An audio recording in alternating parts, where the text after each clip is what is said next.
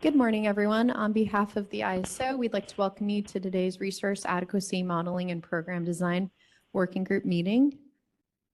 My name is Christina Guimera, representing ISO Stakeholder Affairs, and I will be facilitating today's call. Just a few friendly reminders before we get started. Today's call is being recorded for informational and convenience purposes only. Any related transcription should not be reprinted without the ISO's permission. Please remember to keep your comments professional and respectful today, and we welcome and look forward to your engagement and participation in today's meeting. For those of you joining today online, you may have noticed there's some new features on the WebEx. The raise hand icon is now directly at the bottom of your screen. If you joined audio only, please press *3 on your device to join the queue.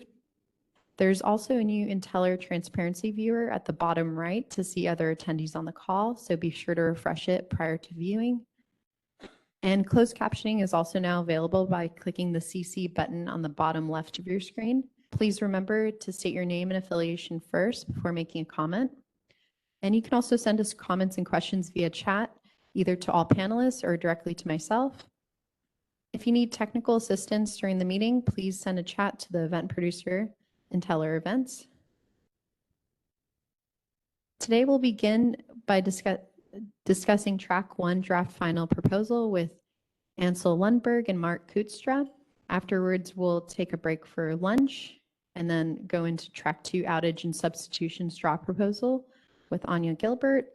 And then we will go to Track 3A Draft Final Proposal discussion with Hillary Staver before we wrap up for the day with next steps.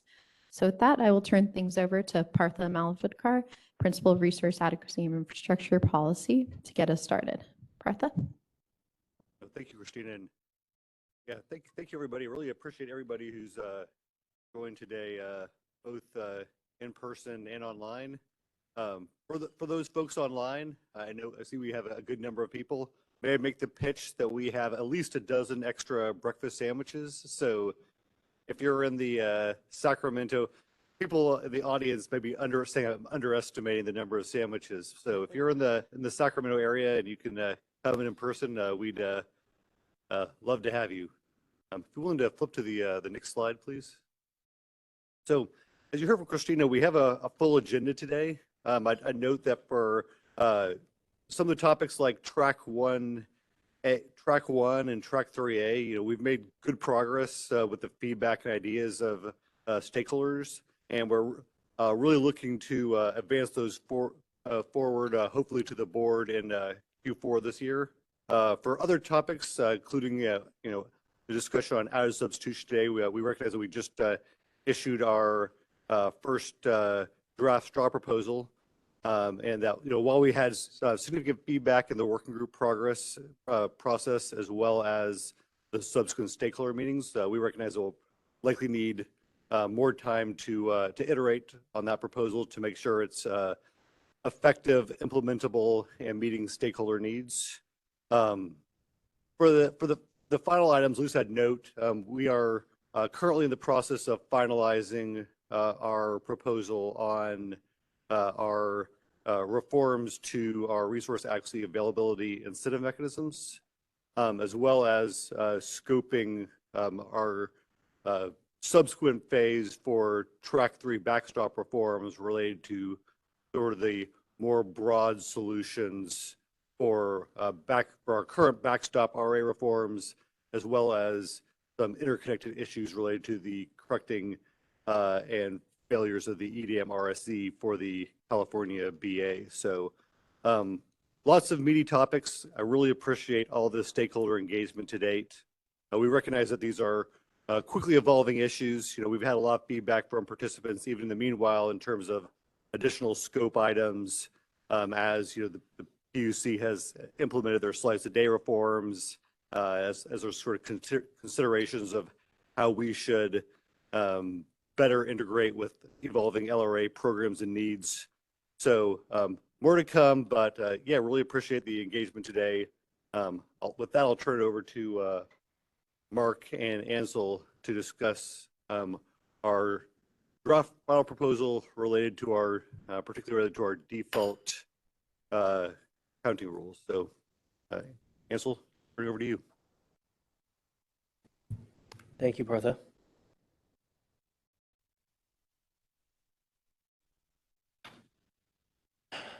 All right. Well,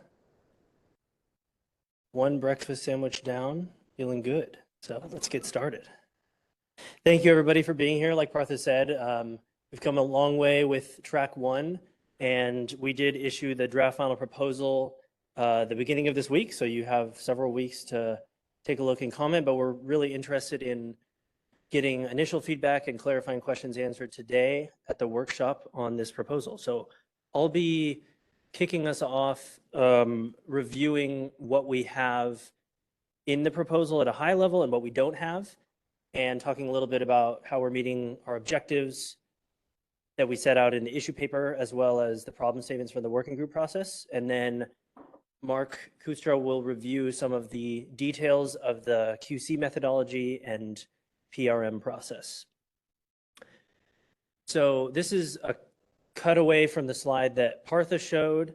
You'll note at the end of our presentation, we have slated for taking this proposal to the CAISO Board of Governors by the end of the year, as has been indicated in the roadmap process throughout this year. So at a big picture level, we, in the draft final proposal, we have a overview of the working group problem statements and objectives, like I mentioned, and we have a back and forth reviewing stakeholder feedback we received on the straw proposal in June, and the workshop that we had for that proposal. And then we will, like I mentioned, we'll review the key reforms in the proposal. But I do want to point out upfront that there are a few issues or items that were not included in the draft final proposal. Number one there was not in the straw proposal either. That is a change to the net qualifying capacity process at CAISO to incorporate an unforced capacity mechanism based on forced outage rates. So that was not in the proposal in June, and it's not in the proposal that was just posted.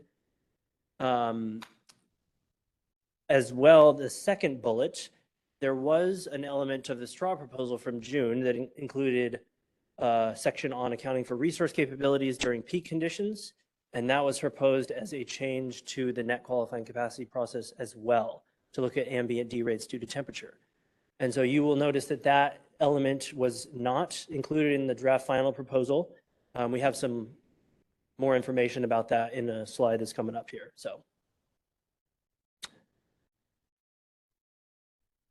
So for background, to get everyone up to speed, we've had these problem statements related to track one that we've been working with for a while, and that the working group put together at the conclusion of that process last year.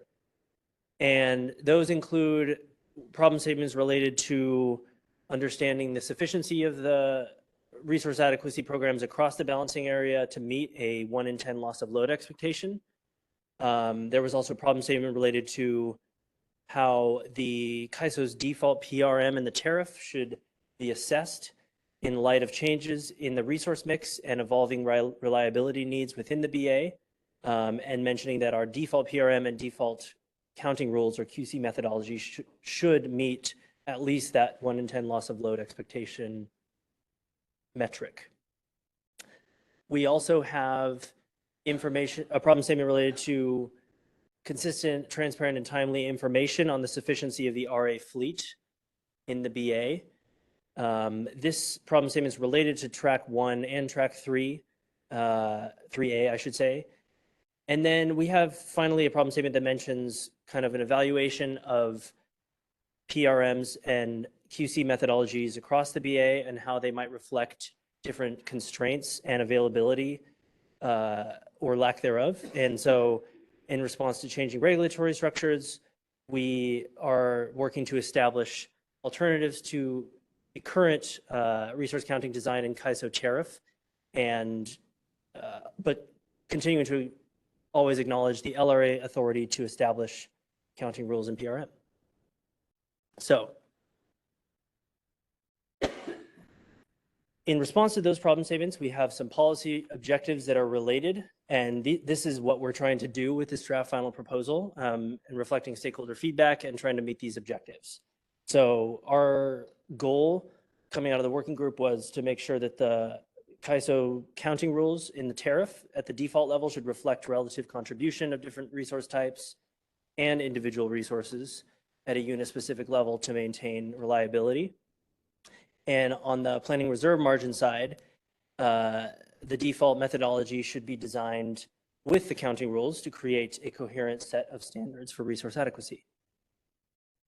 And then finally, if these standards were to be adopted by all LRAs within the balancing area, the resulting portfolio of capacity would be expected to meet at least a 1 in 10 loss of load expectation. So these are kind of our North Stars that we've had throughout the process here.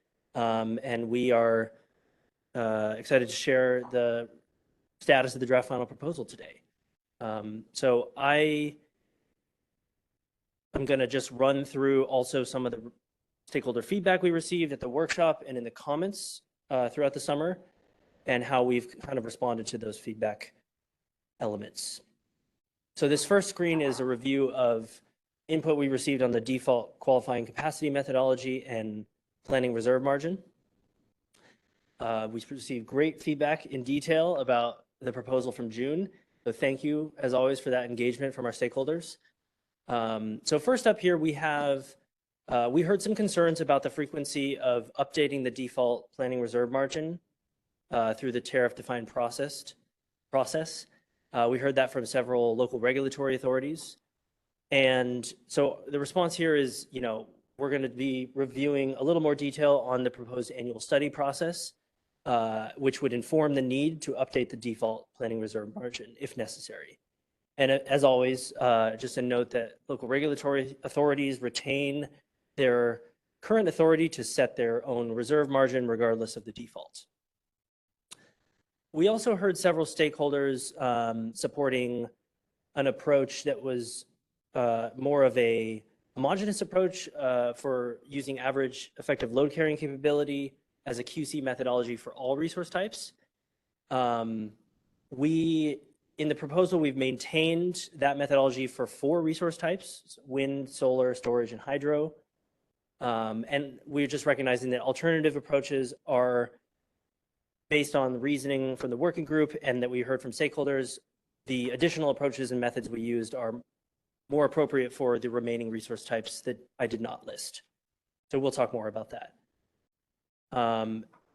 Finally, or third here on the list, we have some stakeholders that shared some issues and challenges with the supply cushion UCAP design that we laid out kind of at a high level in the June straw proposal, and how that proposal designates hours of need in the supply cushion. We discussed that in some depth in the June workshop. And so we provide some more detail on kind of how that UCAP design would work. And so we welcome feedback on that. I see a hand from Carrie. I think we can go ahead and take that. Morning, Carrie. This is Carrie Bentley with the Western Power Trading Forum. I was wondering, in particular, to supporting the average ELCC and the concerns with the UCAP methodology, whether you were going to go more in detail and what stakeholders' objections were, and why you moved forward with that within the proposal itself, or whether the later content is more just an explanation of the proposal. Great question, Carrie. We can share some reasoning as far as why we put forth the proposal that we did when we explain in more depth.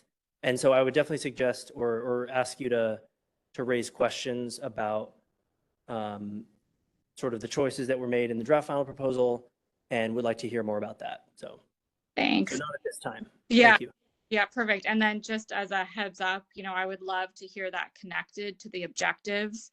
I recognize you're just doing bullet point captures of our comments here, but I really feel like our comments were a lot more nuanced, and it wasn't supporting an average ELCC. It was supporting your objective 1, which is to have counting rules that reflect the relative contribution of different resource types. And so I think that paired with, the last comment set, in particular that CISA made, I think very specifically, both of those, I think, say you're failing objective 1 with this proposal. I mean, that's deeply concerning to us. So I hope we could have a really robust discussion about that later today. Thank you. So on the fourth line, we also heard feedback related to the class average ELCC methodology in the straw proposal, which would produce a single value capacity factor for the whole class for storage in particular.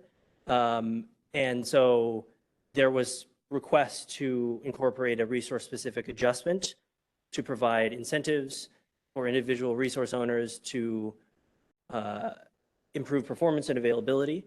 And so we have incorporated such an adjustment into the proposal, and you can hear more detail about that later this morning.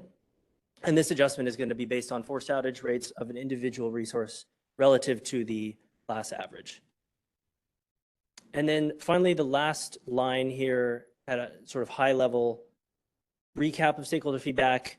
We continue to hear requests for consistency with the California Public Utilities Commission's qualifying capacity methodology, particularly from the load serving entities that subject to CPUC jurisdiction. So just a note here that generally we understand kind of the timeline, particularly with regard to the UCAP methodology development at the Public Utilities Commission that's happening likely throughout the next year or so. And so we just are indicating here that we can revisit our UCAP design in our default rules after the CPUC finalizes its its UCAP design. And so there's also a note here that mentions a future track 3. I think that would be track 3B that we've discussed in the past with the working group. And that has more in scope, such as an energy sufficiency check of some kind that we've heard from stakeholders as something that you'd like to discuss. And so that is a potential venue for further discussion. I think the scope of changing the CAISO showings process was not included in this initiative. So.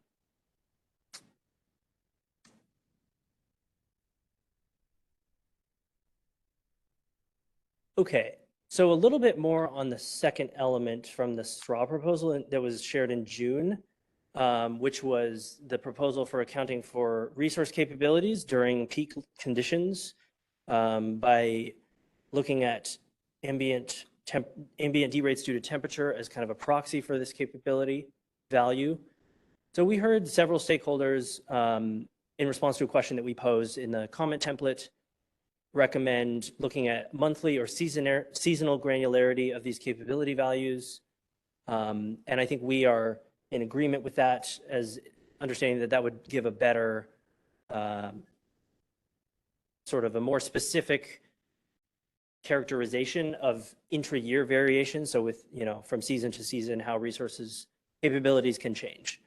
And we had some support for this proposal in the June straw proposal from various stakeholders. I think at this time, recognizing that there is a problem statement from the working group related to this issue, which is why we put forward the proposal, we are looking to evaluate the need to revisit this proposal at a future time. As I mentioned, it's not in this draft final proposal, and I'll speak more to that later. And this depends on stakeholder feedback, but also on the progress of the UCAP development at the CPUC, which we recognize as potentially, depending on the methodology, may address this problem statement for a large majority of the fleet. So finally, we also had several stakeholders, maybe some stakeholders were supportive in concept, but had issues or concerns with changing the NQC process in the way that we had in the proposal. And so recognizing that, that is why we decided to sort of table this element for now and just move forward right now with the default QC methodology updates and planning reserve margin. So these are the two stakeholder feedback overview slides. We don't have any more content on this part of the straw proposal because it's not included in the default, in the draft final proposal.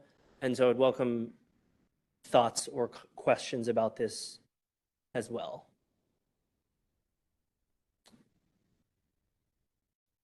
We have a hand raised from Lisa Dowden online. Lisa Dowden for the Northern California Power Agency and CDWR. I just had a question, sort of looking at the various schedules for the various tracks and the things reserved to a future time.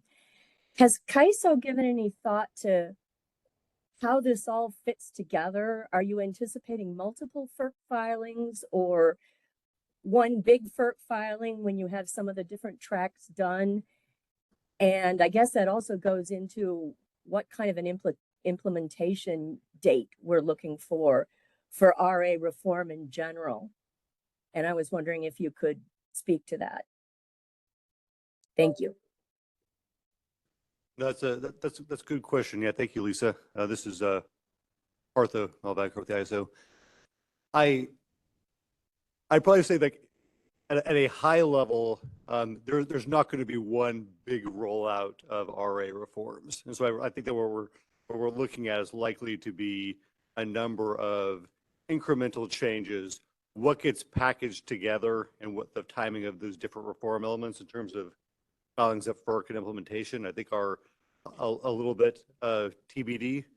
But particularly if you look at the reforms to say track 1 and for the default and track 3B, these are ones that we feel like likely can stand on their own. They make incremental improvements to our current framework in terms of providing transparency and information to the LRAs and stakeholders from our default rules, as well as from track 3B, providing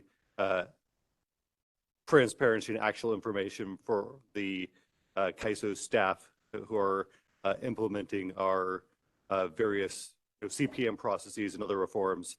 Those ones we see as a little more standalone, probably lower implementation lift from stakeholders.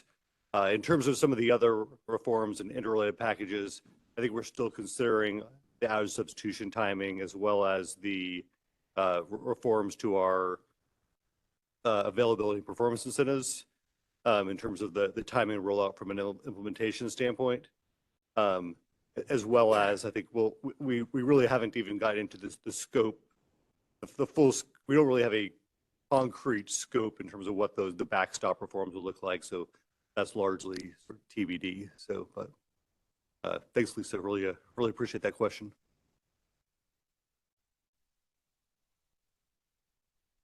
Seeing any other questions at this time? All right. Yeah, I think just to add one more thing, Partha, to what you shared on track 1 in particular, we've been working, of course, with stakeholders over the past at least a year now to review kind of the updates that have been underway to the resource adequacy modeling process. And so those have been in progress as we've worked with the working group. And so I think there's information in this track 1 proposal about a new annual process to update the methodology and, revisit the methodology and provide updated values if necessary. And so that is sort of an ongoing process, but all right. Okay, so at this time, I'm happy to hand it over to my colleague, Mark Hoekstra, who is a lead in the Resource Assessment and Planning Group, and we'll be reviewing the details of the QC methodologies, as well as sharing some example values that were calculated based on the methodology which stakeholders had requested in June to give a better sense of how things might look under the new revised default rules. So. Good morning. My name is Mark Hoekstra. I'm going to walk us through the updated default resource adequacy rules, or at least the proposal. Before I get into too much, I'm assuming a lot of you've actually looked at the slides. There are numbers. I just want to emphasize these are draft numbers that give you some idea of how things are going to play out. I'm mostly concerned with making sure that we're on board and on the same page with what the methodology is and not necessarily the numbers themselves, as some minor tweaks will happen, especially if we incorporate comments or as we incorporate comments and updates. So don't expect those numbers to stay stagnant for the next 6 months or through this process. So looking at how we're handling the proposed methodology for each individual resource type, we are looking at a combination of supply cushion UCAP for dispatchable thermal resources and nuclear resources as well. Something that I believe is new here is looking at non-dispatchable resources, thermal, but not including nuclear, with an average monthly generation from the past 3 years. We'll talk a little bit more about that, but this is very similar to the QC process that was used or has been used in the past as well. The supply side demand resources, we're looking at performance-based UCAP at a DR provider level, not at a resource level. And then for battery storage, hydro, wind and solar, including solar thermal, we're looking at an average ELCC with unit-specific adjustments. So our analytical approach and basically how we're modeling it and the processes we're taking here, because this does impact things. We are starting with the summer assessment model that we used and released. I believe that was in May with the results for that. And we had to make a few changes to that model for our purposes here, and we'll talk about that a little bit, and how to do some recalibration. And then once we have that specific risk tolerance that we have for each month, so how many events we're allowing to occur in each month, we removed gas resources to calibrate on a monthly basis to get the minimum amount of capacity that would need to be there. And then we stepped into looking at the resource accreditation. That's the ELCC UCAP, supply cushion UCAP, and performance-based UCAP, as well as the 3-year averages. And then adding up all the QC together that's in the model for a 0.1 LOLE system gets us that PRM.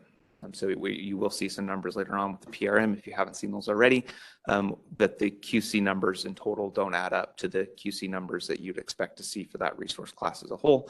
That's because we're only calculating the PRM based off of what's in the model. So the changes we made to our summer assessment database, the first one is removing utility demand response. These are demand response resources that are not on the NQC list.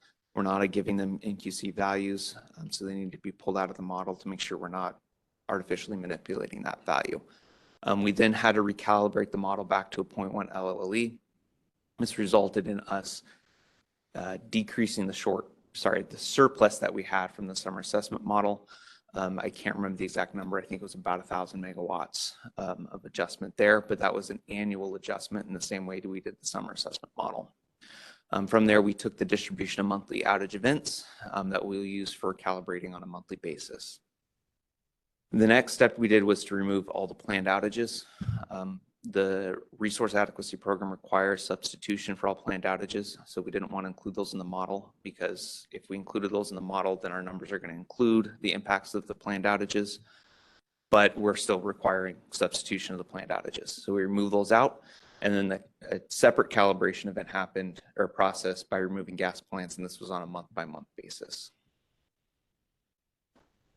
Sorry, Brian, I see you're up there. Yeah. Yeah, thank you, Mark. Brian Thaker with Middle River Power. On slide 17, how does the ISO allocate LOLE risk to specific months?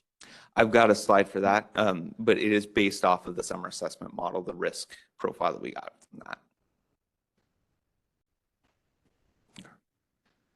that. For the gas plant, removal of gas plant calibration for the resources, what we did was we essentially lined up all the gas plants from smallest to largest in 2 regions, in the PG&E region, the 2 PG&E regions in our model, PG&E Bay and Valley, and then in the SCE and SDG&E region in our model. So those 2 regions, gas plants were lined up from smallest to largest, and then they were taken out one plant, or they identified one plant at a time to keep approximately the same amount of capacity in the PG&E area versus the SCE, SDG&E region. In some cases, that means we had to take out a couple plants in one region before we took out one in the other, simply from the fact that we don't have perfectly equal plant capacities going all the way up the food chain. Chris. Thanks, Mark. Christopher McLean, staff, California Energy Commission. So this process of removal and add back, is that focused on like a peak hour of each month, peak hour of the year, something else?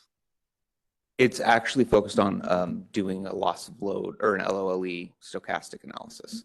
So what we did was we took out more plants than we needed. Here I say we took out all of them, but in some months we know we didn't need to take out all of them. So we took out as many as we needed to, starting from smallest to largest, and then we added gas plants back in until we got to the LOLE, the number of events that we needed to have out in each month. That would be that 1, 0, or 28, whatever that might be. When we added gas plants in from largest to smallest, we went past the number of events, or 2 or past the number of events we were targeting. And we went back 1 plant, and then we started from the smaller to give us a more granular target. I don't remember the exact capacity steps that we had on the small side, but I believe it was about 20 megawatts for most. I think it might have been 100 for one. It just depended on how many large plants you had taken out, how big the gap was between them, and then how big the gap was on the lower end. Just confirming, this was a Plexos model? Correct, it's the Plexos model. And the time horizon or span, did that change from the summer assessment to the work that you did here for the in-out? What do you mean? So there's a start time and an end time for a simulation. So it spans some number of days. Yeah, so we run our model on a monthly basis. We did expand the horizon on this to include a few days in the month before and a few days in the month after to make sure we don't have some of the seams issues, allowing, I think it was 5 days. I just don't remember offhand. I'm sorry. 5 days before, so that everything could kind of get set and work in a way that we were comfortable with, and then a few days after to make sure that it functioned, because we had a 24-hour look ahead, didn't get confused or miss stuff. One more question, if you could jump back a slide. So the distribution of monthly outage events, is that shared anywhere, like in a Yeah, plot I've got it form? in a Yeah, couple slides. Perfect. Thank you, Mark. And we also have a hand raised in the back of the room. Oh, forgive me. Peter Griffiths for Peter Griffiths. I guess the question I have has to do with the local capacity, local RA capacity. How did that figure into the discussion and the consideration? I'm assuming to some degree that I mean, I haven't heard you mention it at all.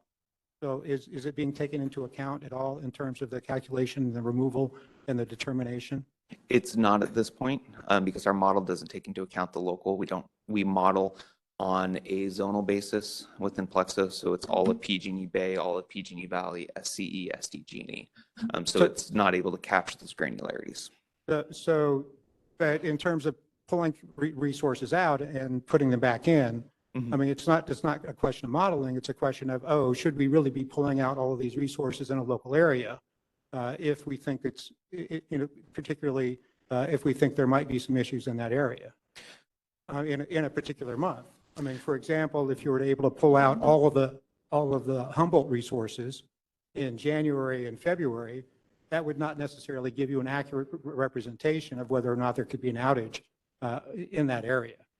Correct. And we weren't trying to say that this model would be reliable on a local basis. We're looking at removing these gas plants as capacity removed, not specific plants being removed. So I wouldn't argue that these specific plants could be removed, but rather this amount of capacity could potentially be removed. So we weren't attempting to handle that local area constraint. So for the most part, you're ignoring to some degree the fact that there might be problems in local areas associated with the way you're calculating the PRM. Correct. We're looking at a system-wide level for this, not accounting for the local area. Okay. We have Carl and then Noah.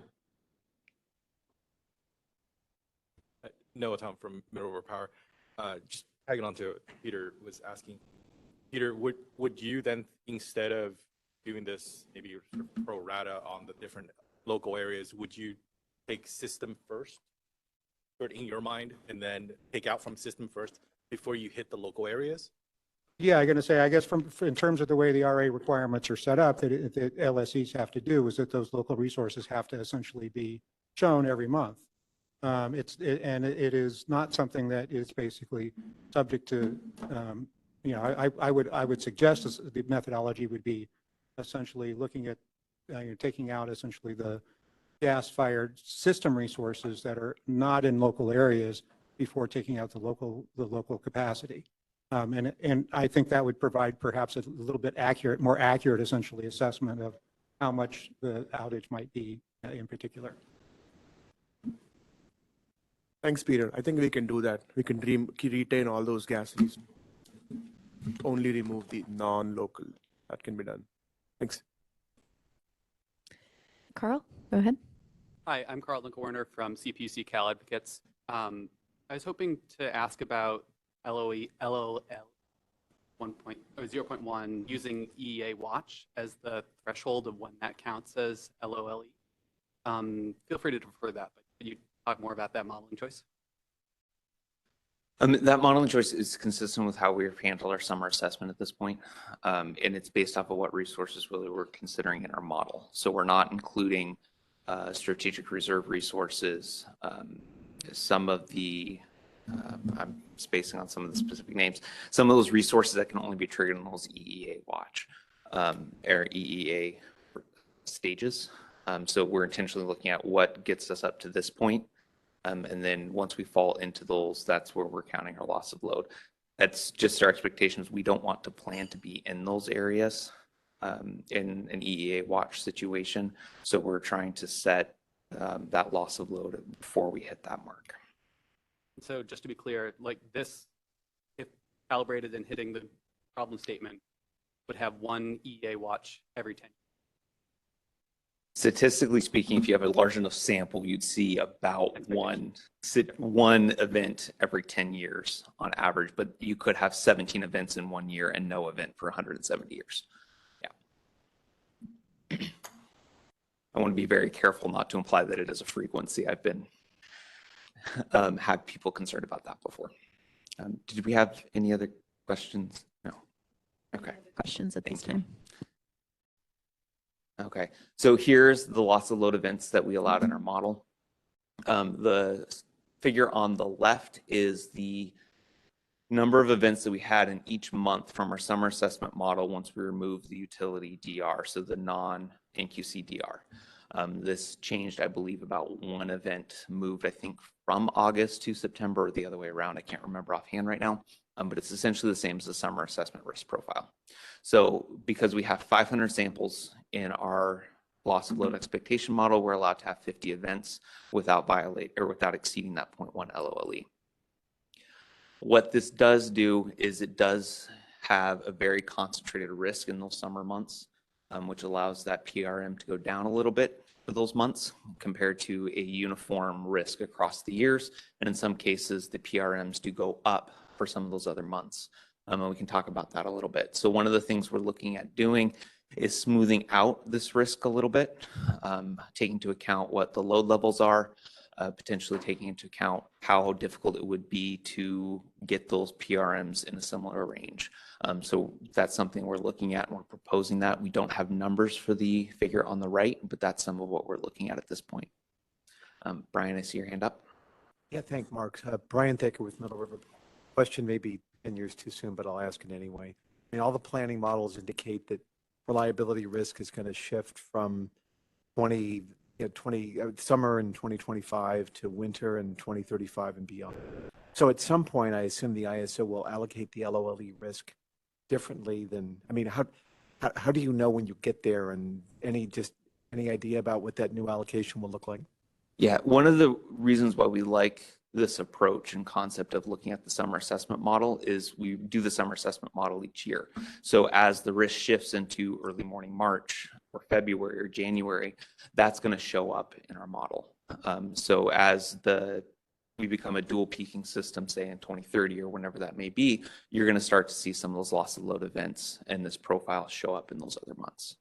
So the hope is that it is dynamic and we're not saying this is the profile we're always picking, but we're going to take it as the system changes.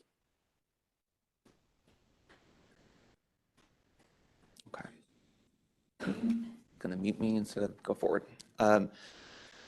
So that's essentially the process we're looking at right now. We are hoping to, or we are proposing a shift in that loss of load event profile for different months. And we can talk a bit more about that when we pull up the PRMs and why that may make sense for folks as well. But that's something that we would definitely like some input on. Taking a look at the supply cushion, this is for thermal resources that are dispatchable, as well as nuclear resources. This equation has not changed for us since the June workshop, and it's the same that's in the draft final proposal. The UCAP values are going to be determined separately for peak and non-peak seasons. Right now, the numbers you're going to see, the peak seasons are May through October, off-peak seasons are November through April. So 6 months each, and there's approximately the same number of hours in each month. We're looking at the 20% tightest RA supply cushion hours in each season. We had proposed that based off of one equation previously, and that's in the draft final proposal. We did look at some alternative numbers or an alternative approach as well. And when we're looking at the past 3 years worth of operational data with a heavier weighting towards more recent years. And we're sourcing the outages from the OMS system. And we are focused on outages under management control. We do have a list of natures of work that we used for these numbers. And we want to make clear that we use these for these numbers. That doesn't mean that's the final and that's never going to change. So here are our natures of work. We shared these previously as well. I think one item that may appear differently than what you've seen grouped before is the ambient due to temp. We are specifically including the ambient due to temp in the UCAP calculation as a forced outage. For our Plexos model, the forced outages did not directly include ambient due to temp for the forced outage rates. That was modeled separately. So it was accounted for in the model, but it wasn't used in the same way as other forced outage events. We have a question from Perry. Yes, Perry. Hey, this is Perry Servideo, California Energy Storage Alliance.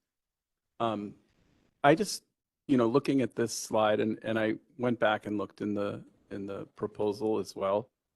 It's one thing to just, say we've determined that these are the ones to use, but I'm not finding what the underlying principle is in what should be or not or should not be included in a UCAP, and it would be good to at least hear it from you now. What's the underlying principle of things that should be included in the UCAP? And then from that, then should fall out these categories.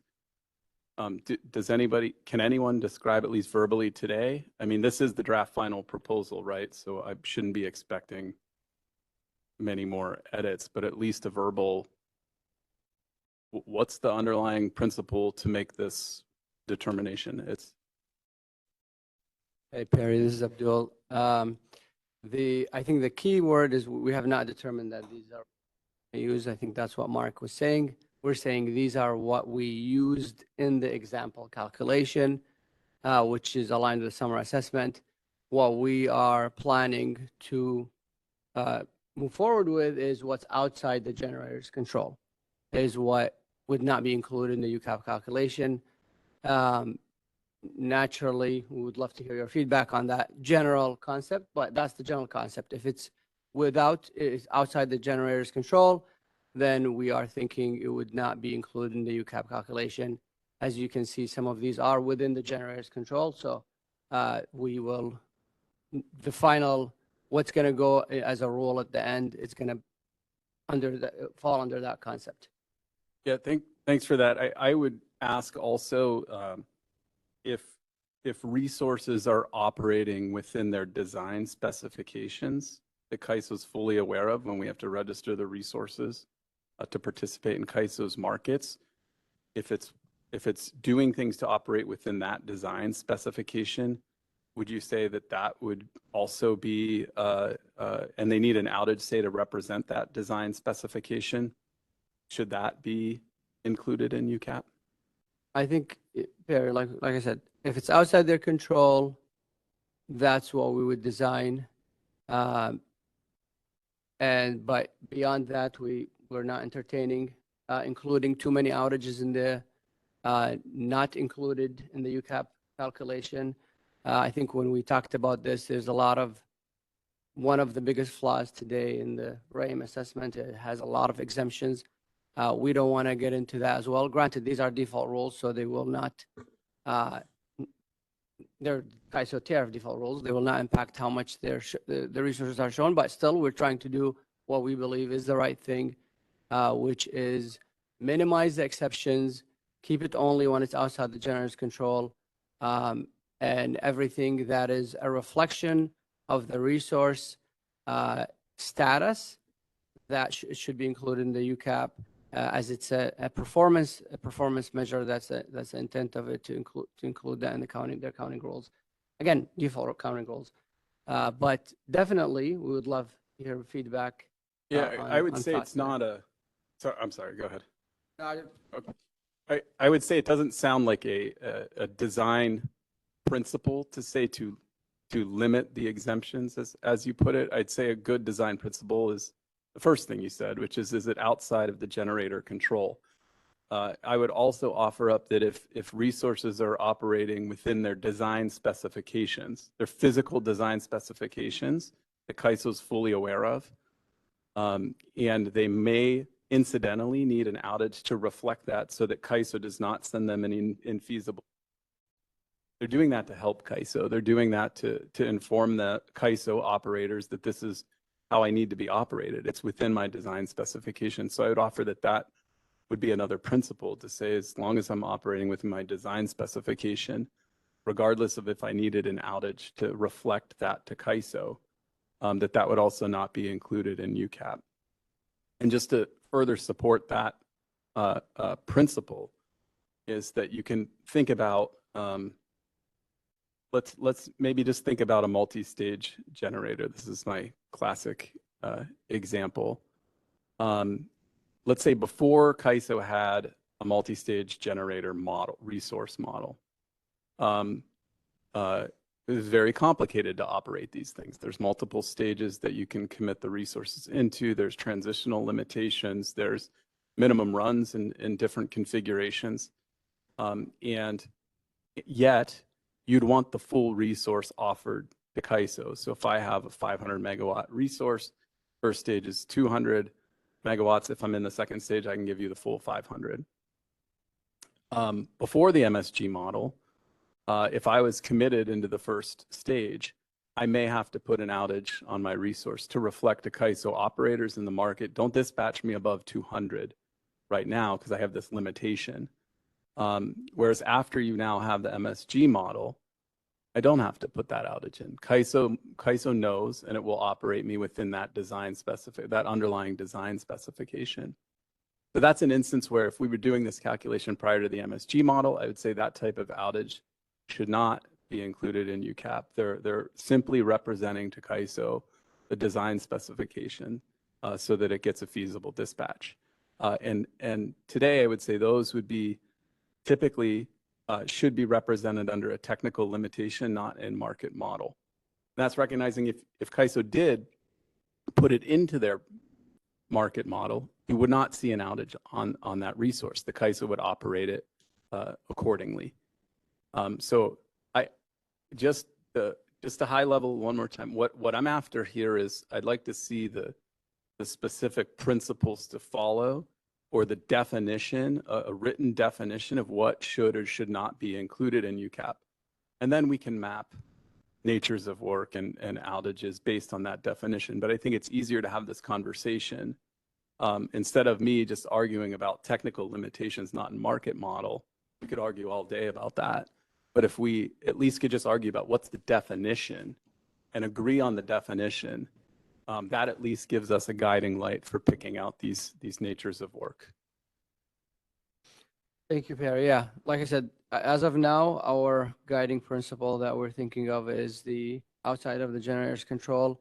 If they have, in your example, a resource specification or characteristic that they need to report an outage for, that's not falling under that principle. However, obviously, we welcome your feedback, your example there to consider, if we apply that to the nature of work, that basically looks like transmission-induced generation outages. So a multi-state generator outage would probably fall in the UCAP assessment. So there's no exemption there. As of now, that's where we're headed. And that could include also other types of resources that you might be trying to allude to. But that's that principle. So you can take that as of now, the principle is if it's outside your control, we will look into not including it in the UCAP assessment. I think it's really important to get into the draft final proposal what the underlying principle is, and then as we go forward, we could talk about whether these meet those underlying principles or not. But because I don't see those underlying principles in the draft final proposal, we cannot basically comment on and have that discussion. That's why I'm trying to bring it up now. I feel like I'm offering up another principle. Will there be another iteration of the paper in which we could actually get comments on what these principles should be and what the CAISO is proposing?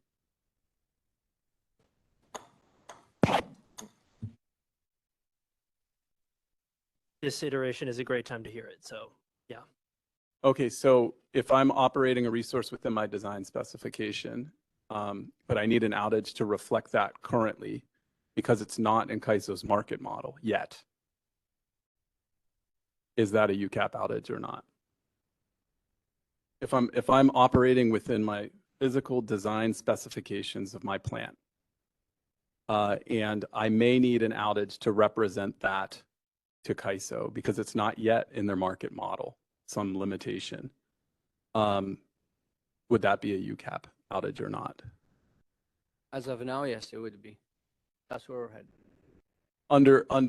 Under the verbal principle that I'm hearing right now, which is just Outside the control. outside the control of the generator.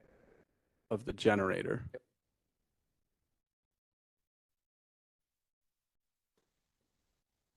Yep. Yeah, go ahead. Abdul Noah from Middle River Power.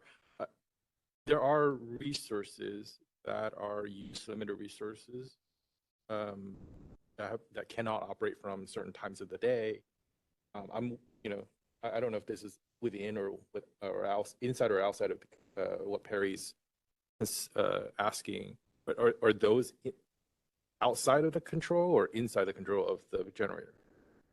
They are within the control of the generator, and so basically, if it helps, if we want to apply the nature of work type to where we think we're headed, you would only see the transmission-induced generation nature of work on the left side included in the UCAP assessment. Maybe a force majeure might be also included. Yes. Oh, sorry, not included. I'm sorry, I mixed it up. Not included. So at a Thank minimum, you. you'd be on the right side of it. Yeah, sorry, not included. Mark, did you have anything you wanted to add?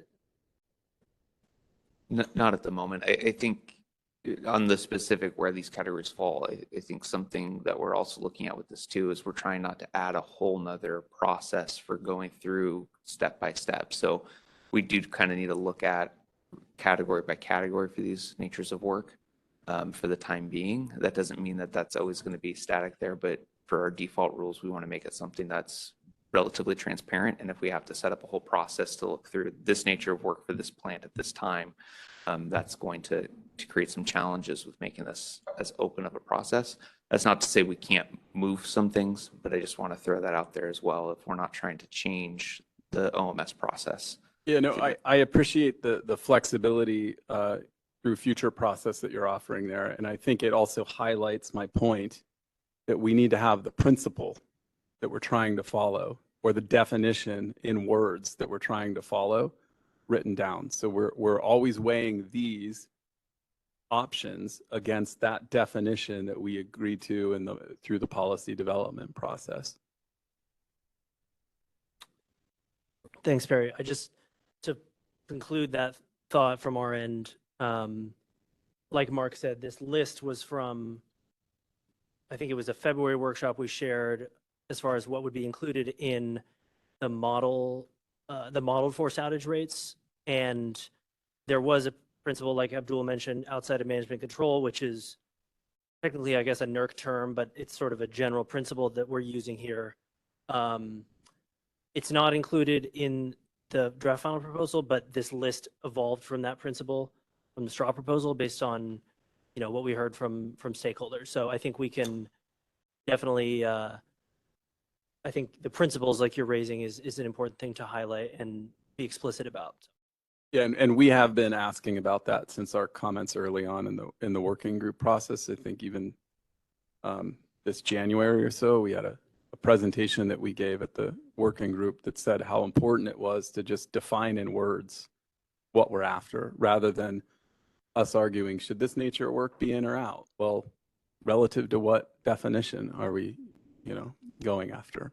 So I feel like I'm repeating myself now, so I'll stop. But I will ask on the left, just to my point about the MSG generator, maybe I can make it more simply, is that if I look on the left, there's this nature of work for transitional limitations that you would say, hey, that's included in UCAP. That means my UCAP value would get hurt if I'm putting in a transitional limitation outage. Am I interpreting that right? Correct. That's how the numbers are currently designed. Yeah, I'd hurt my UCAP. But I need to represent that information to CAISO so that it can give me a feasible dispatch, right? Because otherwise I'd get an infeasible dispatch from CAISO.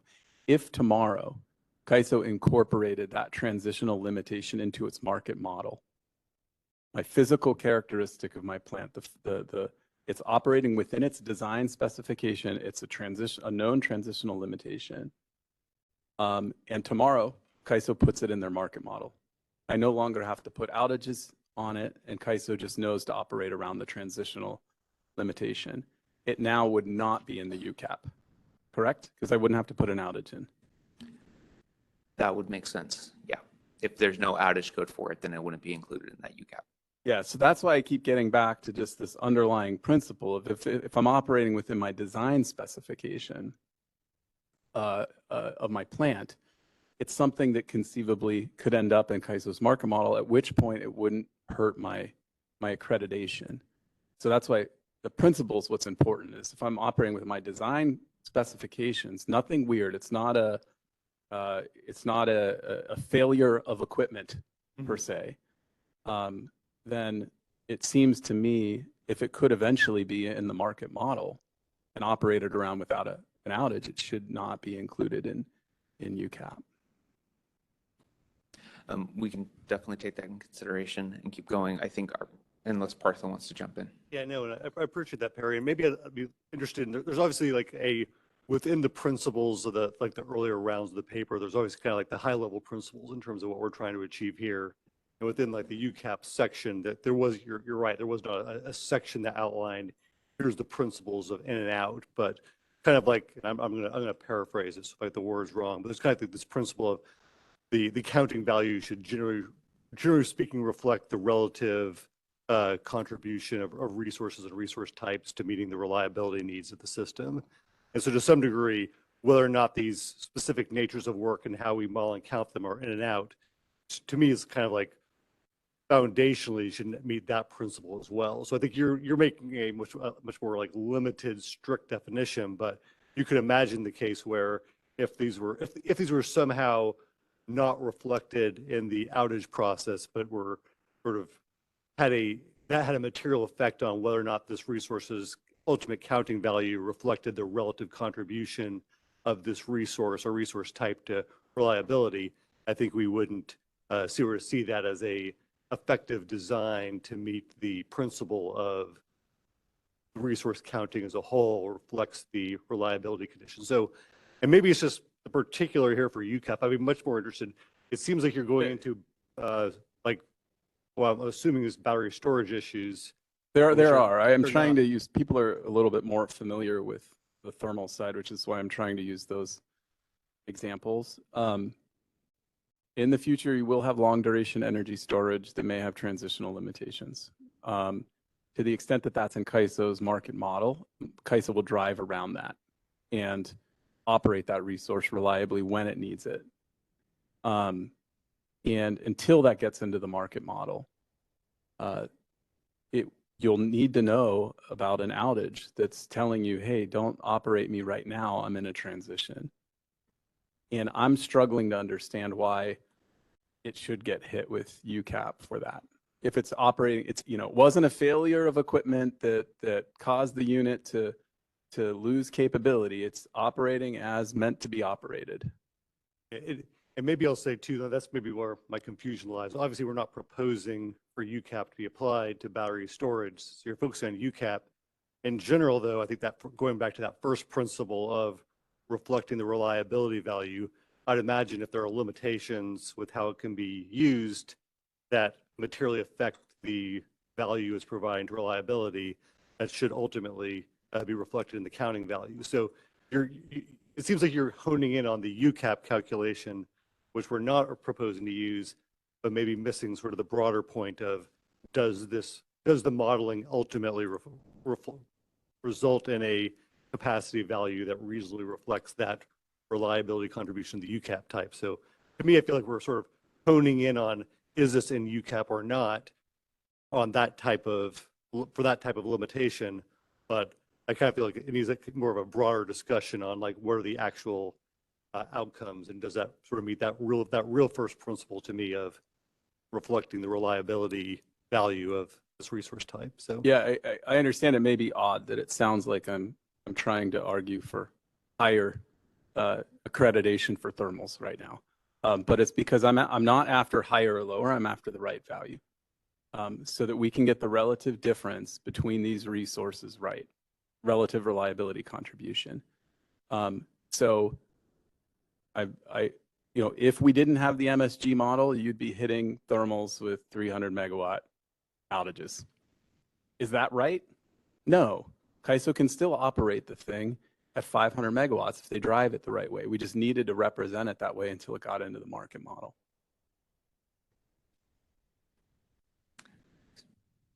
All right. We have a few more hands in the queue. Noah, did you have a follow-up question? Noticing here, there is a missing short notice opportunity outage and other off-peak opportunity outages, whether or not those are listed or accounted included in UCAP or not. As of now, they're not, but if you think they should be and you have a suggestion of why. We've been commenting that we don't think it should be applied in UCAP. So I'm just noticing that it's missing. It's not an exhaustive list, though. If we're going into draft final proposal, whether or not it's included. Okay, so these are nature of work. So off-peak opportunity is an outage type. It's not a nature of work per se. That's why it's not here. But again, regardless, if you know, if you think it's an appropriate one. I think we've been commenting on that for the last two sets of comments. So. Yeah. And it does, I mean, it's listed in the BPM as nature of work / opportunity status. I'm just trying to get a better feel of where that category belongs.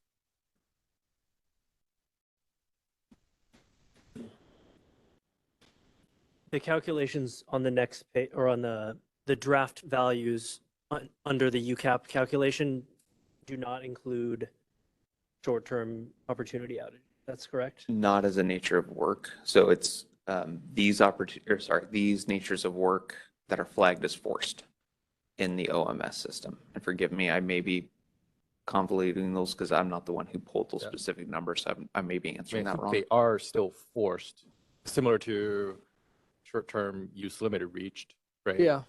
So they're forced. They're a forced type of. They're forced type of outage. Called short notice opportunity outage. Right. That does not require substitution. Yeah, if you can't think of, know on top of your head, Mark, then we'll have to go back and check if it was in the model or not. But are we planning to include it or not? I think, like I said, the general principle as of now is if it's inside the control of the generator or not. So a short notice opportunity outage is within the control of the generator. So it would be included in UCAP. Like I said, if you think there's good reasoning why it should not be included in UCAP, then we're welcoming, suggestions, but to me, it doesn't fall under that umbrella. Well, I mean, it's currently not required as a substitution, which means that even though you're right, there are ways to schedule various outages, but the ISO is given the discretion to approve or deny the short notice opportunity outage. Yeah. And so that means that the ISO is seeing in its view that the grid is not tightening. Therefore, it's okay to go ahead.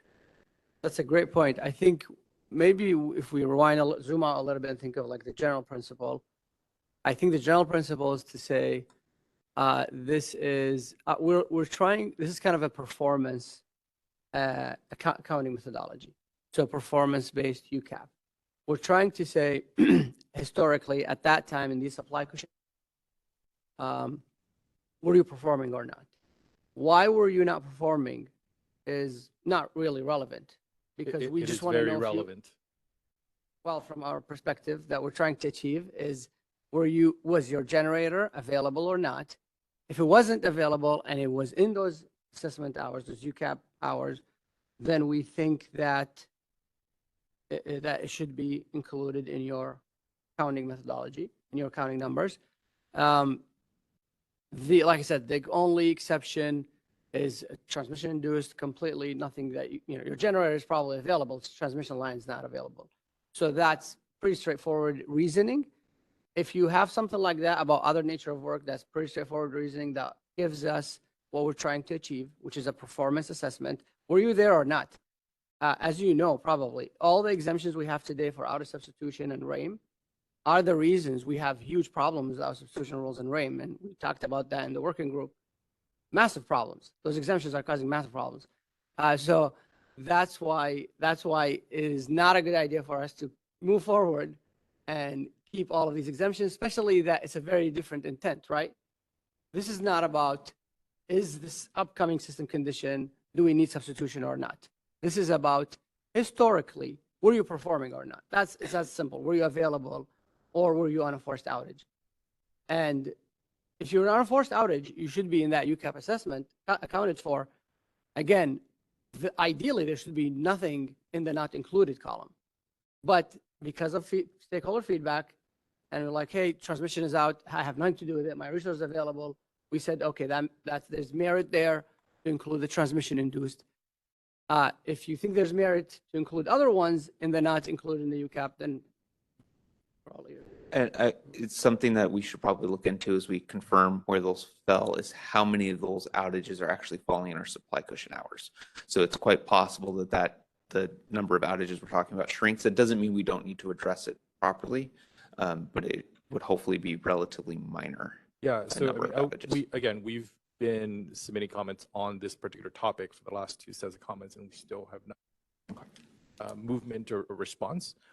And so this is certainly one piece of whether or not they get included. The second part of it is what Mark, you just said, is whether or not they impact the supply cushion hours, right? And so maybe now the question is, let's take transmission induced outages. If you go to the the next slide, 24, those may be either planned or forced outages. Are transmission induced outages included in that supply cushion hours? Yes. They are. And so that means that essentially, does that also mean that you're including substitution capacity back into? So essentially, it could be a wash. Okay, understood. Thanks. We have a few more hands in the queue. Next, we'll go to Peter Griffiths. Yeah, Peter Griffiths for Peter Griffiths. I guess I should have asked this question a little earlier, but Perry brought up the issue of sort of long duration energy storage. And if you go back to slide 15, you basically are treating pump storage as a UCAP type of calculation, but you're treating battery storage essentially as a ELCC calculation. How are you thinking, and it may not be relevant at this point in time because there may not be any resources that fit into the category, but how are you thinking about long duration energy storage? Is that going to be treated like a pump storage and get an ELCC, or I'm sorry, UCAP, or is it going to be treated like battery storage and get an ELCC? At the moment, I would probably lump it in with the pumped hydro for the time being, with similar characteristics of the longer duration. And generally speaking, it doesn't have energy use limitations that are going to show up over the course of that day. So that's where we're dropping it in right now.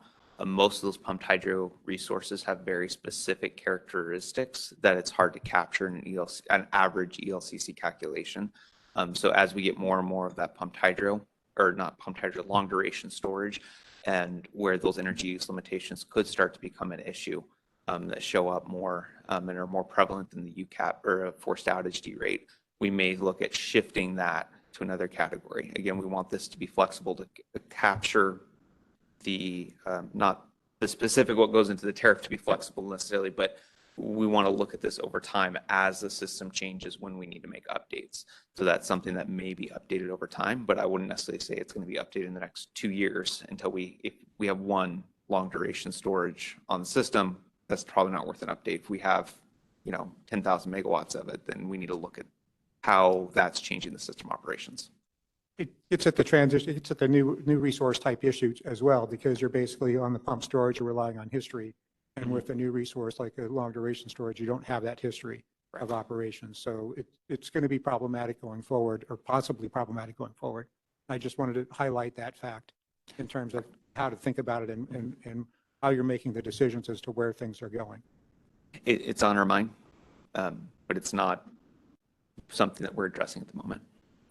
Yeah, we have an acknowledgement in the proposal about new resource types and how we will have to consider new methodologies based on what we see in the future. Thank you. We have one more hand. Doug, did you still have a question?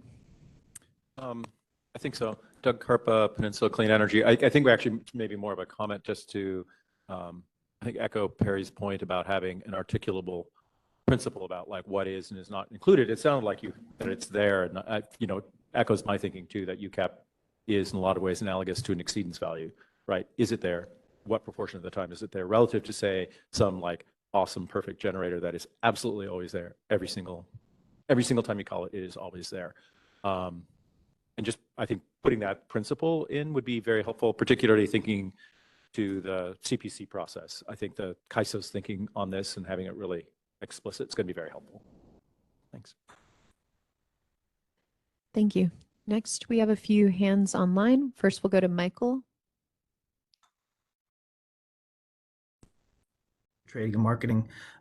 Question for you. I think, I don't know if Perry mentioned it, but in the tariff today, there's exemptions from RAIM for combined heat and power, for example, since we're talking about thermal resources, and also solar and wind are exempt from RAIM today.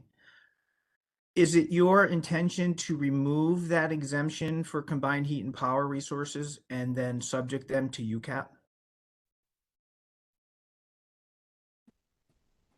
I think the intent here is not to tie this to the RAIM exemption.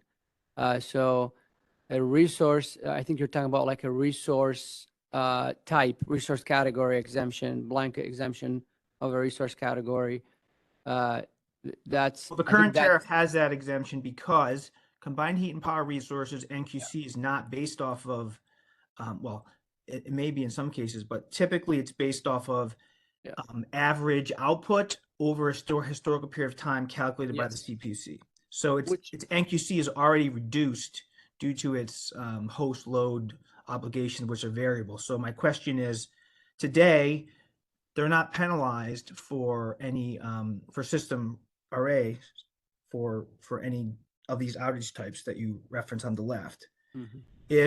Are you planning on removing that? Well, when you get rid of RAIM, because RAIM is going away with UCAP, I think that's your intention. Does that then remove those exemptions from the tariff? I think they're not. We're not doing UCAP for these types. We're doing historic. Correct. For most of Cogen, if you report it to us as non-dispatchable, you would not be getting a UCAP value.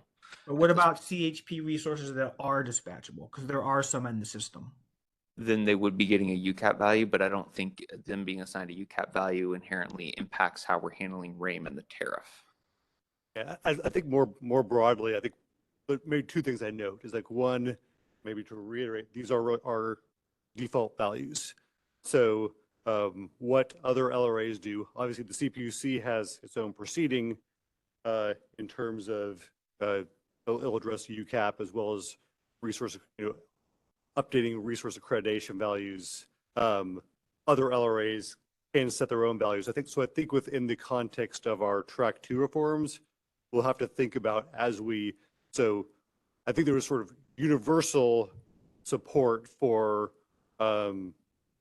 revising our RAIM design. I think there's sort of an open-ended question about how that should be revised, whether and how it can be removed for certain resource types. So I think there'll probably be a much more broad discussion of how should our availability incentive mechanisms need to be changed and for what resource types, and sort of recognizing the fact that we're looking to be in harmony with a number of different LRAs that might have different design characteristics in terms of how they address resource counting. So all that to be said is sort of stay tuned, issue paper on that sort of that broad topic hopefully will be coming out next month. So I appreciate that. I just want to make a note that you need to consider the CHP, because if they have a reduced UCAP that's calculated by the PUC, and then you apply UCAP on top of that, they're actually getting double hit, right? Their NQC is already lower than their nameplate PMAX, for example, and not because of the variability of the host load. And now you're saying, oh, in addition to that, because you may use outages to provide CAISO with the information to give them a better sense of where you expect to be for a given day. And now you're going to get dinged again with UCAP. So I think the ISO needs to look at that exemptions. And there's a reason we put them in the tariff many, many years ago. And I think you need to refresh that, because I think if you don't, you may be double dipping penalties, and that's not a good thing. Hey, Michael, this is Abdul. Yeah, we are definitely not planning to double dip because these are our tariff default rules. So we would not use these rules or these methodologies, calculations. We would only use them if the LRAs did not use their own. So as long as the PUC giving us QC values for the resources based on their methodology and the other LRAs, these rules will not be triggered. These will only be triggered if there's no QC values being calculated by the LRAs. Thank you. Next, we have a question from Eric Little. Go ahead, Eric.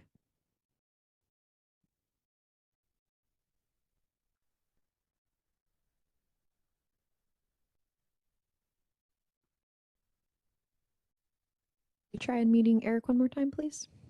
Thank you. This is Eric Little from Cal CCA. So I almost hate to ask this question, but is this going to get integrated at all with the current discussion that's going on, particularly on battery storage and the issues surrounding BCR for them primarily, but it's kind of the same concept, right? And I think it would apply to MSG as well. If the ISO dispatched that resource into a position where it couldn't perform, it seems like that's something that shouldn't count against it in UCAP. If, on the other hand, the resource puts itself there, maybe it should. Is that going to be integrated in this concept as well? Not directly, because we're crediting batteries with ELCC, but we do take the point and we're aware of the same conversation with batteries if we did apply a UCAP. As what it would exist and what Perry brought up with the multi-stage generators. Okay, thank you very much. Yeah, I think generally what happens in the storage design and modeling initiative, we can, take a look at the proceedings there and then revisit this as necessary. Next, we have a question from Mohan. Go ahead.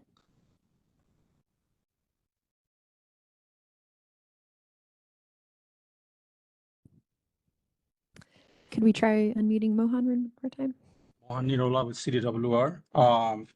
Yeah, I have a comment here on this slide first, and then Next would be slide 15 as well. So I think follow up to these discussions here, one of the resource we use is participating load for resource adequacy. And in certain cases, if the load, if providing RA and then it is dropped by, let's say, ISO system emergency operating procedure, and there will be no load for that pump, then obviously we could not offer again for a couple of hours. And then, so in that case, when there is no load, should that be considered as outage because we cannot offer again for a certain period of time? So that is one of the comment we have provided in this process. And I think it certainly needs to define what outage means to participating load around these discussions.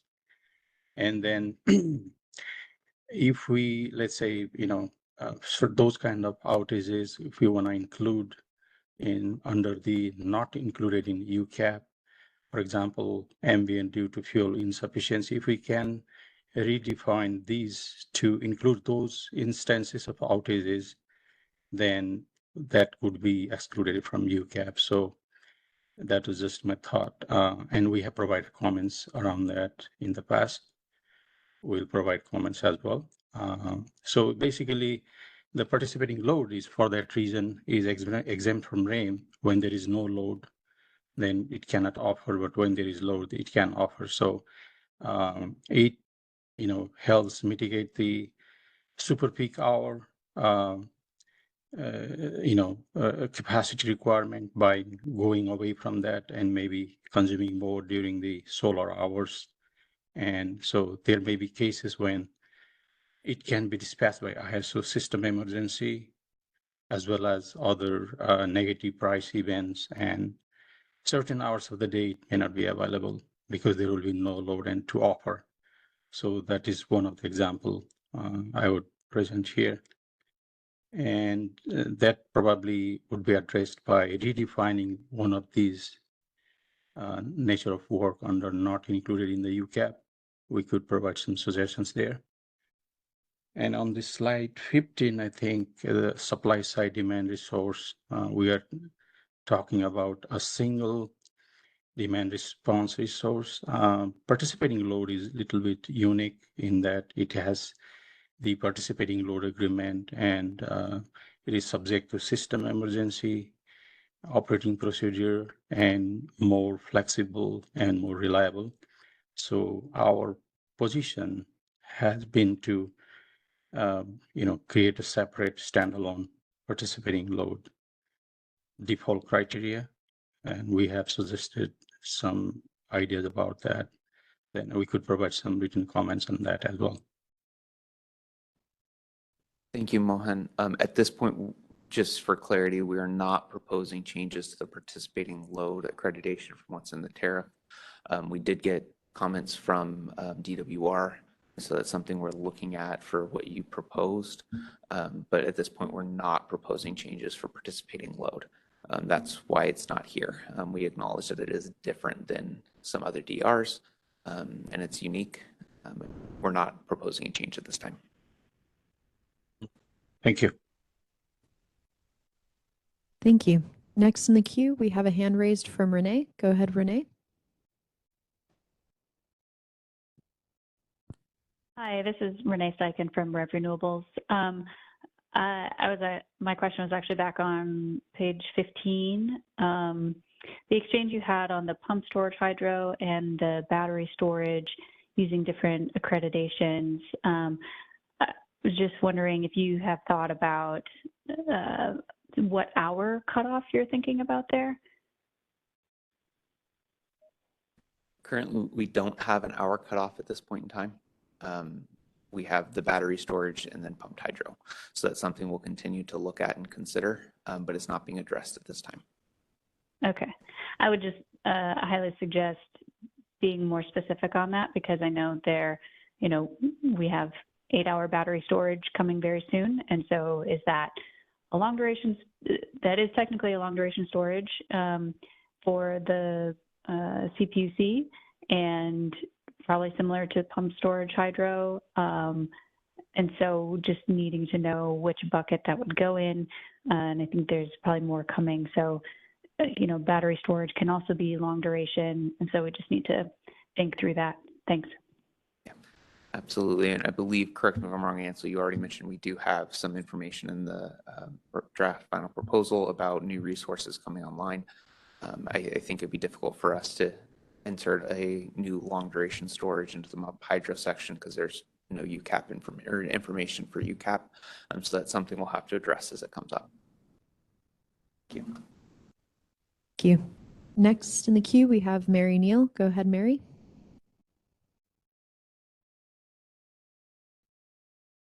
I just want to follow up on what Renee was just discussing. I basically had the same question, but I'm still sort of confused. Like, is an 8-hour lithium ion battery considered a new resource type or not? Is it like, go ahead. Yeah, the proposed methodology is, it says battery storage, which is not sort of a technical term, I guess, but it's, current resources modeled as NGRs of the subtype LESR, right? So it's a reference to the current resource participation models and classes we have. So I think we'd be interested in future feedback if participation is established under a different model for long duration storage, whatever hour that's defined at, or if it's using the same model, and if a distinction needs to be made. I think, a little bit of a different topic, but related is, with pump storage, for a very small in megawatts resource class, there are difficulties with establishing an ELCC value because of sort of the scale of the resource. And so that was another thing that we thought of with pumped hydro was the challenges there. So yeah, kind of open to future thoughts on how we should think about those frameworks for new resources, however that's defined. So it just sounds like that it would be battery storage, but that might change. It's really not stated anywhere in the draft, as far as I can tell. You might want to just put something in there that we can, memorializes this discussion so that we understand. Right. I mean, at the moment, it would be classified as battery storage, but it is a known item that we'll need to address as 8-hour storage becomes a meaningful thing, especially if anybody uses the default rules or fails to submit, or any LRA fails to submit qualifying capacity values for those resources. Yeah, so maybe you could just put that into the final, and that would just help us all. Just a thought. Thank you. Thanks. Yeah, this is Aditya. Maybe I want to take a quick second here to kind of highlight that this is all our first shot at default rules. And I promise these will not be static for the next 20 years like they have been for the last 20. These will change, and every year you will have an opportunity to kind of think about it and not holistically make major changes, but as new technology resources come, alignment with the other agencies, default rules happens and new information is uncovered, we can think about these things. There's on page 10 of the report, we kind of highlight when that conversations will happen on an annual basis. So, thanks. We have one hand in the room before we continue our last two online. Go ahead, Noah. Just wanted to respond. No, I'm from Middle River. I just wanted to respond to Aditya. Okay. Nothing to see behind the curtain there. Just respond there. We're all concerned. This is the draft final proposal. Understand sort of your thought process on iterative process in the future. But given how long RAMP has been going on and trying to get to a level of detail, we're all just trying to better understand where things will be. And so to the extent that if y'all want to put in every 2 years, every 1 year, whatever it is, as necessary to change the tariff, then I think that's great. But without having that certainty, we're all just trying to get to where are we and in the future with all these new technologies. Perry and I was just talking about, 100-hour compressed air or something like that. Where does that belong? No idea. Yeah, at least that proposal, how it lays out is every year you'll have an updated values because it is looking at the last 3 years, not methodology, but methodology will also be reviewed and updated if necessary. So that we're trying to put that language clarify. This is Perry, just quick follow-up on that. So am I hearing we should be expecting that the tariff will outline a process in which this is reviewed every year?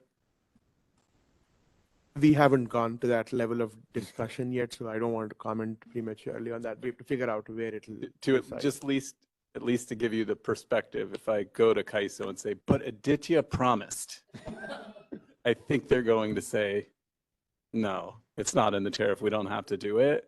That's that was why the I'm exact asking. question I was told. You can't go telling people that this is how it will be. It has to be in the I'm saving the rates, video. terms, and conditions. So we'll have to think about that. Yeah, Okay. that alignment of tariff placement. The tariff should BPM. outline the process that will be followed every year to set these values or Yeah. something like that and require that study to happen. Yeah. And then, got it. And what level of detail goes in the BPM. We'll figure that out when we get to that point, but right now it's what should be drafted. Peter, did you have a question? I see you flip up and down. No, it's just related, it's related to that issue. This, basically sort of what's it going to be in the tariff and what's going to be in the BPM in terms of the values and how much specificity. So it sounds like the methodology will be in the tariff to relook at this, but not so specific as to provide values. If I'm reading your answer. Yeah, don't read too much into what I'm saying. To be determined is the answer. Yeah. Thanks. A couple more questions online before we continue on. First, we have Kathleen Colbert. Go ahead, Kathleen. Great, thank you. Can you hear me?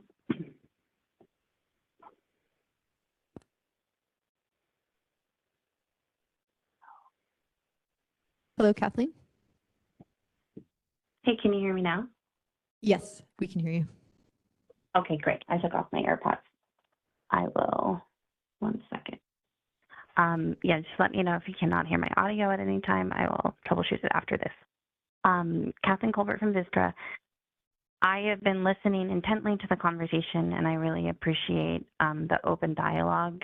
I wanted to provide feedback now that I think the use of draft final proposal for the default is a bit kind, given the level of the policy around what outages will be included or not included towards calculating these inputs or calculating what we have just discussed is still very open. If you go to slide 22, I see and I appreciate that the CAISO is saying outages will be from OMS and do not consider outages outside management control. I will be honest, I heard two different things as Abdul and others discussed this. If you go to the next slide. I heard Abdul say outages outside of a generator control, which is actually a little different than management control, because management control can be ambiguous on whose management, CAISO management or the generator owner management. So that's a level of specificity we need to see like written out, which is a point that Perry made and I wanted to agree with. This is a core policy question that I believe needs to be defined before this gets moved forward. And so on this, the other thing I heard in the discussion, which was very helpful, I actually heard a different logic described. I heard the logic of outside of the CAISO management control, when I believe I heard statement that what we see here is not actually what is intended to be implemented. Everything over to the right is going to shift to the left except for transmission-induced outages. And the logic that's often used for that is because CAISO has control over whether or not those are going to be approved or not. I think the same logic applies to the opportunity outages as they are coordinated with the CAISO. And I think you could even make a strong argument for testing cards because those also have some flexibility between CAISO operators and the generator operators. However, that's a different standard than outside of the generator's control. And if I'm leaving this call and I'm receiving this draft final proposal with this level of confusion over the actual standard that will be applied at a policy level, I really don't think it's quite ready for prime time. So I did want to just make sure we were all on the same page, that this isn't getting kicked down the road. We are going to have this policy discussion, and the CAISO is going to release a revised draft final proposal for this that includes policy level detail of what the standard is for what's in UCAP or not, and we'll have a chance to provide written and verbal comments on that. Because at this point in time, I'm just walking away with there's multiple standards being thrown around, and nothing that I'm looking at on the screen is actually what you intend to do, and that doesn't allow me to provide meaningful feedback. So appreciate you taking the request, and I hope to see your revised draft soon. Thanks. Kathleen, this is Aditya. This is not the first time we are showing this. This has been presented to stakeholders since, I think, over a year now. In summer assessment modeling, post-outage rate modeling. No, I would like to make a point that it's actually a request. As you look through these, what is included, what is not included, we took a very high-level approach. What is outside the dash control that the resource could not be available, and then we remove those things into not included, but included in this category. If you believe that something needs to move between included and not included, please do send us a note, and we will take that into consideration and make the adjustments as necessary. I would request that you provide the nature of work, the interpretation of what that is, and then why you think it should be or not should not be included. Maybe on an accelerated timeline, and then we could put something out together sooner. Thanks. So Aditya, no, I appreciate that, and I do want to respond that I really respect the work your team has done, and this isn't, my comment is not a reflection on your modeling work. My comment is a reflection on I cannot provide you that kind of feedback until we have stakeholdered the standard by which to evaluate whether a now is in or out. And that is a step that has to happen before we start categorizing.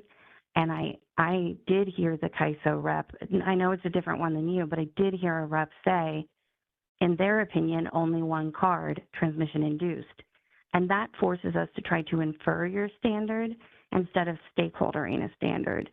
And I think the reason this is really important to at least me is I agree, the defaults have some, the impact to your process, put it aside, there is some concern and or let's say not concern, but this conversation may be informing actual binding considerations outside of this effort.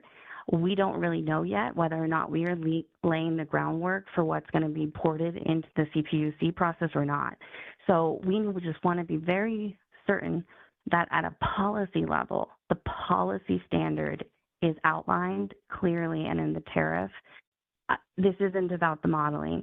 Once that is standard is, once CAISO policy team writes out that standard, puts it in a document, gives us a chance to think about it, take it back internally and provide feedback on it, and we can get that locked into a draft, in an agreement that it's going to be in the tariff, then I absolutely will provide you the exact natures of work that I think meet those standards. I hope that's helpful. Thank you. Yeah, thanks, Kathleen. Perry shared a couple of principles in his comment, and then Abdul shared a couple. We'll probably work together and maybe post a single 2-page document with that after this, so we all have that thing circulating, and then we can go from there. And like you mentioned, this is it could lay the groundwork, but that's not the idea of this. This is basically trying to what in the default rules space. So yeah, thank you, Kathleen. Thank you. And we have a question in the room before we go to the last online comment. Go ahead, Perry. Yeah, no, I just wanted to, this is Perry Servideo, CISA. I just wanted to say I really appreciate you offering that up, Aditya, because it really gets exactly, agree with everything Kathleen just said. I could sit here all day and say transitional limitation is outside of a generator control. You say, no, it's not. I say, yes, it is. Compared to what standard, right? We have to have that conversation. Thanks. Thank you. Last question online, we have Mike Whitney, and then we'll be moving along in the presentation. Go ahead, Mike. Mike Whitney with NCPA. First, I just appreciate CAISO's LRA's authority to create their own accounting rules and the faults in the event its own, or no, he doesn't have its own rules. So, but we're taking a close look at this. Our rules are probably due for a refresh too. We currently use the CAISO defaults, so definitely interested, in helping CAISO craft the new rules and perhaps adopt them. But if you can go to slide 15, please. It kind of looks like dispatchable hydro and run-of-river hydro are getting lumped together down there for the average ELCC. So those are pretty different technologies. Dispatchable hydro is some of the most flexible capacity in the fleet. It's carbon free, offers a lot of value, and kind of lumping it in there with run river devalues it pretty drastically, and kind of artificially reduces the RA fleet. Kind of makes it introduces unnecessary scarcity. So I guess that's kind of the question. Like the first question is why is hydro and run of river lumped together? Why isn't dispatchable hydro treated more like a thermal with the UCAP? Yeah, so a number of reasons. Some of that is how we currently model our hydro in our summer assessment. They're modeled lumped together with a fixed dispatch level and then a flexible amount of dispatch above that as well. And so some of it falls into that. There's also challenges with how do you capture different weather years in this as well. So our modeling looked at only average hydro weather years at this point. So point well taken that the hydro system is unique and complex, and we may need to be looking at these a little bit differently as time goes on. Hydro being a more of a UCAP, or dispatchable hydro being more of a UCAP resource, there could be an argument to be made for that, but we also need to look at how those outages actually impact operations and all those things as well. Especially when you look at how weather years could impact things, it's harder to justify moving it to a UCAP because the weather years does have an impact similar to what it does for wind and solar. Okay. So that could be an area for improvement for sure. Great. But that's where we are at. We fell for right now. Okay. Thanks for taking that into consideration. And then, as far as the unit specific adjustments, it didn't seem like there was a lot of detail in the paper with regards to those. Are you going to get into more detail later on in the presentation? We'll talk about those unit specific adjustments for ELCC later. I don't believe I have the equations that are in the paper duplicated here, but we can definitely talk about that in more detail. Okay. I'll wait for them. Thank you. Thank you. And Noah, did you have an old hand or is your hand raised? No, Tom from Middle Report. Glad we're sticking on this slide. Can you confirm for these resources on the supply cushion hours, it's a monthly value or a seasonal value? The UCAP supply cushion is a seasonal. And I have some slides to go through the selection of hours for supply cushion, but yeah, it's seasonal. It's winter and summer. Got it. And then those levels will be flat across those seasons. And then the monthly, for the fossil thermal non-dispatch, those are monthly. Performance is monthly. Performance-based UCAP is monthly or seasonal? Right now, we're showing both monthly and annual. Our leaning is towards doing annual. That's what we're proposing. And when you look at them, generally speaking, those annual values are heavily driven by one of the two seasons. Got it. And then on the average ELCC, is that monthly or seasonal? It is annual. It is monthly. Okay. So it's a monthly ELCC value with a monthly allocation. Okay, then for each of the months and /seasons under UCAP, you're only taking the hours to which that are impacted in the supply cushion hours for the math to work out to calculate for that particular month. Can you repeat that one more time? I well, want to make sure timing, think- I'm not answering it wrong. Go ahead, because I think I know what you're asking, but just to make sure. So I guess it's on a seasonal basis for that you're taking 3 years of the months that are within the winter and the months that are within the summer, and applying only those hours to which, not the day, it's not like a full day, D rate, but it's the hour to which the cushion is in those three historical years, from those seasons. Yes, so it's on a seasonal level. So for summer, in May to October, we find the supply cushion hours, the top 20% for those 6 months each year, and we use the averaging equation. So we're looking at those 6 months that have the exact same hours in the summer for every year. And then we're calculating that availability rate with forced outage, however you want to call that, based off of only those hours, and then applying that D rate across the season. Have you looked into whether or not those supply cushion hours and how they fall into your LOLE hours? Not specifically that. There are so few LOLE hours that's kind of a challenge, but we do have some heat maps that kind of show you where we're seeing the issues, and they are primarily in the net peak hours in the months you would expect. There are some outside of that area, outside of the net peak that you would expect, but not most of them are primarily in the net peak hours. Okay, thank you. And I'm not seeing any further questions, so back to you, Mark.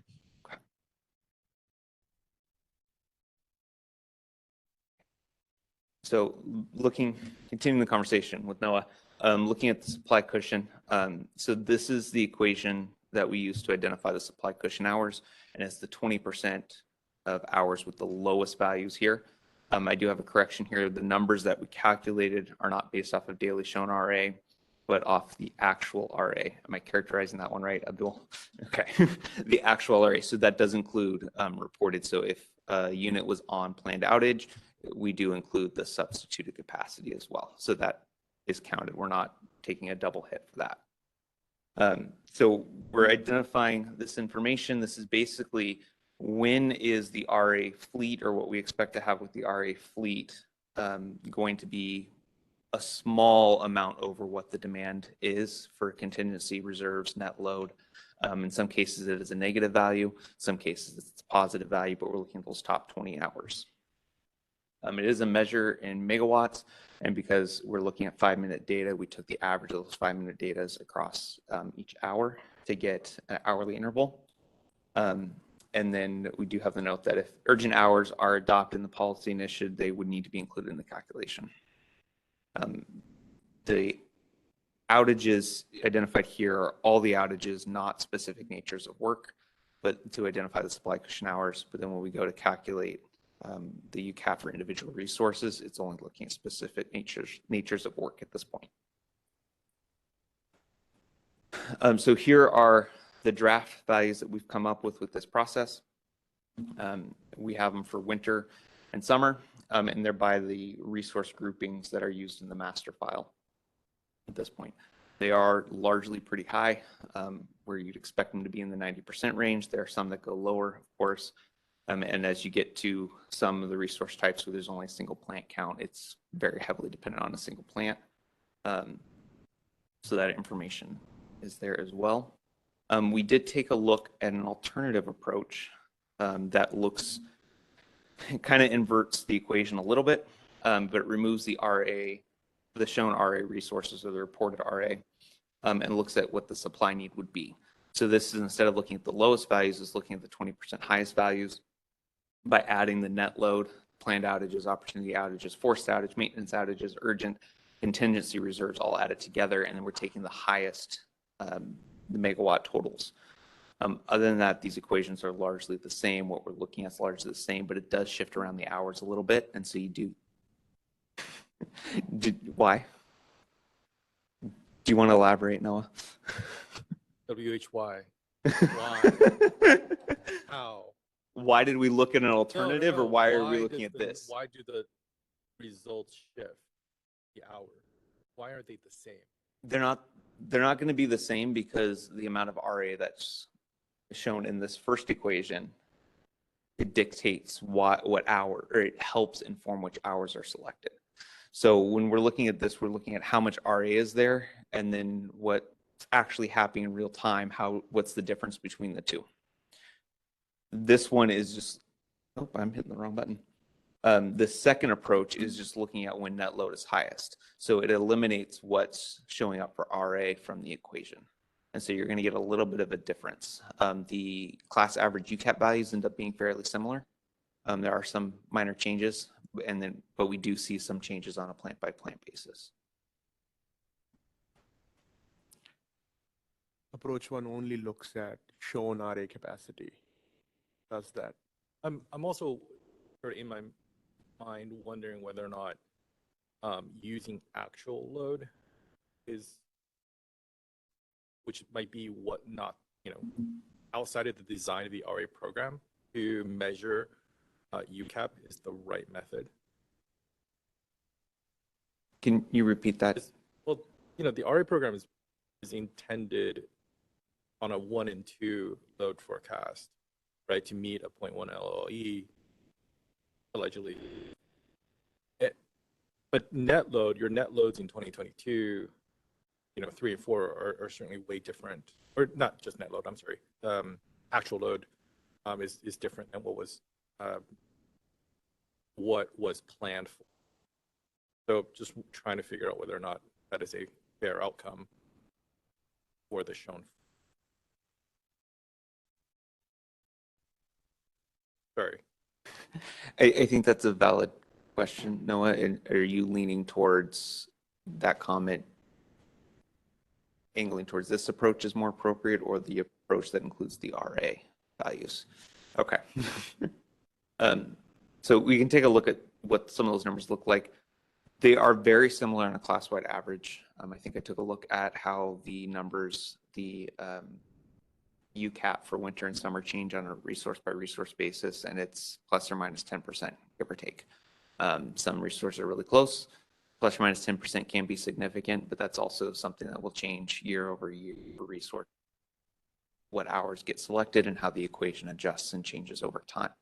Sorry, not how the equation adjusts, but how years move from last year, which is a 45% weighting, to the year before that. So we do expect the UCAP values to change depending on performance.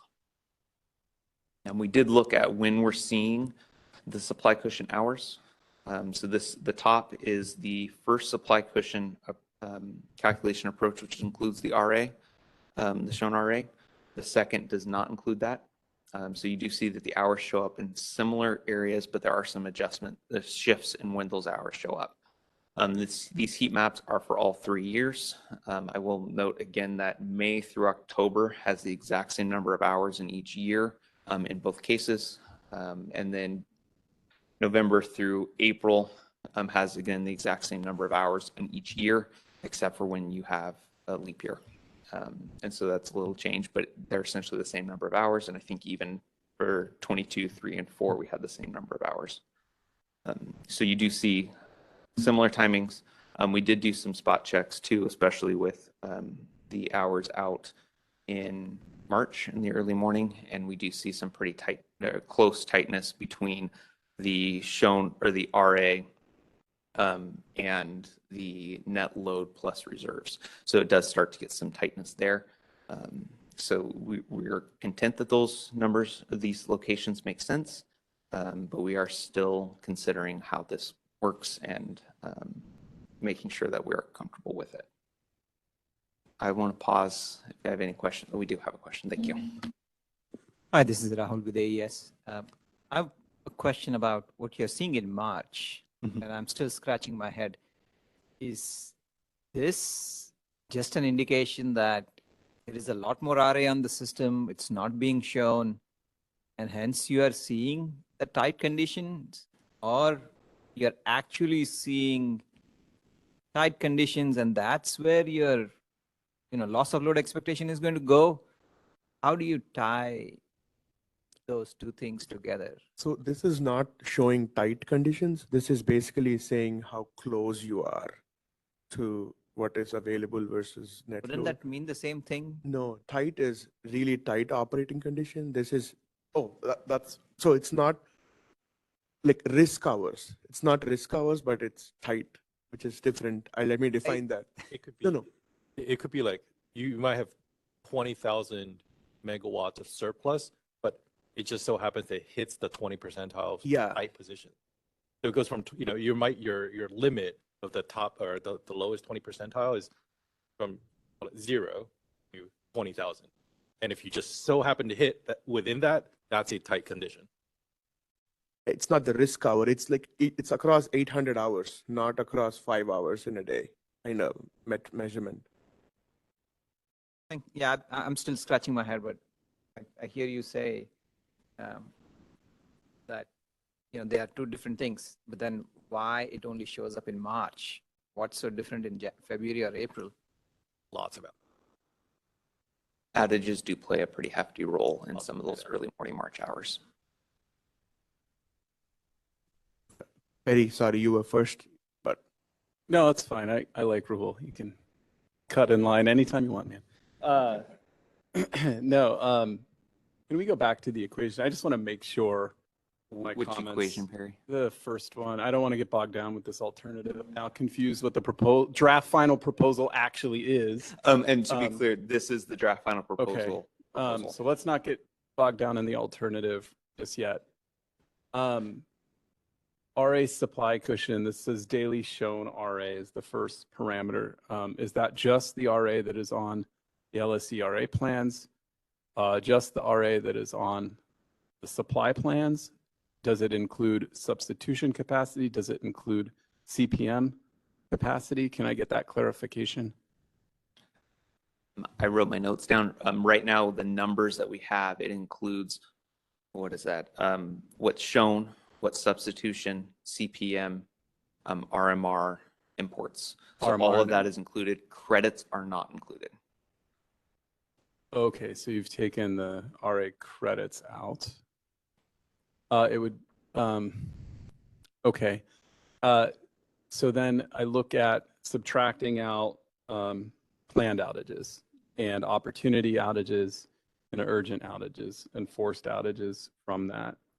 When I think about these different outages, some of them are exempt from needing to provide substitution, both planned and forced, unless the planned exempt ones are actually opportunity ones. I forget the exact rules. So I'd say those, if it's the planned or opportunity, it seems like those are factors that are within CAISO's control. And so when I look at the result on whether you approve a planned outage with substitution or not, so when I look at the result, seeing tight conditions in the early morning in March, just seeing the high level result, it doesn't tell me much without seeing these underlying pieces of information. And the reason those could be tight is because CAISO operations and operations engineers did a study and said, yeah, go ahead and take this outage without substitution.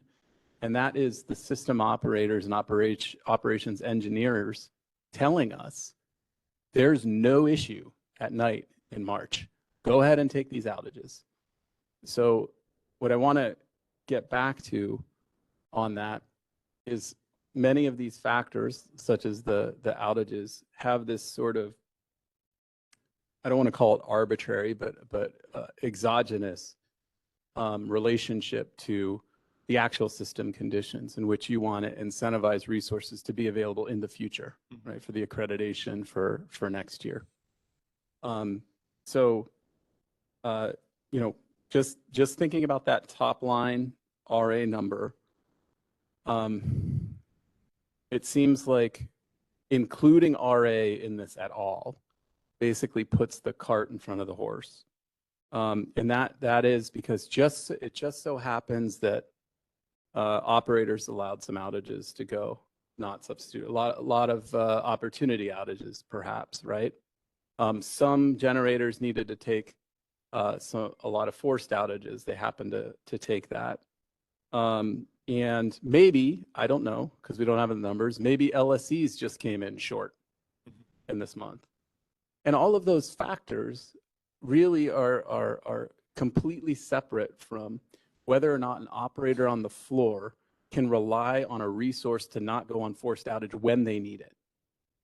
And I'll say, like, nobody does it this way. And I think that's because they recognize that the resources that they want to incentivize to be bought for RA next year are ones that can perform when we need them for operations, not because of this equation that has these exogenous things in it from the past. So we are very, very supportive of the Track 1 efforts on the modeling and doing the. And I think that those studies themselves sort of show the disconnect between what this equation gives you and what the actual reliability conditions are. I mean, we saw 0 LOLE in March, right? I'm not saying you shouldn't evaluate for forced outages in UCAP in March, but it's an indication that no LOLE in March, let alone at 1 o'clock in the morning in March. It's just not a time of day. So that's your at least first. Is this still on? That something's amiss there. So, Perry, if I've understood your question, are you implying that we should fine tune the 20% to much lower, or what are you trying to suggest there? First thing is you're starting to be on the right track by not even looking at what the shown RA is. That's the first thing that's disturbing this equation, Okay, so because it makes you not focused on. Yeah, then I'm not saying I want the alternative. There's still issues here too. I didn't want to get bogged down. You're on the right track by not using shown RA is the first issue that I saw, because there's many things that impact that. If I just have a couple LSEs that came in short, naturally everything's going to artificially look tight, right? That's one thing. The number of outages that operations engineers are allowing to occur overnight, that's going to make us look tight when we're actually not really tight. So the true question is, when are resources actually in demand? That's what the SCH is trying to define, is when do I actually need to rely on these resources to not go on forced outage? When I care about the most. And I don't know if you guys have an operator in the room here, but if I asked them if I could give you a resource that's really good at performance at 1 a.m., but never there in 2 hours in the late afternoon, or the vice versa, they're going to choose the one that's there in the late afternoon. That's just the first indication that maybe the equation is not exactly right. I think another indication that it's not right is that if we could look at, in those hours specifically, I mean March 2022, let's just use that month because it's the one that looks kind of the most odd. There are other aspects that look a little bit odd, like all day in September on some days. But if we could actually look at the percentage of the actual committed RA fleet that was actually dispatched by CAISO, that gives us a sense of whether those resources that have RA capacity on them are actually in demand. And it's just whether or not we dispatch them or not. And I can just tell you, we went back to look at March and we saw a number of weird things in March of 2022 that do not comport with the result of the supply cushion hours approach.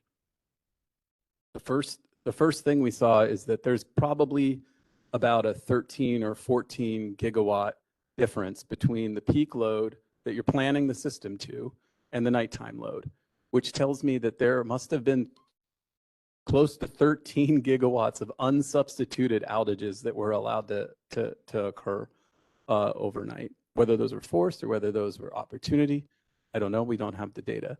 But that seems like a lot of outages. Yet, at the same time, we were only dispatching the thermal fleet to say 6 gigawatts. I'll tell you, there was more than 6 gigawatts of thermals on the system in that month. The next thing is there were about 7 to 9 gigawatts of imports overnight, pretty much every day overnight in March of 2022. That's a lot of imports. And that means they were economic to dispatch those imports perhaps ahead of other RA resources. And that is also what an operator would look at and say, oh, you know, these RA resources are not actually in demand right now. They can go on forced outage. My system is fine. But they better not go on forced outage in, say, the peak hours when I really need them there in March. So, Perry, I'm trying to get to what is this was one of your suggestions, so we kind of showed the alternative approach to include all. I'm still on the proposed approach. I'll get to the alternative. Okay. Okay, if you've lost me, the part I'm trying to point out is that under the proposed approach, which is not this slide, if you want to go back to the proposed approach slide, using the amount of RA is giving you a false accreditation value, and it means that you're using past accreditation to inform future accreditation, rather than just trying to figure out when I need a resource to not be on forced outage on my system. So the way to think about that is to assume I have no RA committed right now. And I'm trying to tell LSEs, go get this RA so I can reliably operate my grid tomorrow. I want the accreditation to match reliably operating the grid tomorrow, not to match whatever was shown to me last year in RA and the outages that I had on that RA capacity last year. It tells me nothing about reliably operating tomorrow. That's the key message that I wanted to get across. Not to mention that if this were applied to energy storage, I think I saw maybe 10 megawatts of energy storage discharge overnight in March of 2022. I think back then we had 1.5 gigawatts maybe on the system, 1.2 gigawatts on the system, showing that a large portion of our energy storage fleet was not in demand. It might have had RA on it, but CAISO didn't need it. So we've been saying from the beginning of this that we should be focused on when resources are actually in demand. Any reflection or comments from you? Thanks for letting me get on the soapbox there, but I feel like we've been putting this in our comments and I'm not seeing the response in the papers to these issues with this design. Two things. One that will not make you happy or address your direct question, which is this was the UCAP proposal that has been stakeholdered in the past, is my understanding, and has gone through a lot of discussion for a couple of years before this. So this is the latest off-the-shelf existing UCAP proposal we have. The approach that we've highlighted is once the CPUC finalizes its methodology, we would adopt that at that particular point in time in 2028.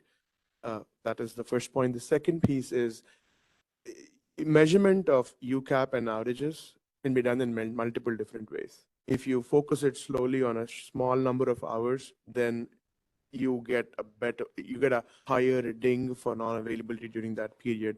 This one is basically looking at more hours of supply cushion. That kind of does a better job. But if your point of March is a concern, then we can reduce the top 20% to maybe like 10%.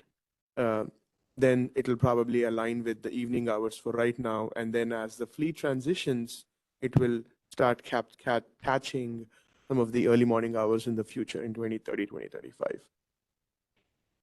I just get back to the principle is if you do that, are you actually getting the right unforced capacity value, the amount of capacity that you can rely on when you really need it?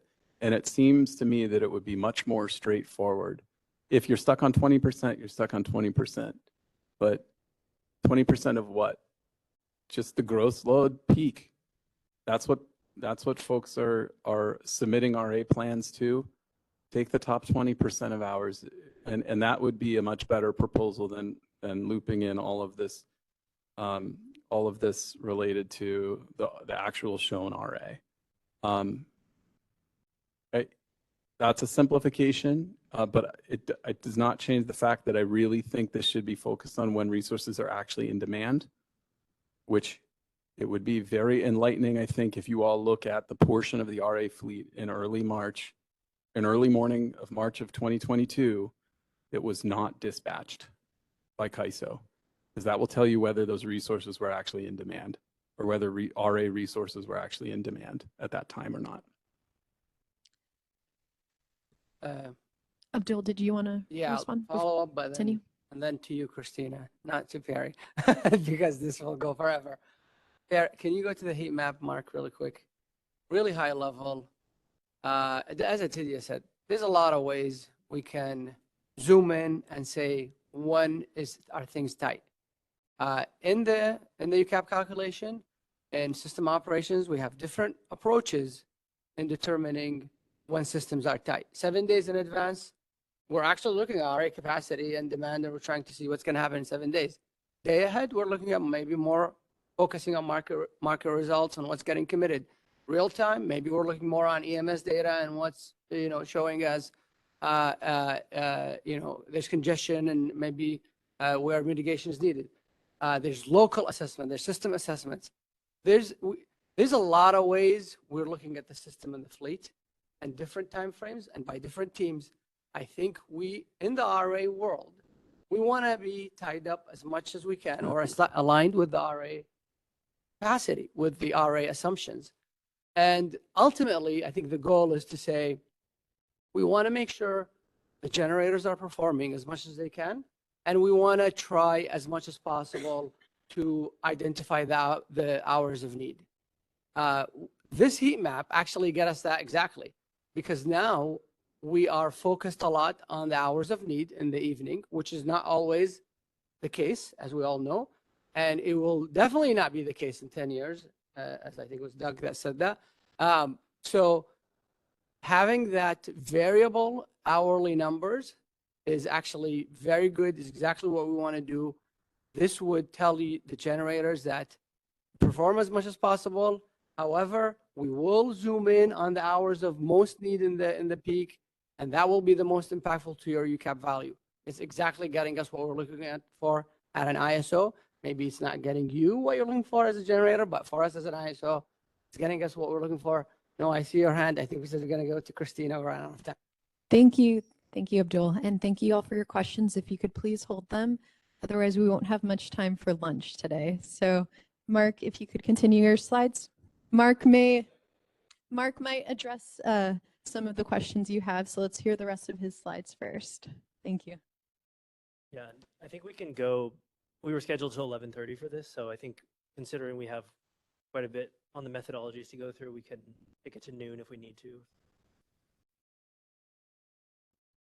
So looking at non-dispatchable thermal, not including nuclear, this approach is really just a straight average of the total generation in January for 3 years divided by the total hours in those 3 years for January.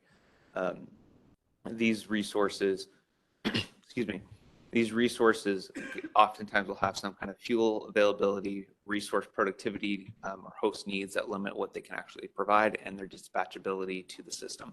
These are all resources that have been reported to the CAISO as not dispatchable, so they're limited in what they can dispatch. And this process is fairly similar to what's been proposed or been done in the past for these resources for most of them. Perry and Noah, you guys both have hands up. Is this on this one or going? Okay, we'll come back. I won't forget. Okay, so here's what we're seeing in terms of what their qualifying capacity would be. For different resources, some of them are pretty close to what their net dependable capacity is. For natural gas and QFs, it's or other resources, it's substantially lower in a lot of places. Most of these are cogen and QF resources that either have on-site host needs or have other restrictions. For performance-based UCAP for DR, we did take a look at what the individual dispatch instructions were compared to the meter read for those resources. In order to calculate the dispatch or the performance factor, we summed up the minimum of either the dispatch or the meter read. So if a DR unit overperformed, the numerator was capped at what its dispatch was. for every resource that a DR provider has for every hour where it was dispatched, and we divide it by the number of dispatch, or the total megawatts that were dispatched, the sum of that. So the annual values, as you can see, are typically pretty close to either the summer, in this case, the summer season, if we were to calculate this performance factor based off of summer or winter. We're hesitant to go to more granular on a monthly basis just because you start to have less and less data for a number of dispatches, and some of these don't dispatch in certain months of the year.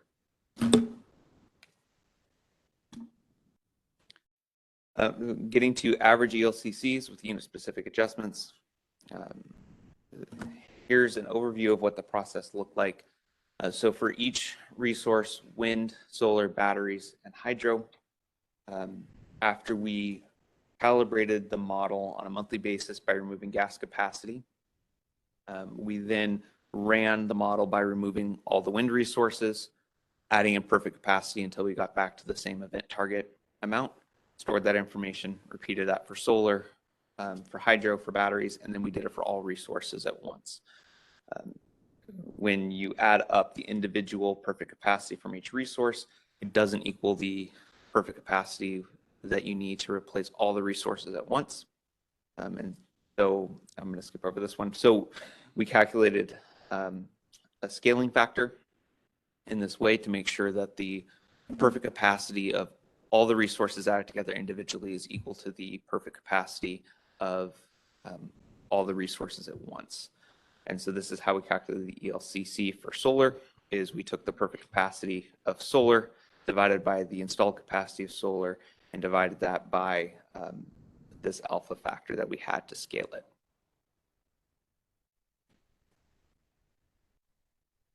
Our resulting ELCCs, draft ELCCs that we have right now are on the screen. As you'd expect, some of the resources go up in the summer and down in the winter. We do then take these ELCC values and we allocate them to individual resources. For batteries, this is based off of forced outages. And so it's essentially if a unit has a lower forced outage than the overall class average forced outage, the battery ELCC went up. If they have a higher forced outage, the ELCC went down for that individual battery. For wind and solar, this allocation was based off of their capacity factor in the hours of concern, so hours ending 16 to 21. And so it was a ratio of the solar capacity factor for that resource to the solar resource average capacity factor was used to scale it up and down. It looks like we have a couple questions. Continue all your slides and then we can take questions at the end. That's good. And then we can go back if there's questions. From that information, this is how we calculated our planning reserve margin. It's a straight sum of the total qualifying capacity that was used associated with the resources used in the model to get us to a 0.1 LOLE. We divide it by the peak for that month, subtract 1, and multiply it by 100%. So these are the QC that we had from each resource category. I do want to highlight that our UCAP resources are the capacity from UCAP resources is significantly lower in the winter months than it is in the summer months. This is because we were able to pull out substantially more gas capacity in those months. And then it results in these PRMs, which is quite a ways over to the left, ranging from about 19% up to 30% in June. Keep in mind with the event target that we have on the far right, going towards 0 events in June is one of the primary drivers for that higher PRM, which is one of the reasons why we're looking at smoothing. We want to kind of spread that risk over in a way that gives us a better distribution of this information and spread the risk where we think it might be. And I believe that I would be passing back to Ansel. Christina, do you want to take questions now or after Ansel talks? Let's let Ansel talk and then we'll take questions at the end. Sounds good. Thanks, Mark and Christina. So we can go to the next slide. So we covered a lot of detail in what's in the proposal. Just some quick next steps, and then we can discuss some of that detail further if folks have more questions. So we will have a comment period on the draft final proposal that closes on the 12th of September.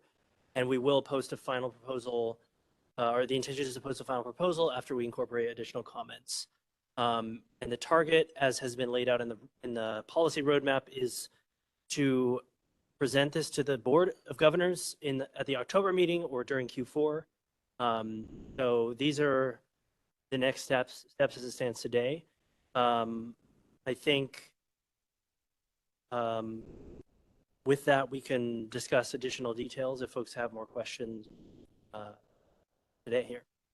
We need to go till noon, we can.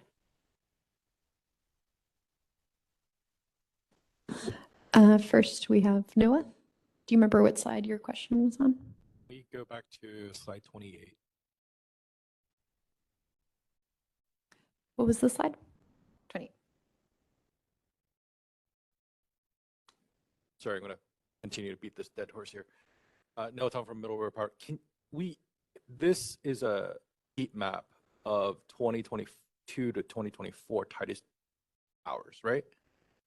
Can you tell me why September 2022, which we had an Amber Alert from the governor, does not show up as red?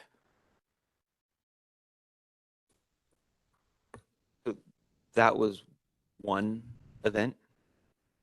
And so we don't see as many supply cushion hours across all 3 years, across all of September, as we do in August and July. So that those specific hours are captured in this, and they're showing there. The color is not the magnitude of the tightness, it's how many hours are selected. So your scale on the right-hand side of 0 to 80 is not percentile? No. They're No, counts. that's the count of the number of hours that fall into these categories. Oh, that is, okay.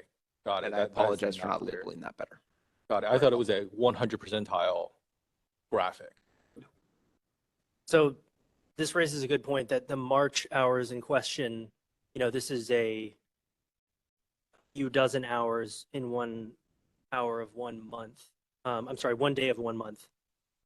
And that's over, I guess at 20%, it would be over 1,000 hours of the year. So it's a relatively small contribution to the, if you had a unit that were taking a significant amount of forced outages during that time, if it performed relatively well during the rest of the year, it would have less of it, or during the rest of the supply cushion hours, it would have a minimal impact relative.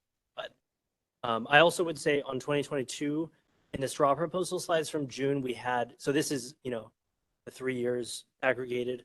The straw proposal slides had the single year for 22 and 23, and it shows more of the hours in September throughout the day in 2022 have more supply cushion hours than the rest of the month. Okay, that's helpful because the not having sort of the legend to a scale was confusing or causing my confusion. Sorry. Second, some of the things that Abdul was saying with regards to things that are within a generator's control, I will echo what Perry has said, which is the supply cushion hours is chosen in the past 3 years is not within the generator's control, right? I completely agree.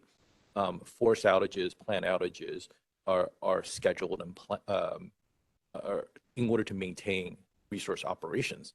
However, the net load, the shown RA fleet is dictated effectively by all the various policies of the LRAs to the extent of choosing the selective planning reserve margins to which LSCs have to meet, or either meet, go beyond, or fall short. And so those are not within. And to say that a generator can control when they are going to show up and how it's going to be impacted on UCAP, I do not think that is the correct. This is not the correct description. Thanks, Noah. I think I would like to circle quickly back to Carrie's question from the beginning sort of related to the choices that we made for the overall list of rules or of default methodologies. Because we did hear, comments on the supply cushion design in the past that we've discussed today, but sort of the reasoning for why we have maintained a supply cushion UCAP for these resources is we've had a lot of feedback on unit specific accreditation. And so I hear you as far as, what's in control for the generators. It's not the supply cushion hours. That's a system need definition, and it's composed of various factors. And so, if we went all the way in that direction, it would be the RAIM construct where you have a certain clock hours that are defined. And so those hours can be known by generators. If they're available during those hours, their UCAP will have a resulting change for the better. I think that we maintain this supply cushion because we felt at a unit specific level, it is it's not a probabilistic approach. It's a little more straightforward than a modeled value as far as unit specific incentives to be available during certain hours. I think there are more simple ways, as you pointed out. This is a little bit speculative, Harry, pulling your thread of how to define hours of demand.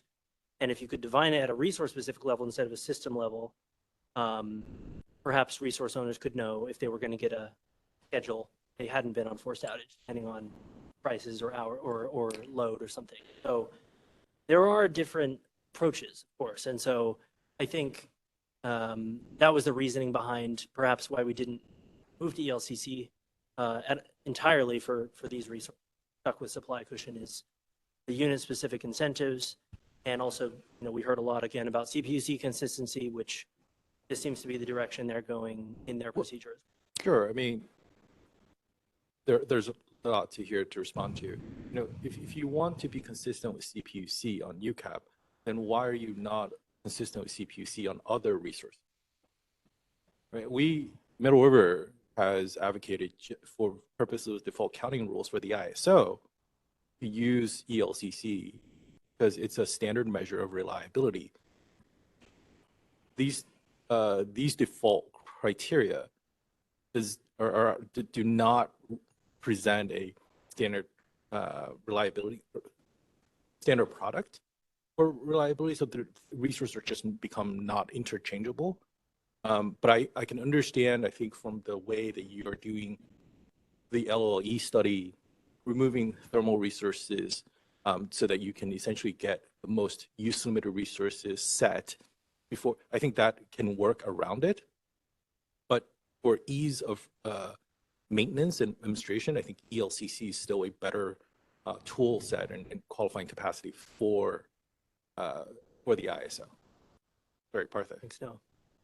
No, I understand. No, and I think it's obviously multifaceted where we're trying to align it. We're trying to align a lot of different factors, including the CPUC's evolving design, feedback from other LRAs, as well as having a set of default rules that is reasonable and reflects the relative contribution of different resources and resources types in terms of meeting LOLE. So it is not today. Yeah, in terms of what the design choice we made, I think one of the things that you sort of highlighting is why didn't we align all of the factors with the PUC?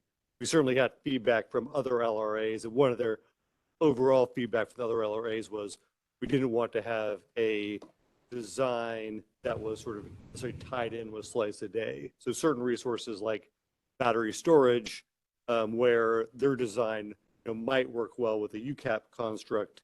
If we have a single value that's provided into our program design, that wouldn't necessarily align. But for other resources like thermal resources, a UCAP methodology, that value we thought would be fairly consistent with the ELCC methodology, allow for better alignment and allow for sort of better transparency, which was another goal and feedback we heard from the other LRAs, was having something that was simple and transparent in terms of the calculation outcome. So I think those are some of the trade-offs that we made in terms of creating the design, but it's certainly not to also to like, certainly, we understand that there are merits to having sort of a simple and consistent ELCC methodology too. And I think that like, as DTA pointed out, as these programs evolve, I think we're certainly open to feedback and other choices going forward, but we thought this was something where we could make an incremental approach, do it done quicker, have updated default rules and default PRMs in our tariff that the other LRAs are looking for, have that in place quicker, and allow some of these other processes to evolve and consider them going forward as well. So Yeah, I understand. I mean, my fear here is that we choose default qualifying criteria within the IS program, and then come out with with the ISO's default plan reserve margin, and then LRAs sort of pick and choose, and we end up don't get to a consistent framework that you want it to be consistent for. So I guess we'll see at track 3B whenever that starts, but that's really the important part for the ISO in my mind. Thank you. Next in the queue, we have Rahul, then Lauren, then Perry, and then we'll go to online questions. Go ahead, Rahul. Perry, I have a question on a different topic. You are going to continue with... I was going to go with Oh, supply Lauren, cushion did you have hours, so- on this topic? Sorry. This is Lauren Carr from CalCCA. I had a question on what Partha would do. My question was about battery storage. You see discussion talking about I just wanted to, you touched on that, but I understood choice for LCC rather than go into that. Yeah, absolutely. Some of it, a lot of it has to do with how we're doing the accounting as a whole. So we're still looking at a single hour. And so a UCAP for a single hour in our approach would not take into account energy use limit. It can't. It would just be a UCAP. For slice of day, because they're looking at 24 hours and they have an energy requirement where they have to be able to charge and discharge within the day, the UCAP does make not necessarily more sense, but it makes sense. It can be functional because it can capture that energy use. So that's the main difference, is not necessarily view the resource differently, but rather how we're using the number that we get for batteries in the account. Go ahead, Perry. Perry, I have a... Okay, let me piggyback. That was one of my questions. Can we go to slide 39?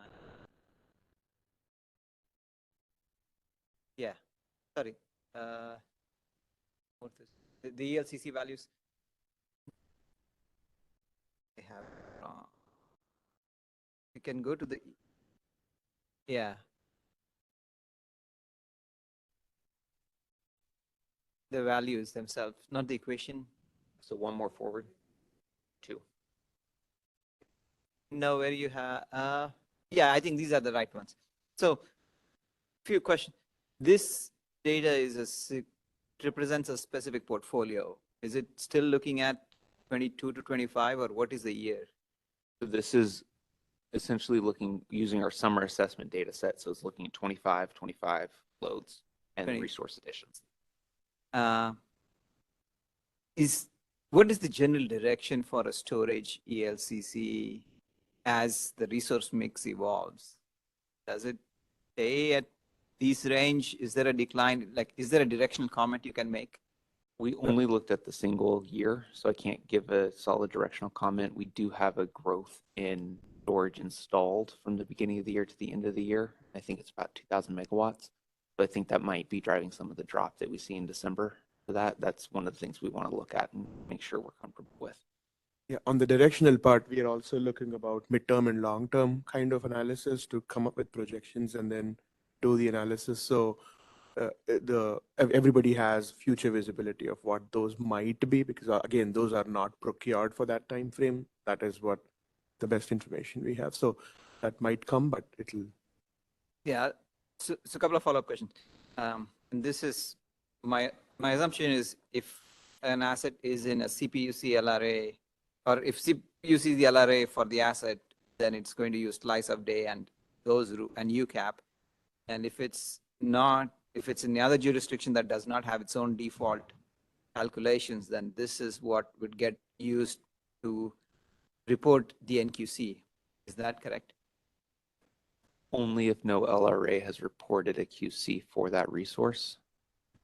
This would only be used if no LRA has reported a QC for the resource. But yes, if the CPUC reports and nobody else does, and that includes resources that the CPUC didn't report on, these would get used, correct? And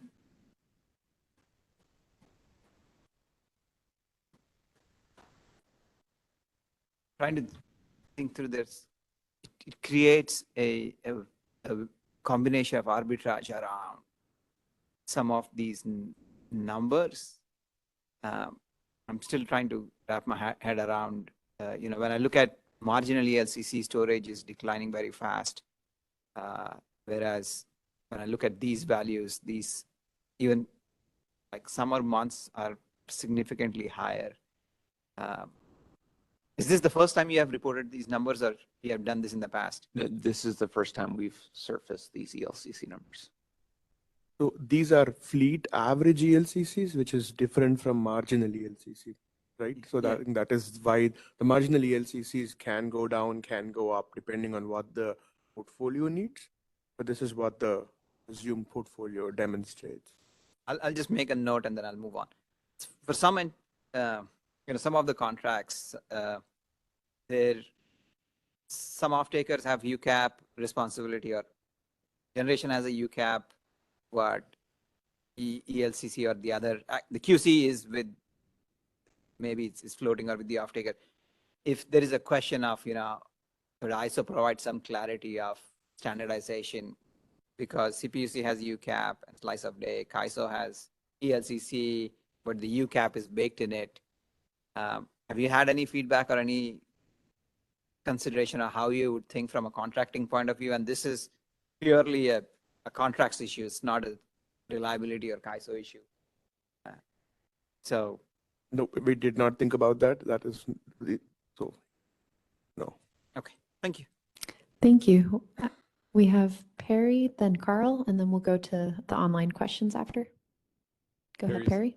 Perry Servideo CISA, can we go back to supply cushion hours, the proposed equation? And then I think now would be a good time for me to move on to the alternate, but I just wanted to,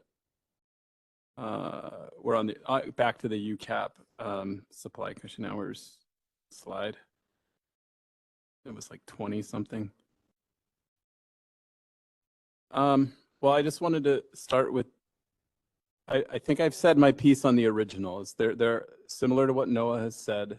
There are several factors impacting the determination of those hours that are exogenous to whether or not CAISO actually needs resources in those hours or not.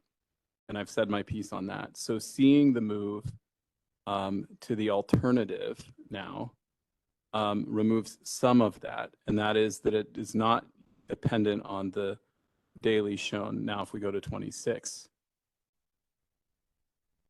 However, this still gives me pause. I guess I should ask the clarifying question first. Are these planned outages, opportunity outages, urgent and forced outages, only the outages on the RA fleet, or all of the outages on the system? It would be the whole system at this point. Okay, so could you give, whoever is familiar with, you've done this calculation, could you give us a sense of the megawatts we're talking about in terms of opportunity outages and planned outages? I can't give it to you off the top of my head. Can take a look and see what those might look like. I'll be sure I'm not sharing something I can't share, just to be sure I'm careful on that. But yeah, I don't know off the top of my head. Okay, and then you might have said it, but can you just talk me through the logic of why, the equation is what it is on the screen. What's the logic behind, let's add outages to net load, for instance? Why not just look at the gross load, and why not just look at the net load and say that's when we need resources? Why are we introducing the fact that some resources are taking planned outages, not my resource, but then it will define the hours in which my resource will be assessed? That's I think my main concern is we have a little bit of that. I'm not in control of this hour.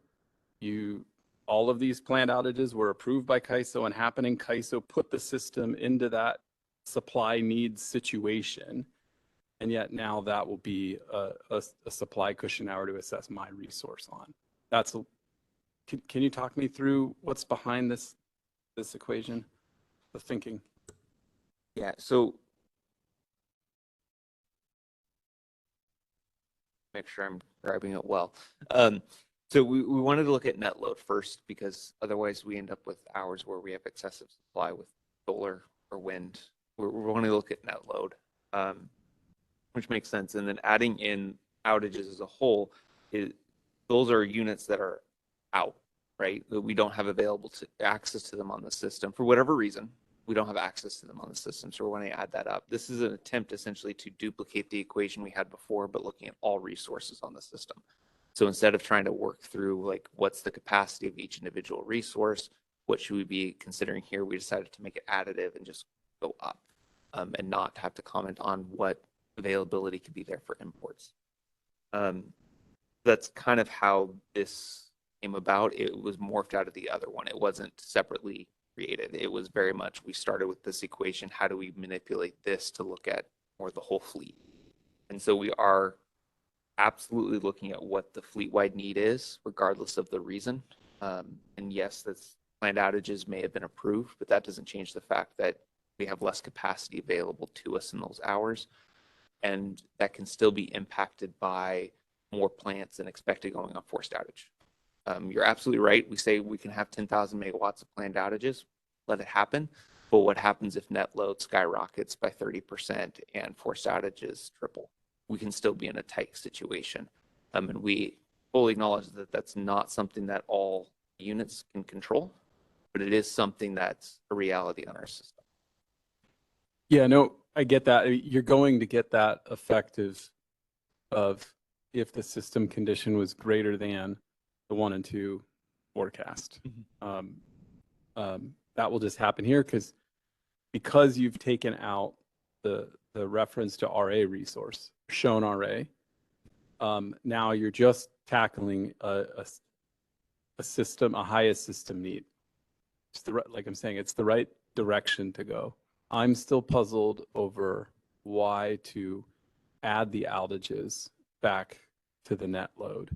It's a historical thing that happened, and in many cases where it was at the control of the CAISO to approve or deny those outages based on system conditions. So I'm still afraid you're getting a false positive on your supply cushion hour identification. What happens is, say in March, I saw the March results are similar in this one as the prior one. But as operators look at the system and approve outages overnight, that is their confidence that they're not worried about system reliability at night. In fact, they'd rather those resources take their outage than in the daytime when they need them, or even at 7 a.m. Don't be on outage at 7 a.m. if that's the way the math comes out, or that the operators are worried about 7 a.m.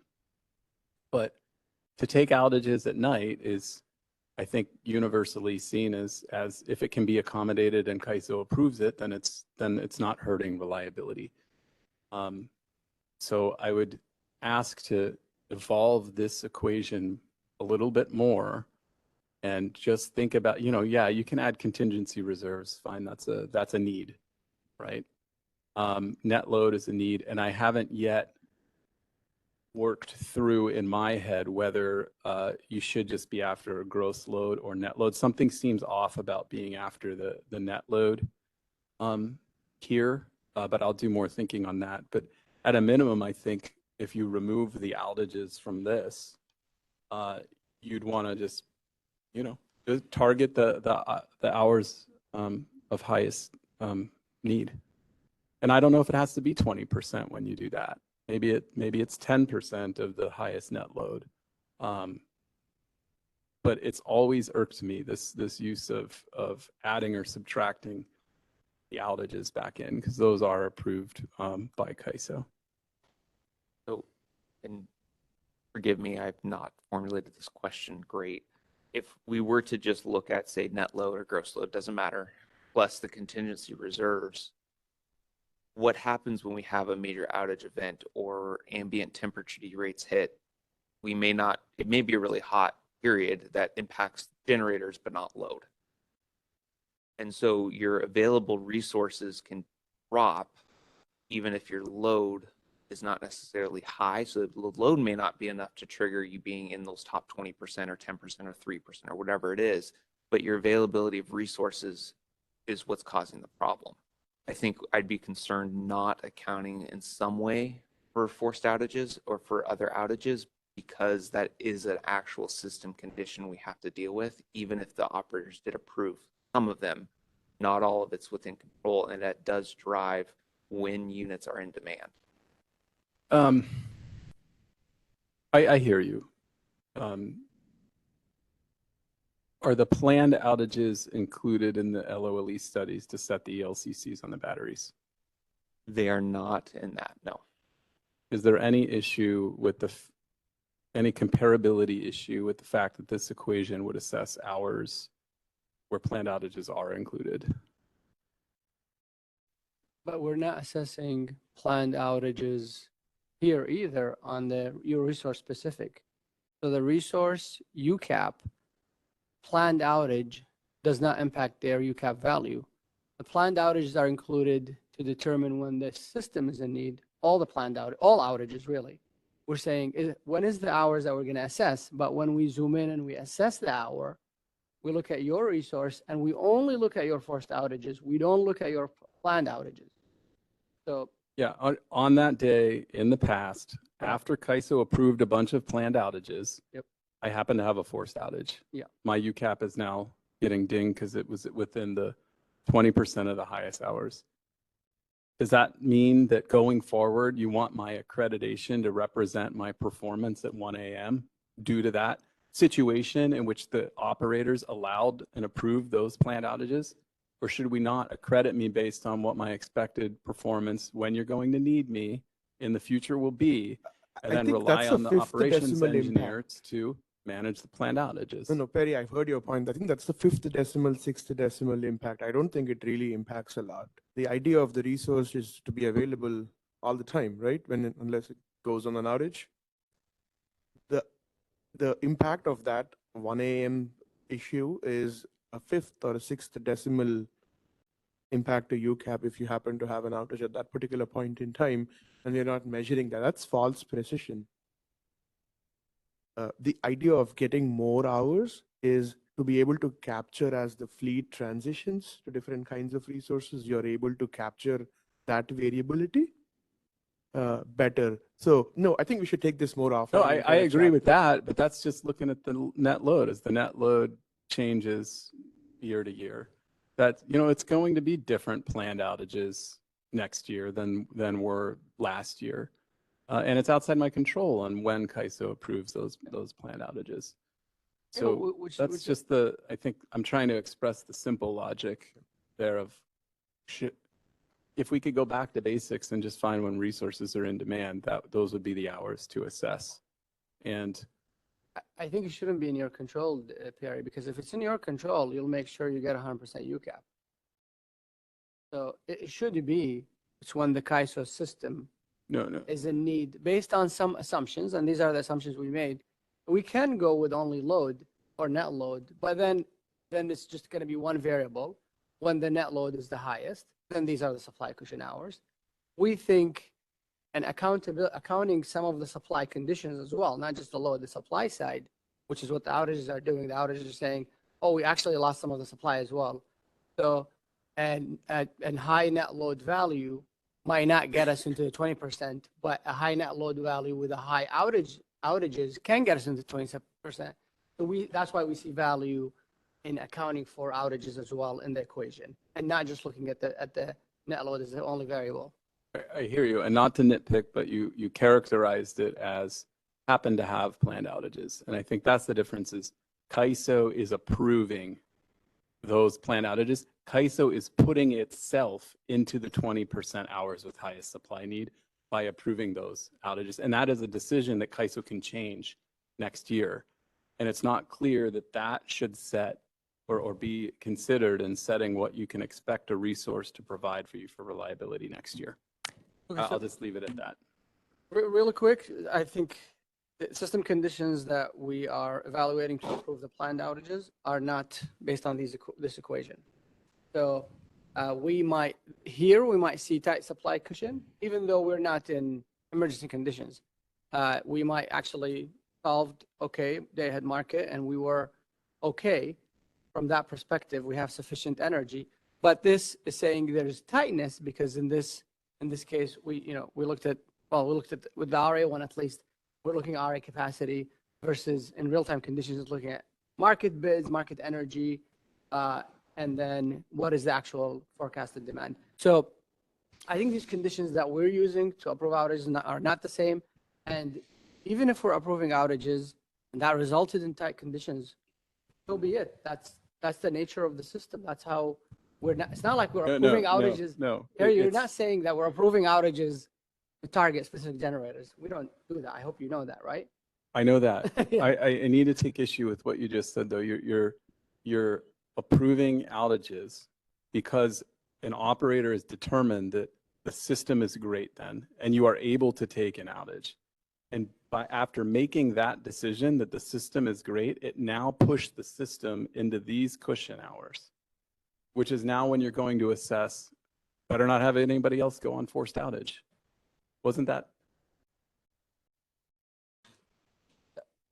What's wrong with that? Because that will be a different assessment next year. The planned outages they were not a decision of the generator that you're hitting with the UCAP value. That was a CAISO decision to push themselves into tight, if you want to call this tight supply need. It's the decision of the generator to report a forced outage. And why they reported a forced outage could vary. Forced outages will happen, okay? Yeah, but that's what's stinging them, not the planned outage. Yes, we pick the hours, not the generator. We obviously don't want the generator to pick the hours when we do. We want to pick the hours when we do assessment. We don't want you to know ahead of time what the hours are, because we don't want you to be running around these hours. We want you to performing at your best all the time. That's I hope we agree that like high level goal. That's what we want from the fleet. Well, then you could assess all 24 hours. But then it waters down. We talked about that. And you and I talked about that. If we do that, then we water it down too much. Then we don't get, remember when I showed you guys the heat map and I said the principle, we don't want to water it down too much. And then major outages in the peak hours are watered down. We want some weight to be more on when the system is actually in need in these peak hours. And that's what the supply cushion is doing, while at the same time having some hours scattered across the day in the year. So we incentivize the generators to perform all the time very well. Go ahead, Partha. I mean, that's and a new then principle I haven't seen, but. Yeah. Just from a time perspective, I see 2 questions in the room, 4 questions online. It's noon. I'm going to propose that we're going to try to get to lunch by 12:20. Have a 40-minute lunch. If we need to circle back on these, we can after lunch, but maybe we can hit the 2 in the room and then try to hit the ones on the phone, see where we're at 12:20. Does that work for you, Christina? that sounds great. Sounds great. All right. So we have Noah. Oh, no, we have Noah. Did you still have a question? Okay. We'll take Noah, Doug, Michaela in the back, and then we'll go online. Okay, Noah Tom from Middleware Power. Hopefully this is quick. In the LOLE study, did you then also include forced outages for the thermal fleet to which you're UCAPing in the inputs and assumptions? Yes. Would then that be double penalty on the PRM side? No. Hear me out. So we're trying to model what that loss of load expectation would be to understand what plants are needed to meet that 1 in 10. We're trying to characterize in our model what the plants can do and perform. And then when we go to the PRM side, so for batteries, it's what's your PCAP or what's your installed capacity times the ELCC. That all gets added up. For the thermal resources, we take nothing from the model except that the resource existed in the model or not, and we replace that with the UCAP value. But the UCAP value already includes the forced outage counting? The model uses the installed capacity of the Right, resource. understood. But then what I'm saying is, I think what you maybe should be doing is excluding the forced outages on the thermal fleet, or sorry, on the fleet that's using UCAP to calculate what you need, because you're already handicapping them on the accreditation side, and this actually will help with probably lowering your PRMs. Okay, so if I'm hearing you correctly, you would say it's model a thermal resource with a 90% UCAP as a perfect resource, and then credit it lower. But in the model, it would be providing 100 megawatts, but accounted for as 90. So it's if we were to do an ELCC type thing on that, it would be over 1, right? Yeah, I'm just wondering whether or not it's a double counting of the same force outage. It shouldn't. The reason is, I'll try to be quick. If it doesn't, then I'll refer it to later on. But the idea in the LOLE calculation is to see how the fleet performs, right? Whatever is a forced outage is not what you can manage and control. Planned is manageable. Time frame is the definition, if that's how we think about it. Forced happens when it happens, and that's what the rate you have on a monthly basis for that particular resource. So that resource is now gone, and then you have other resources to perform around it in your ELCC calculations. That's why we modeled forced outages.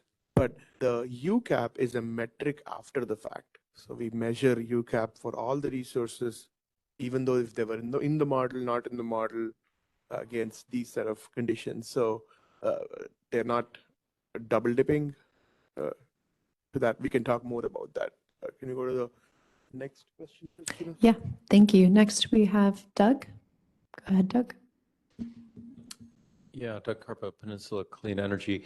I was just thinking to Perry's point about the notion of planned outages forcing an hour up into the supply cushion hours. Not very comforting, but I wonder, it's like empirically how often that actually happens, because if conditions are tight, I imagine those planned outages don't get approved. And I'm wondering if that might be a factual question that CAISO can look into and say, oh yeah, those planned outages, they're all happening in like the 80th percentile, not the 20th. Or even also the question of how often does it happen that if you don't include planned outages, it falls out of the top 20? And then it's like, we'll have a little more comfort that it's like, it's a small corner case. It's not super satisfying, but that might help a little.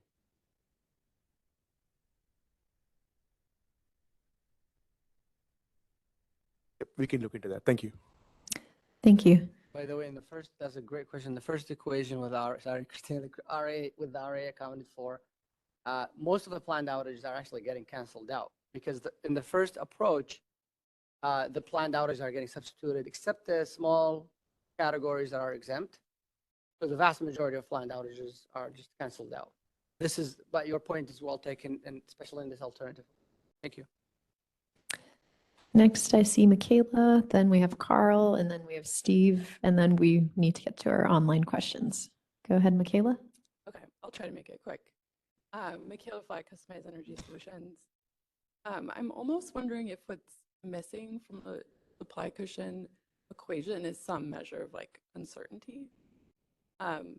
Because like to the points being made, like operators are more willing to sustain a small supply cushion at 1 a.m. because uncertainty risk is low, and less likely to comfortable with a small supply cushion at like 6 p.m. because uncertainty is high. And I would argue that those are the hours that you also want to incent availability. And I know that's probably hard to incorporate, but I wonder if it would address some of the concerns. That was precisely my point, is the operators are approving those planned outages because the risk that a forced outage will cause harm to the system at that time is so much less than the risk of a forced outage causing harm to the system during, say, the precise net load peak hours or gross peak. Go ahead. Did Abdul or did you want to say anything before we move on? Okay. Thank you. Next, we'll go to Steve, or Carl, then Steve. Go ahead, Carl. Hi, this is Carl from Cal Advocates. Just a quick note on slide 37. It would be useful, I think, to have some discussion about what the adjustments do. Like, how big are these units? How much are they affected? What each resource gets credited for? So I said 37, I meant 38. No need to flagging that it'd be useful information for us.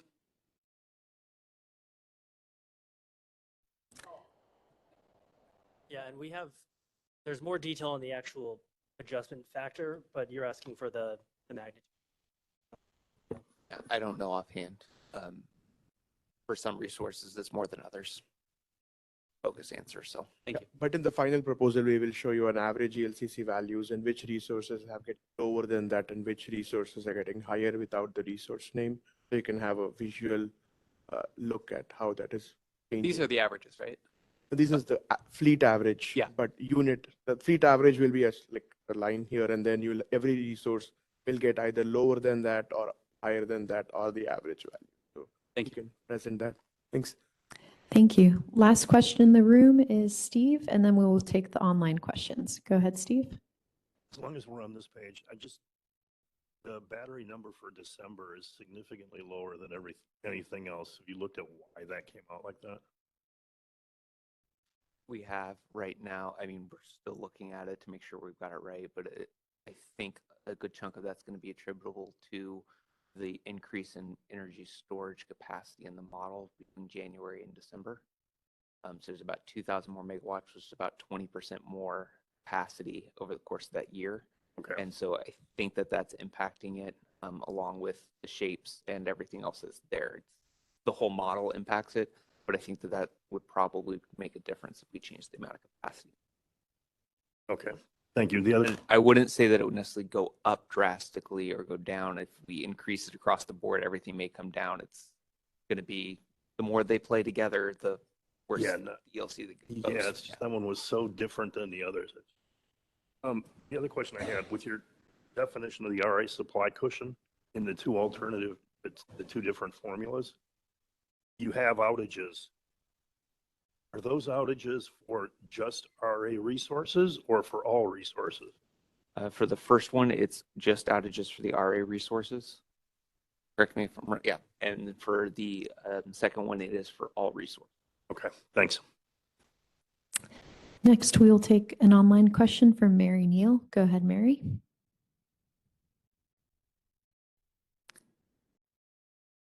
If you could please unmute yourself. Yeah, I'm here. Sorry, Mary Neal representing ARM. Hopefully, quick question. Your report talks about hybrids being treated the same as batteries for this average ELCC scheme. So is the ELCC applied to the battery installed capacity of the hybrid, and just ignoring the solar component or attached generation component, or how would it work? Yeah, we probably need to be a little clearer there. What we did was we looked at, I'm making sure Jared implemented it the right way when we looked at it. It should be the battery ELCC on its own as an individual battery plus the solar ELCC on its own, or the QC of those two added together and then capped at what they can output as a whole. And I'm getting confirmation that that's how we calculated the individual ones. So basically you're getting credit for both, but it's capped at what you can actually output your interconnect. Okay, that seems a little different than what's in the report. There's not that much on the report about it, so so thanks for that clarification. Thank you. Next, we have a question from Kathleen Colbert. Go ahead, Kathleen.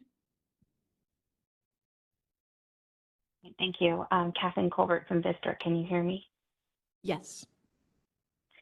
I've had my hand, so I had my hand up for a bit. I know we're 10 minutes away from when Partha said it would be nice to go to lunch. I would like to ask if we could have a separate meeting just on the supply cushion element of this to continue this discussion. I have the things that I'd like to talk about around this are very related to a lot of the other comments that have been raised about just trying to understand, are we double counting, or really what is our methodology and what's our intent.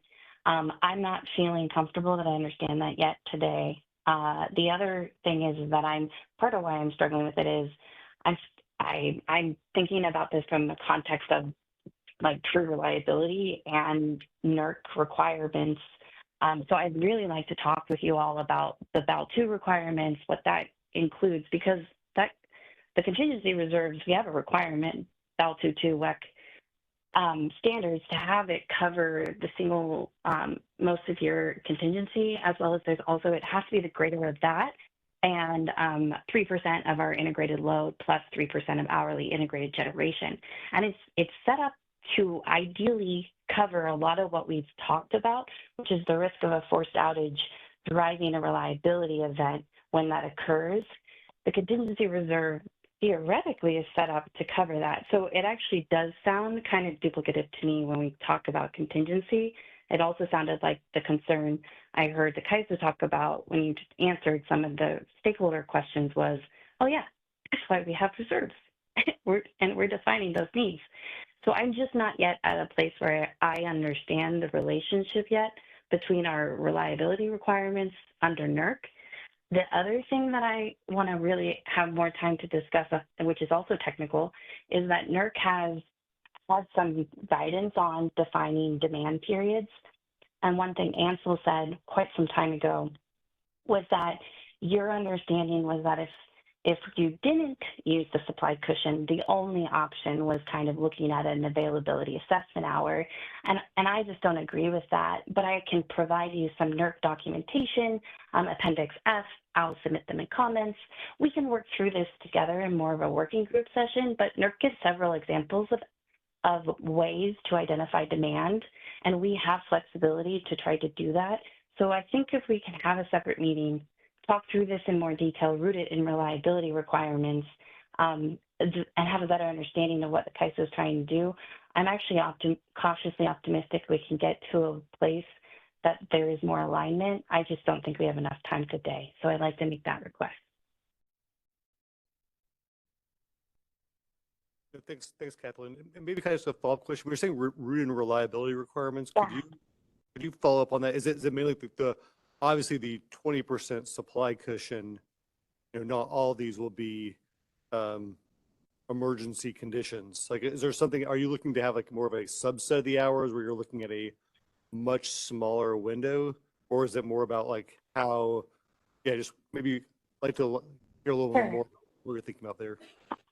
I'll be like super high level and again, pitch for another, even if it's 2 hours meeting on this. I really agree with the stakeholder comments I'm hearing that what we need to be able to build, if someone's subject to these rules, what we need to be able to build is a way for the generator to anticipate that time period, because I actually disagree that the intent is not to incentivize performance when it is most needed. I think the intent of a supply cushion or a UCAP is to make sure that generators can anticipate when they are most needed, or i.e. in demand.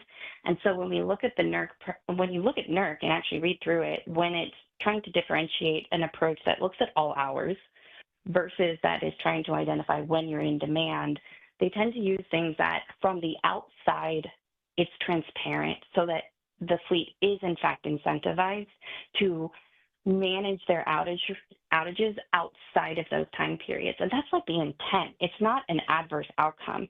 And that's really rooted in reliability. When we need you, you want to send a signal that you need to show up. If you're not needed and you have a need to take a forced outage or a maintenance outage, that should be fine. You also have loads of mechanisms to communicate to the market when these periods.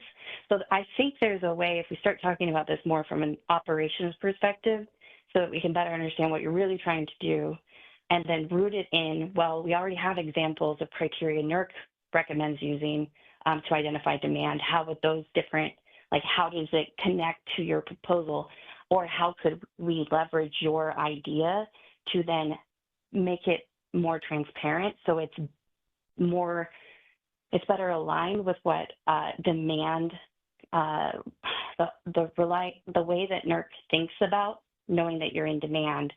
And I want to save like the more detailed conversation for this follow-up call, but I have some ideas, and I just think it would behoove us all to give more space to work on this when we have more time to actually share ideas and work through them together. Yeah, thanks, Kathleen. We'll think about your suggestion and follow up with the group. But yeah, appreciate that. Thank you. Thank you. Next, we have Renee Sniken. Go ahead, Renee. Hi, I was going to go to page 38. This is Renee Steichen from Merv Renewables. I was wondering if you could walk through an example or like of how the unit-specific allocations would work. It's pretty high level there. I think I get it. Just if you can say a few more words around it. And I think I heard you say you're going to have examples in the next round. I don't think we're going to have specific examples as opposed to information on what range those values actually play out as. The draft final proposal on page 24 has the specific equations that we would use or have for those allocations. So for battery energy storage, the resource specific allocation would be basically 1 minus the forced outage that we have for that resource divided by the quantity of 1 minus the forced outage we have for the resources in aggregate. And then multiply that by the average ELCC to get you that resource specific. So in instances where a resource has a lower forced outage, their ELCC would be increased. If they have a higher forced outage, they would get a lower ELCC. And that's for energy storage. For hydro, wind, and solar, we're doing a ratio of the capacity factor for the specific unit to the capacity factor for the resource type as a whole, but only for the hours of concern that came out of the summer assessment, which were hours 16 through 21. And so that would be if a resource had 10 megawatt hours of output in those hours for 100 megawatt resources, capacity factor would be 10. But if the resource fleet as a whole, so if all solar resources, their capacity factor was 9 instead of 10, or sorry, 10% for the one resource, 9% for all the resources, the resource specific ELCC would then be the average ELCC times 0.1 divided by 0.09. So it would go up because it has a better capacity factor. And again, the specific equations are on page 24 of the draft final proposal. Is that helpful? Okay. Yeah, thank you.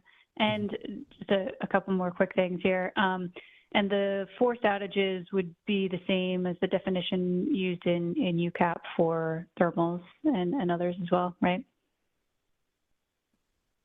Do you mean the forced outages used in the model or the forced outages used for the allocations? Sorry, yes, right, the forced outages, my apologies. The forced outages that we used for the energy storage resources use the same natures of work. Right, yes, the natures of work, the outage cards, yes, sorry, it wasn't as specific. Great, and then on the battery, going to go back to my comment earlier too in terms of needing to be clear on the hours, the duration here. Because there are different durations out there, and and hybrids, I would imagine, would be quite different than a standalone storage. So an 8-hour battery should not have the same ELCC as a 4-hour battery, just as a kind of stark example there. So I think this is going to need to be more precise. So thank you. Thank you. Thank you. And we just have time for, oh, looks like all hands are down. We'll now take about a 40-minute break and return at 1 p.m. Enjoy your lunch. Thanks. Hi, everyone. Welcome back. We're going to get started now, hearing from Anya Gilbert regarding Track 2 outage and substitution straw proposal. All right. Well, good afternoon, everyone. If this morning's session wasn't as exciting enough, now we get to hear about outage and substitution. And for folks remote, we've got cookies in the room if you'd like to head into Sacramento. All right. Well, let's go ahead and get started. Just as a quick note, our schedule is slightly shifted, just given the morning session. We have until 2, maybe a little bit longer. We'll then take a 10-minute break before moving to track 3A. I do want to spend a moment just on track 2 and kind of what is in and out of the proposal. Just flagging that track 2 was originally designed to include both outage and substitution and reform to the ISO's RAIM mechanism. We are planning on having a forthcoming RAIM reform proposal later this year, and that proposal will also include updated definitions for planned and forced outages, as well as including an updated new definition for urgent outages. So wanted to flag that up front. As a bit of background on this effort, just related to outage and substitution, it was an aspect of our working group process that we've been engaging with stakeholders the past couple years. And it was a unique area in that it was unanimously supported as far as an area for change. And one of the key areas of recommendations from stakeholders was to develop an outage and substitution pool. And really the goal of the pool is to remove friction for scheduling coordinators with today's substitute capacity procurement processes, and also overcome challenges with some scheduling coordinators holding back RA capacity for outage substitution for partial month outages, which can make for a tighter RA market. It can make for potential maintenance delays for units that are seeking to have maintenance performed, and it can result in higher forced outage rates, which we did provide data on in our working group process. We're observing higher forced outage rates than what's planned for by state agencies and what we reflect in our summer assessment. Some of the objectives we have guiding the reform to our outage and substitution processes and with the pool itself is that the process should be efficient and usable. We really want this to be frequently used and as really both as a practical tool for market participants as well as the CAISO. We also want to see incentive alignment. One of the challenges with our outage and substitution today is a reflection that current RAIM prices are so low that it's not providing an incentive to take that maintenance in some cases. So we're looking to have incentive alignment with our RAIM, and as well as ensuring that there isn't an incentive created for SCs to hold back capacity. We're also looking to have alignment with other local regulatory authorities and their design. Also looking to have reliability and certainty in that there should be a dependable process with predictable cost exposure for resources, and also certainty for the CAISO in terms of maintaining a reliable system. We're also looking to ensure fairness, simplicity, and durability. We want to have a solution that avoids unnecessary complexity, a cost allocation that's fair and direct, and to really have a design that's durable over time with stakeholder alignment and buy-in on some of the design and key trade-offs.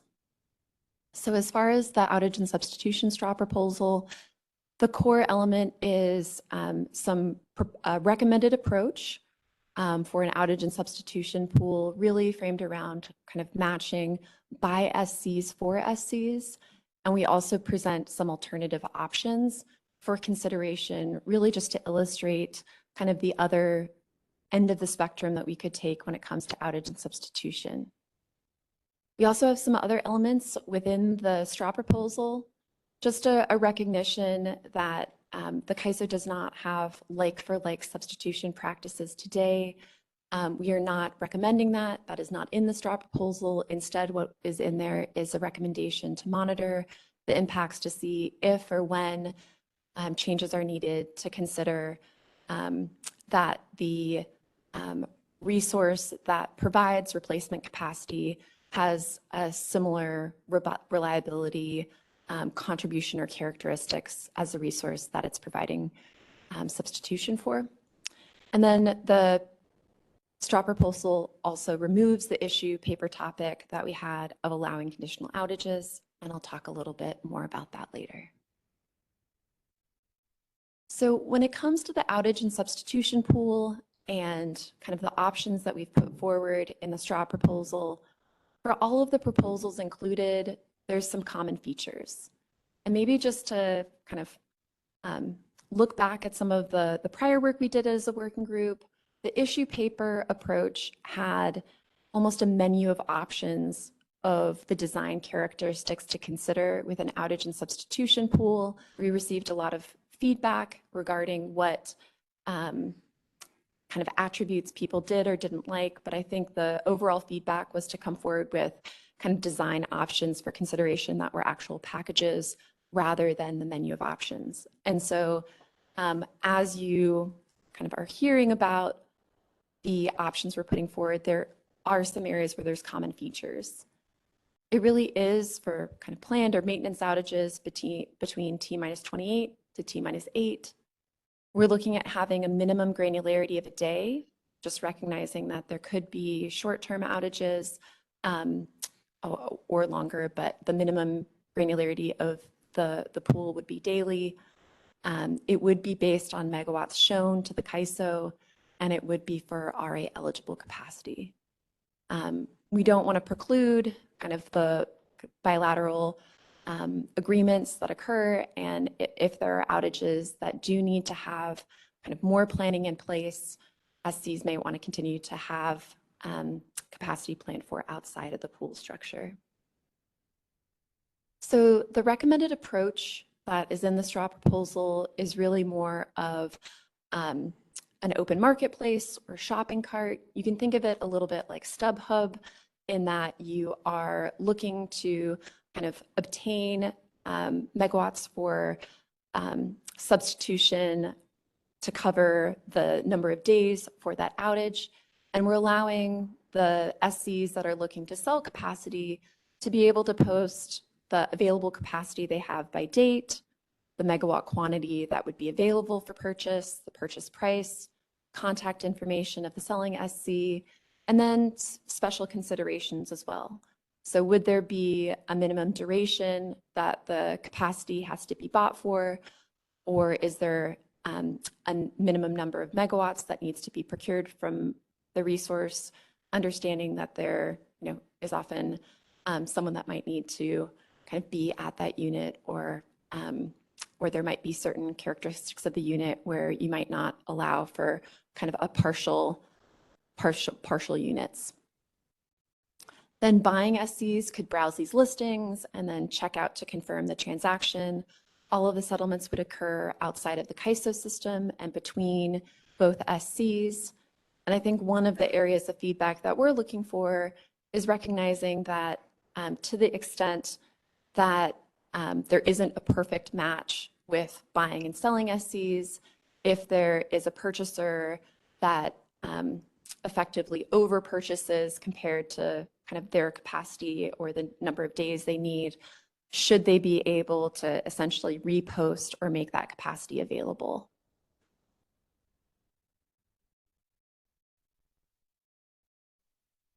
Yeah, let's take questions now. Chris or Perry? And online first from Patrick Cunningham, and then we'll go to Doug in the room. In this presentation, the proposal, there's some references like T-45 and T-8. is that days until the outage or days until the affected compliance month? It's days until the operating day or trade date. All right, thank you. In the room, I see Doug. Go ahead. Yeah, Doug Karpa, Peninsula Clean Energy. I guess sort of a general observation comment, which may be a little bit premature. I guess I was a little surprised that this is where you landed here, given some of the conversations we'd had earlier about, I think, maybe more robust pooling, and rather than what I'm reading is more of like a bulletin board. And I'm wondering, two questions. I know there's the complications that are expressed around multi-day issues and the overlap, and I have some thoughts on that. I also am sort of reading between the lines a little bit that CAISO is reluctant to get into the business of actually running this market, which is why this is structured around like being a matchmaker between other LLCs, LLCs and suppliers. And part of my hesitation you're probably reading here is I wonder to what extent it's really going to achieve the incentives not to withhold for substitution, because in this case, like entities that have units that may go on outage and also have capacity to substitute, like self-substitute, they'll continue to do that under this model, I would think. This is really for folks who don't have the substitute capacity in hand, and I don't know if that's necessarily going to free up resources that are currently not being offered to the market. Maybe that's wrong, but I don't know if you want to speak to any of those kind of initial thoughts and concerns. And also, I'm guessing, because this is still at the draft stage. This is a kind of initial straw proposal. Right. So you're open to other proposals if I were to. Absolutely. Yeah. Okay, great. That would be helpful. And I think we're looking at an approach that kind of could be easily implemented and leverage existing systems. We're looking to reduce that friction, looking to do so in a way on a daily granularity, and to really kind of increase that visibility. And it's really kind of a question of, today that complexity is held by SCs that are looking to procure that capacity. And in terms of kind of hosting or creating kind of an optimization, it kind of shifts that complexity. And so there's trade-offs of who manages the complexity of procuring that outage substitution. But Partha, you look like you had some comments. Yeah, and I think that we were trying to highlight through like the development of those other alternatives, some of the complications with a more centralized, optimized approach, and that there's probably, from our internal look at sort of the implementation burdens as well as the implementation complexities of that more complicated version, and sort of the inclusion of sort of what we thought would be considerations that the generators who are selling might want to have, like minimum duration, minimum quantities. We thought that the proposed version probably best struck the balance between them, but certainly your feedback would be helpful if there's something that where some incremental improvement or a wholesale redesign that you think you would like to propose. We're certainly open to hearing those options and how they could be implemented effectively to meet, for both sides, the buyers and sellers' needs within this construct. But in terms of sort of the overall design, in terms of like holding back capacity, like I think we're sort of recognizing that we're maintaining that same requirement that all planned outages are substituted. So I think that certain ones will likely, if you have a high priority outage that you really need to be substituted, we recognize that people might hold back capacity from being traded. But at minimum, we're hoping that to the degree that they have extra days on it, that they can offer that capacity up into this substitution pool. So it's not being just sort of held back for their own needs, but could be sort of have the shared benefits in terms of this pool process for others to access it for outage purposes. So thanks, Doug. Thanks. Next, I see Perry's hand up. Thanks. This is Perry Servideo, CISA.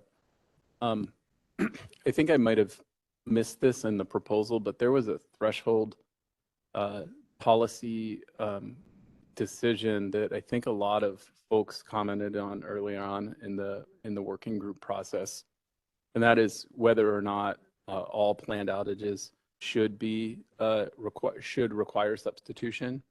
And I didn't see any language addressing those stakeholder thoughts within this proposal. It just looks like if and I don't even know if the proposal even says all planned outages shall require substitution, and then here's the pool. But is that essentially what you're proposing right now? Is all planned outages will require, and then you'll develop this bulletin board? So two things. So first, it does maintain the current policy that all planned outages have substitution with a few exceptions. And then in terms of kind of the stakeholder discussion around that desire to take planned outages without providing substitution, there was a robust discussion, and on page 12 of the straw proposal, there's a section regarding conditional outages and the stakeholder discussion there. I'll get to that in a few slides, but essentially with the monthly construct, our modeling timelines and ongoing kind of forced outages coming in, it's not a change that we can accommodate at this time. Okay. I'll go back and read that again. I'm not sure if it was particularly around conditional outages, which was Lisa's comments on it. But we did show a chart that showed that, you know, the fact that folks need to provide substitution for every single planned outage could be a contributing factor to the rise in forced outages over the past 10 years of this policy. Things looked good in the beginning of the 10-year run where folks, you know, forced outages were low, planned outages were high, and then it sort of inverts about halfway. And now we have lots and lots of forced outages, which we thought that this would be one contributing factor to. I'll go back and read that, but I'm hopeful that there's a pretty robust discussion on that, and we'll provide more comments. As it relates to this pool, we are also disappointed, I'll say. I get it, it's the straw proposal stage, but we are disappointed that this is the proposal at this time when there were lots of ideas out there on how to really solve this and how to solve it efficiently and even economically efficiently to the extent that prices are involved. There is a real opportunity to do something big here. My question on this is I'm reading it as it says, you know, marketplace shopping cart. I understand that the CIRA system already has for forced outage substitution, already has screens where once I have my outage in, I can go and look at resource availability and then select those for my substitution capacity. I'm wondering if this is, and I'll say also, and CAISO already has links to a bulletin board for capacities. I'm wondering how this differs from what CAISO already has. Maybe it's a timing thing too, I don't know. It's not necessarily leveraging the kind of existing bulletin board. And I think that kind of the functionality you're speaking to about within CIRA, I might phone a friend, Abdul, just in terms of like what is and isn't available, because I don't think that full functionality is available as you're stating. Go ahead. Yeah, thanks. I think, so Perry, the functionality you're talking about is only, it basically allows the generator to select any available non-RA capacity. The generator would still have to, before submitting the substitution, would have to talk bilaterally to the seller, make sure that they're willing to sell the capacity, agree on the price, and then they go in, they submit the substitution, and the seller would go in and approve it. So it's more of a mechanism of submitting the substitution. This pool would make that process much more efficient, at least that's what we're hoping for, by getting the seller to put in their offer into CIRA directly or whichever tool we do it. So they go in and they put in the offer, how much megawatt they're willing to sell and what's the price, their contact info. And then the buyer goes in and they see these offers right there. And then when they hit and they buy it right away, and then we would probably notify the seller that, hey, this has been transacted. So really, it's a lot, hopefully a lot more efficient than today's process, which is what I think we We got a lot of generators requests like, hey, can you make our life better? So that's the intent here. It's not, like you said, it's not a full, substitution market, but it's more of a efficient process to help the generators provide substitution. Thanks for that. So I'm imagining that same screen that they use today, but instead of just seeing the non-RA on each of the resources that I could select from, I would see the non-RA as well as sort of a reservation price that supplier put on that non-RA, or a portion of that non-RA that they also block off and not, I see sort of like a layered thing, and you might add it into Sierra, into that screen and work on it in that way. Yeah, I mean, that's essentially where we're headed. I think Anya has some slides about how the policy is going to look like, but implementation discussion, that's probably Yeah, it's just helpful to picture it. Okay. Yeah. Very, very similar to what we have today, except the introduction of a sort of a reservation price and an actual representation that a quantity is up for sale rather than it's just non-RA is the key difference. I think I'm going to agree, though, with Doug that I think there's probably a more efficient solution to this, one in which you could actually take those, not necessarily the reservation price, but you could take a price and quantity offer and then maximize the total supplier and consumer surplus on that. And what that would do is it would make sure that the most valuable of those outages substitutions clear, similar to how you would clear, say, the CRR market. It's not that complicated. It looks a little bit blocky in this space, given the blockiness to the outages, but that would really, I think, unlock a lot more efficiency.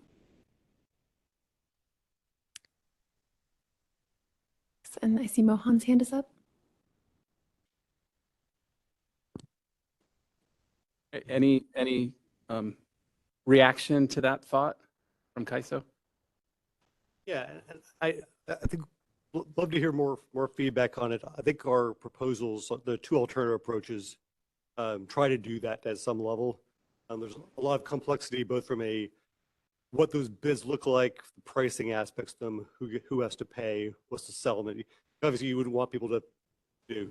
You'd want to basically be matching buying SCs, looking to take an outage, and selling SCs that have excess capacity. Then how do you actually price that in a manner that's, instead of compatible, efficient, like where they're not overpaying. There's a number of complications that as we went down that path that had brought up, and it's not that there aren't solutions to it, and there aren't, but they are not necessarily easy. I think there was a lot of questions internally of what is the bang for the buck in terms of like how much this market is going to be used, how much of those complications are going to lead to a lack of transactions that take place in this market. And would this be sort of a simpler solution that would get, 95% of the benefits without that significant complications and potential inefficiencies created? Yeah, no, I hear you. Then on this particular proposal, the price is posted. Will Kaiso basically broker it, or how will that work? You're going to say, yes, this is a binding trade of RA. It essentially relies on a buyer kind of looking to check out and then a seller confirming it. And once the seller confirms that transaction, we would approve the outage. But Kaiso can't put any obligation on the seller to follow through with the transaction. They're basically paying the buyer, or the buyer paying the seller. Those settlements are done outside of the system. So Perry, the obligation, once the buyer and seller agree, our obligation now is on the seller. However, the transaction, I think is what you're getting to. The price is also there in the system, but following through with the transaction will still be bilaterally done like it's done today and with all the RA process. So the Kaiso would not brokerage the transaction and settle between the two entities.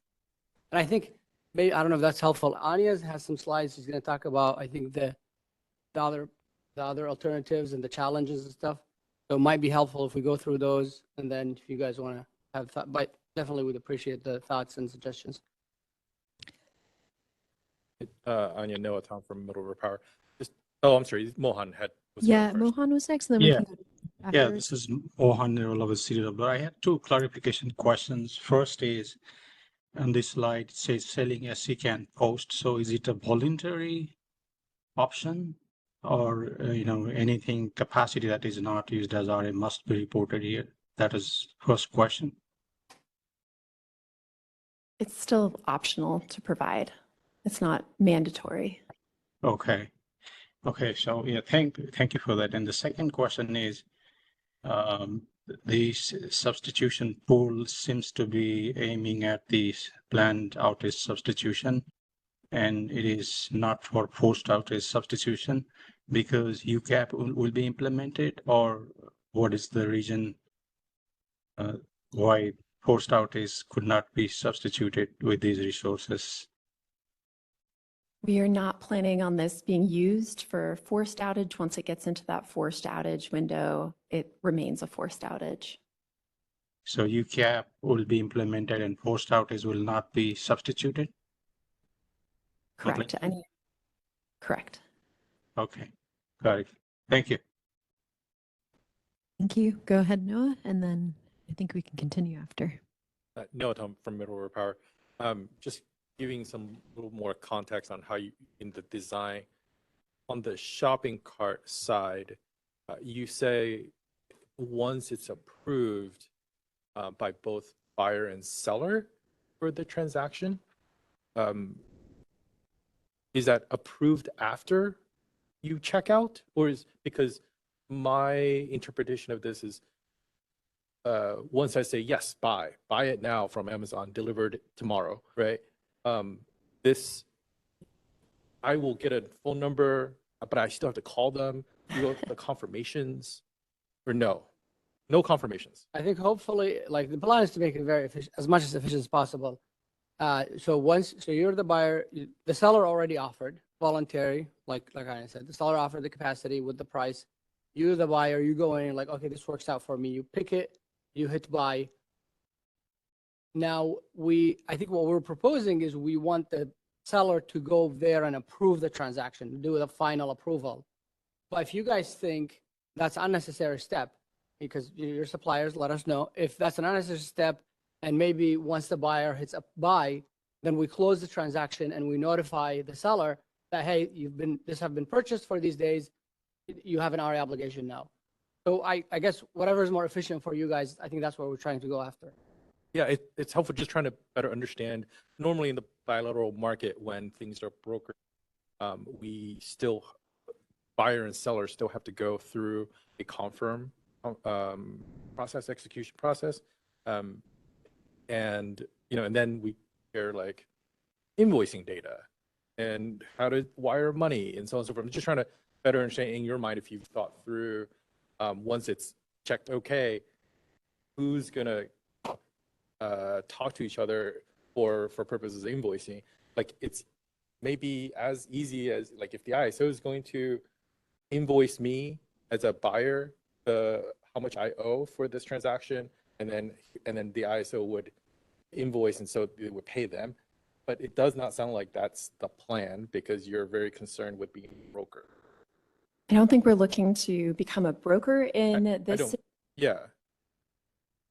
Additional feedback in kind of what this design would look like, but the kind of straw proposal and its draft, and this is the first iteration, is for essentially the buyer to say, this is the capacity I'd like to buy, and it could be for multiple SCs, and then the selling SCs to confirm that, and then those kind of confirms would be done outside of the system, the invoicing would be done outside of the system, but once the seller approves it, then the outage would be approved on the KISO side. Yeah, I'm understand we're on the draft side of first iteration, just on whether confirm needs to precede an approval or the approval precedes the confirm, because those are two separate processes in a sense. I personally like the idea that if you can just hit buy on a daily basis, whatever, and everything kind of works itself out on the invoicing side, fantastic. Other concerns are what happens if I can't find enough megawatts on a daily basis for a 7-day outage, 8-day outage. and everything's kind of like fluctuating, do you then not approve the outage until I find enough megawatts? Or do you then partially approve the outage and then the other portion goes to forced outages? That like, and do I need to have outages substitutions procured all within the system in order to get approval of said outage? Or do I still have a bilateral market, which try not to do that for planned outages? That was my personal, for Middle River. We're looking to make this voluntary, which means that the bilateral kind of contracting world can still exist outside. We're hoping that that the majority of that would be done kind of in advance, and that most planned outage substitutions would happen within this voluntary framework. But I think some of the questions you're raising, we'd love to hear your suggestions on like, well, how should it work? Are you saying that Middle River's preference is that CAISO be the broker in this case and do the invoicing and have those, I don't know, pro forma templates for confirms? Like those kind of details to adapt this would be helpful as well. Abdul? Oh, I think that's, but yeah, what this is saying basically is more of the, the CAISO not brokering as of now, but obviously let us know if you have that suggestion. If in your scenario where you couldn't find full substitution for all the days, then the existing rule apply and your outage will get denied. So you have to find full substitution every day for the entire of the outage, duration of the outage. Otherwise your outage get denied. And that's why before you hit buy, we would let you kind of add everything to the shopping cart. And if it fills up all the outages, all the capacity, then you hit buy. If it doesn't, then you probably don't want to buy because you're going to buy all that capacity and the outage still get denied, which is not a pretty outcome, I'm guessing, for you. That happens now sometimes, by the way. That happens now. Yeah, I bet. So, yeah. So I think these challenges are great to know about. So I think that's how we would kind of navigate around them and help you out. Yeah, so if you buy, and that's one of the challenges of us running a kind of a market. If we're running it, one of the challenges is if there's no matching for the duration of the outage, what's going to happen? Now, the last thing we want to do probably is assign you some substitution, charge you for it, but it's not fully covering the entire duration. You end up with substitution, charges from the CAISO, and the outage getting denied, and we are looking very bad. So that's one of the, but again, I think it's very high recommendation that we let Anya go through it, and then we can, she's going to talk about some of the challenges that we thought about, and obviously you guys can tell us if we were significantly off track. But it is a rolling T minus 8 days? Yeah. So T Sorry, minus, under this, it is up 5 to T minus 8. And so it's more of a first come, first serve. Whereas some of the alternatives that we're suggesting where CAISO is doing that matching, we're suggesting it occur at T minus 45, and then potentially if there's enough capacity available to do it again at T minus 8. I see. Okay, thank you. Perry? Perry Servideo, CISA. So I've heard a lot of things there in that back and forth that was good. I'll move off of the brokering topic, but just to be clear on the proposal here. So and I think Noah asked it, Mohan asked it, you said that if an outage is forced, that's sort of outside of the scope of this proposal, and that will be penalized basically through a lower UCAP value, is what I think. Is that right? That's what you told Mohan? Okay. So there's no need for substitution. Its penalty comes through UCAP.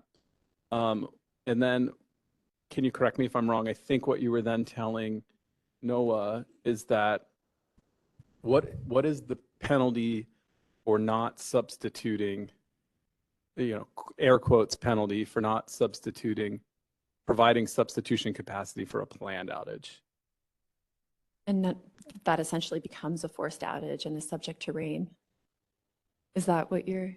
Well, it would get denied. So the outage get denied. That's the consequence. So that's a stick. Yeah, the stick is denial. You're because denied, we can and then or reject. Yeah.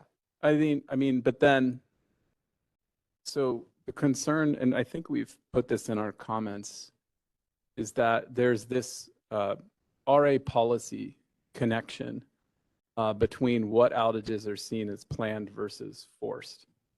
And it's based on whether I could find substitution or not. So Anya, in your example, if CAISO denies this outage and I'm taking the outage, I'll take it forced. Okay. Yes, it'll hit my UCAP. But it's still seen in the outage data system now as forced as hurting my UCAP, when the nature of that work or that outage still may be planned maintenance type work. It wouldn't necessarily fit under an outage that should be penalized under UCAP. So what we've been after, and we've had a lot of discussion about this, is there a way to separate the RA policy for these two types of outages from how we get those outages recorded and into the outage management system?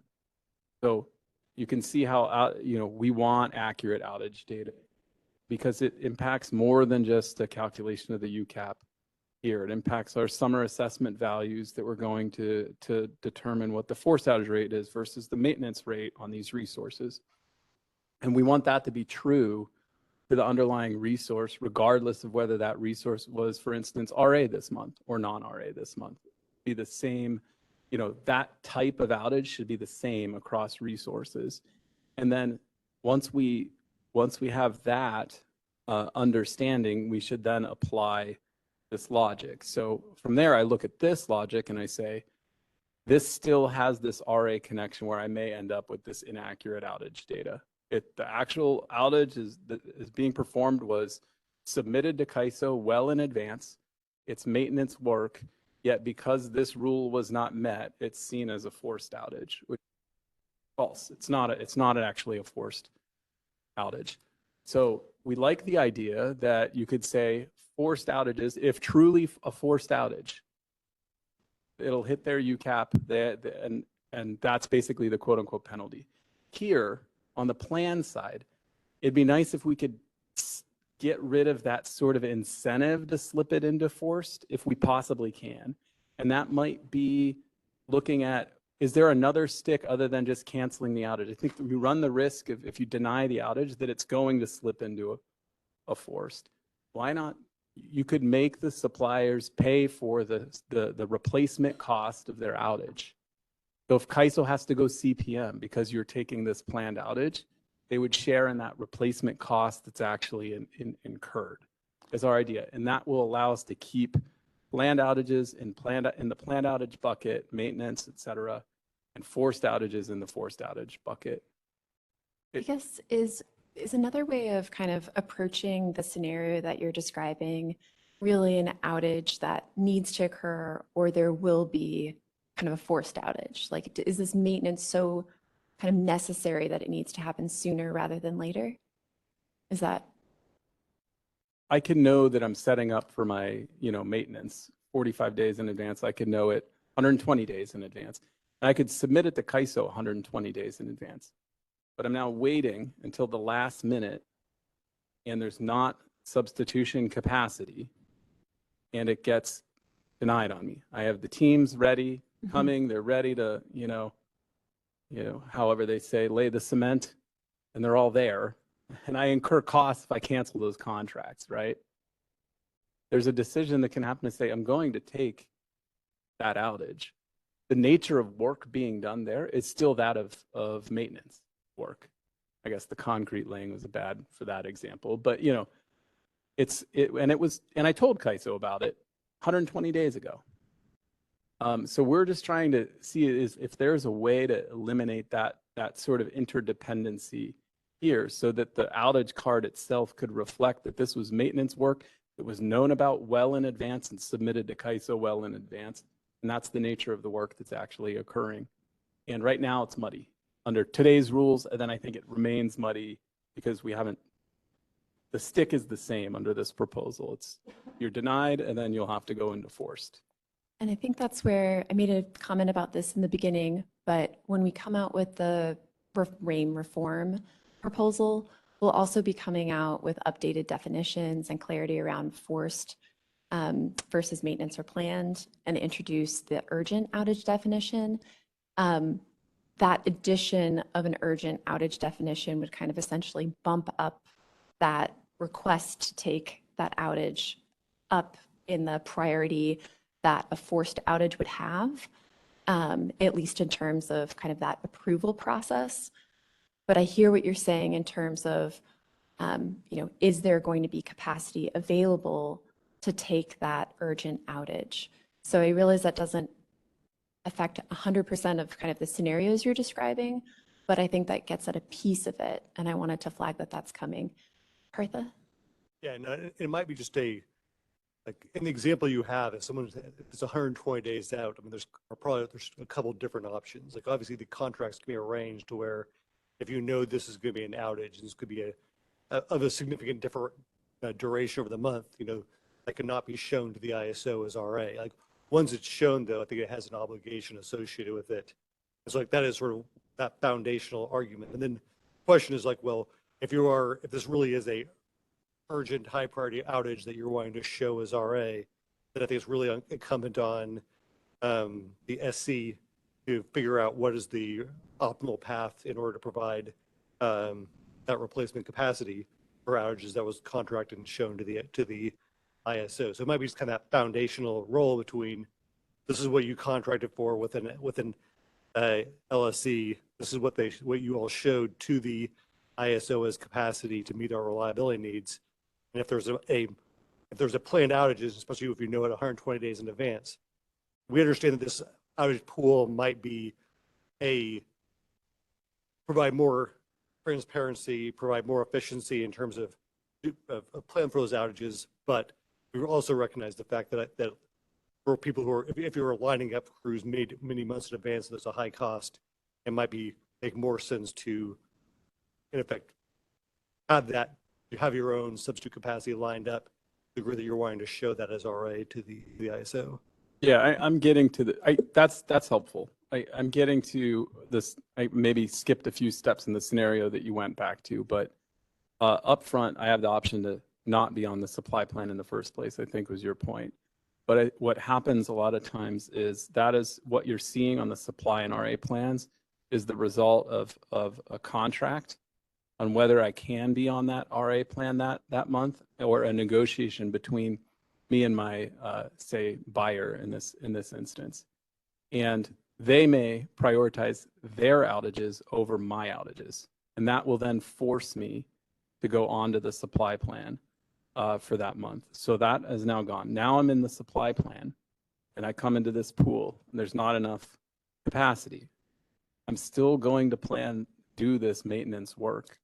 And I would say that what I'm offering to you all is if there truly is a reliability need for me in that instance, and I try to get it here, but there's not enough quantity here. I'm willing to pay these prices, but there's not enough quantity here. And then I get hit with the outages denied. I say that is still, for purposes of accurate outage data, a maintenance outage. However, I'm saying if CAISO incurs cost, reliability costs, say through a CPM due to me taking my outage, then why not have me share in the actual replacement cost? This is me doing this is also me paying my replacement cost, right? So I'm saying once you get to that last step, are you guys opposed to having them just share in the replacement cost? Can I ask about that? If our proposal looks like, our other alternatives almost could look like a sharing of the cost if we were to backstop every time there was an unsubstituted outage. So is that something you say is like, oh, that'd be preferable, would be any design where it said like, we look at unsubstituted outages, we procure on your behalf, and then assign the cost? Is that what you're getting at? Yeah, Or is because it at more least like a it's the result. At least it would be the result of first CAISO determining that capacity is needed for reliability, and then second makes the decision to say to incur costs and do backstop for it. Now, I might not be the only outage. I might have to share that with another couple of suppliers, or some of the LSEs might have been short that month, and they should share in part of the shortage, the reason that we need that CPM capacity that month. But it could be shared among those that are causing the shortage to the reliability need. And Perry, one challenge to that, I think we might talked about this a little bit internally. One of the challenges is the CPM has a cap, and that cap might not be economically viable for resources to provide the substitution at that cap. I think the CSP offers showed you that we're not getting that many offers, and Hillary's going to show you the latest slides later about CSP offers. So the CAISO's backstop is limited by voluntary offers from the generators. And these offers are at the soft offer cap. So if we're not getting offers, we can't even backstop. So this discussion is not and we're not going to let the outage go. So we're going to hit immediately a block right away in the way that we already know exists. We already know we're not getting CPM off or enough CSP offers. So we can adopt this as policy, and then we do it. And then guess what? You submit your planned outage. We go find in the CSP. There's nothing in the CSP. We deny your outage, and we do not do that to everyone else. So according to up-to-date data, it's not a viable solution because we cannot force CPM procurement is based on voluntary CSP offer. Thanks, Abdul. And I think in the interest of time, do we want to continue Anya's presentation and then take questions at the end? I think that's a poor comparison of CSP backstop, to which the ISO doesn't really do frequently, to the amount of gigawatts of capacity that is being procured for substitute RA. I would offer that on what buyers are concerned about is lack of supply, much like you are for CSP. And so I would then offer that maybe it'd be helpful to have the ISO post on an aggregate basis the total need of outage substitutions or outages for the next year, let's say, in a sense, so that it can show demand and draw supply. That's an incentive for supply to see here's the need that we have and then offer into it. But would you offer at $7.34 substitute capacity? You can offer at certain points. I'm not suggesting $7.34. Well, but if it's CPM, then it has a cap. That's the. Again, I'm not because suggesting. if the CAISO's procuring, we need a cap. I think this is, you price whatever you want. This is kind of between the suppliers exchanging capacity. Once the CAISO gets involved, now we got to figure out what is the appropriate cap. If you're talking about CPM, then we have a CSP cap at $7.30. Yeah, I think we can have a discussion. But it could still be any price, right, Noah? Because you're going to charge me and then give the money to the other supplier that provided the replacement. Well, pay no, out that price to someone else, and I pay that between price. you voluntary agreeing on a contract, the CAISO stepping in, buying capacity on your behalf. Yeah. Then there has to be caps going on. I think we're recognizing that would be an added complication to us having a centralized process to do it. Like we'd likely need to have some sort of market power mitigation measures or some sort of cap just to operationalize the design. It's not something that's like completely unworkable. The current cap has consequences to it, but that is one additional hurdle among many to sort of a more centralized pool structure where we procure on behalf of many different outages and try to assign costs back. Is the kind of question is like, how do we structure in a manner that's can get the capacity available, is adjusted in a reasonable price, and allows it to clear efficiently. So, yeah, I mean, I think we can talk about a cap. We can talk about a monthly cap that we've talked about in CPM soft offer cap. It can be tailored to mimic demand, but market still exists in non-summer months. The way we've designed the RA program, prices are lower because there's lower demand, and we see higher prices during summer. I mean, that's an artifact of this market that we've created. So I don't see an issue in talking about a cap. And this is Perry again, in our prior discussions in this working group, you all have put out various options for RA price benchmarks that would potentially be used. Maybe it was not for this purpose, but what you're trying to drive at is what's the up-to-date replacement cost? And that is the price that the person that will still take this outage should incur if they cannot provide a substitute for their outage. So that's what I'm saying is if you get that right, I think we fix the fundamental problem that we have, which is that I'll have an outage where the underlying nature of work is truly maintenance that was submitted well in advance, yet it's getting hit with UCAP. Let me decide to take the outage here or else pay a replacement cost. And then if I have to get hit with the replacement cost, I'm now making a decision where I will not. I do want to actually go back to Noah's kind of proposal just for a moment. I wasn't sure if I fully understood that. Was your suggestion that CAISO essentially provide like a demand forecast of like, here's the anticipated megawatts of outages that we expect to occur based on either historical rates or what we're planning for? No. Literally, if you provide, I think that if you provide data, almost roughly live data from OMS because people can be scheduling outages for 2026 and planning their maintenance schedules, you essentially already have what a demand forecast might look like. Individually, out of that aggregate number, we know how many megawatts of RA are within those outages. That should be roughly irrelevant to the whole demand conversation itself. But at the end of the day, if you have demand, supply will be there to meet it, because that's what's happening now. People are doing it on a bilateral basis. It's just harder, so much harder to find a 4-day outage substitution that nobody wants to sell. And I think we're trying to move the ball in that direction of like, rather than have a demand forecast, have a, like essentially the shopping cart is a supply forecast of what supply is available to serve that demand. But I hear what you're saying. Thanks for clarifying.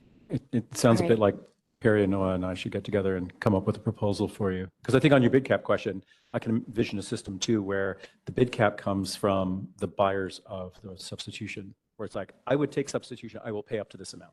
That's your bid cap. I actually have to step out for a little bit. So I wanted to get in a quick question about the timing, because I know that was also a concern that's cited. And looking at like the CPM timing schedule, I'm wondering if that is a time, like the kind of time frame that might work. I'm just wondering if you could, I hate to like foreshadow what you're just about to jump into, but I just wanted to wrap my head around that because I know we're going to be past this by the time I get back. Which may be a little bit of like, how much advance notice would you need of like, there's going to be 1.3 gigawatts of planned outage on day X. How much advance notice would you need to be comfortable like running the process of like modeling and then taking the bids and all that? Are we looking at like 30 days or 45 days or? I think I might table that question Okay, unless Mark, we can if come you back want to to it later. talk I just about wanted from to like more put of a a pin in that modeling because that seems like the perspective, other but question that yeah. needs to get solved for this little subcommittee. So I we can guess- talk all about right. it offline. The one thing is probably we need to know, not for the assessment of the outage itself, but for the, if we're going to step in and do the CPM backstop for substitution, then at least we need to get the RA capacity shown so we know what's left for substitution or what can be used for substitution. So for the purpose of outage coordination and studies, we have long range, mid range, short range planned outages. They have their own timelines. They go 90 days or 120 days in advance. But for the purpose of RA and doing substitution / maybe CPM, we have a more tight schedule because we have the monthly RA showings. Yeah. And they don't get locked in until T minus 30. Maybe we can start at T minus 45 like we're proposing here because we know what the RA is. But that's probably where today's CPM process, month has CPM, happens after the T minus 30. That's when we start the CPM backstop. We have intra-monthly CPMs also that we can do later. So this would probably be, if that's what you guys are suggesting, then it could be probably more of an intra-monthly CPM where it can happen anytime after T minus 30. As the planned outages get submitted, CAISO goes in and start procuring CPM capacity. If that's what you mean by timeline, then that could be one way of looking at it. Yeah, that's the sort of thing I'm mulling over. Okay, excellent. Thank you. Any timeline works as long as it does not get to a denied outage. Right? I mean, that's what, as suppliers, that's what we care about. We want certainty. And that's what given the current set of rules, we give you a substitute capacity at T+8 or T-8. And no, as long as substitution is required, I'm not sure that certainty is ever possible under any scenario. Well, but again, if we can give you a set of outages 6 months in advance, and you can clear that 5 months in advance, it's a win-win for ISO planning as well as generators and supply and load. I mean, are you saying we procure 5 months in advance ahead of we can't procure before the RA procurement is done, because that's 5 months in advance. We're front stopping. You can. There are other ways to think outside the box a little bit, but there are other ways you can do this. Well, it sounds like some ideas already percolating on reforms. I'll walk through a quick example and then some kind of alternatives that we considered, and maybe you want to build off those in your comments or have an alternate proposal. I won't spend too much time here, but there's a simplified example. This is David here. Can I just make a 30-second disclaimer based on that conversation we just had? I would just remind everyone, this issue of planned to forced outage, something Perry was touching on, where it's denied because their substitution wasn't provided, then you just take it as forced. There's been a lot of back and forth on that over the air, and I would just remind everyone that it's not a straightforward issue. We do have concerns when that happens. It should only be done under certain parameters, and we can provide references to the documentation that's been put out on that in the past. But just in case some folks here on the call we're not familiar with all that background, that's a big issue that's had a lot of discussion over time. So I just needed to flag that it's not generally acceptable to just turn around and report a forced outage when it was denied as a planned outage. Thanks, David. So this is just a simplified example where in the upper left-hand corner, you have 5 SCs that are selling capacity. They're listing the dates, the megawatts offered, their price, and then their terms, whether they're flexible on the megawatts procured or if it's more of an all or nothing, meaning you either take all of the megawatts or you're not able to procure from them, which is really an issue for SC 2, 4, and 5. And then on the upper right-hand corner, you have 3 SCs that are looking to procure, and they're also kind of, we're aware of in this example, if they need to have their full outage covered for those exact days, or if they're flexible on the days that their outage occurs, maybe they can shift it if there are kind of offers that are better priced. And effectively what some of these examples set up for our first SC, SCA, they have a 2-day outage and they're able to procure, but when they procure from SC2, and SC2 has an all or nothing kind of requirement, they are effectively procuring 5 megawatts of excess per day. And they, chose not to procure from other SCs that essentially had all or nothing and kind of longer durations that they were requiring selling for. And I think both for the kind of first, as for SCA and SC3, what we're teeing up in this example is just the idea of there might be seller offers that are fixed in a way that might still result in over procurement, even though we do have more of a daily construct for the outage and substitution pool, and really kind of raising the question of should there be the ability to repost this capacity, or is that something to be worked out outside of the system between the SCs? We also introduced some alternative approaches, really more at a conceptual level, and really kind of looking to see if the CAISO is doing the matching. We could take 2 different approaches.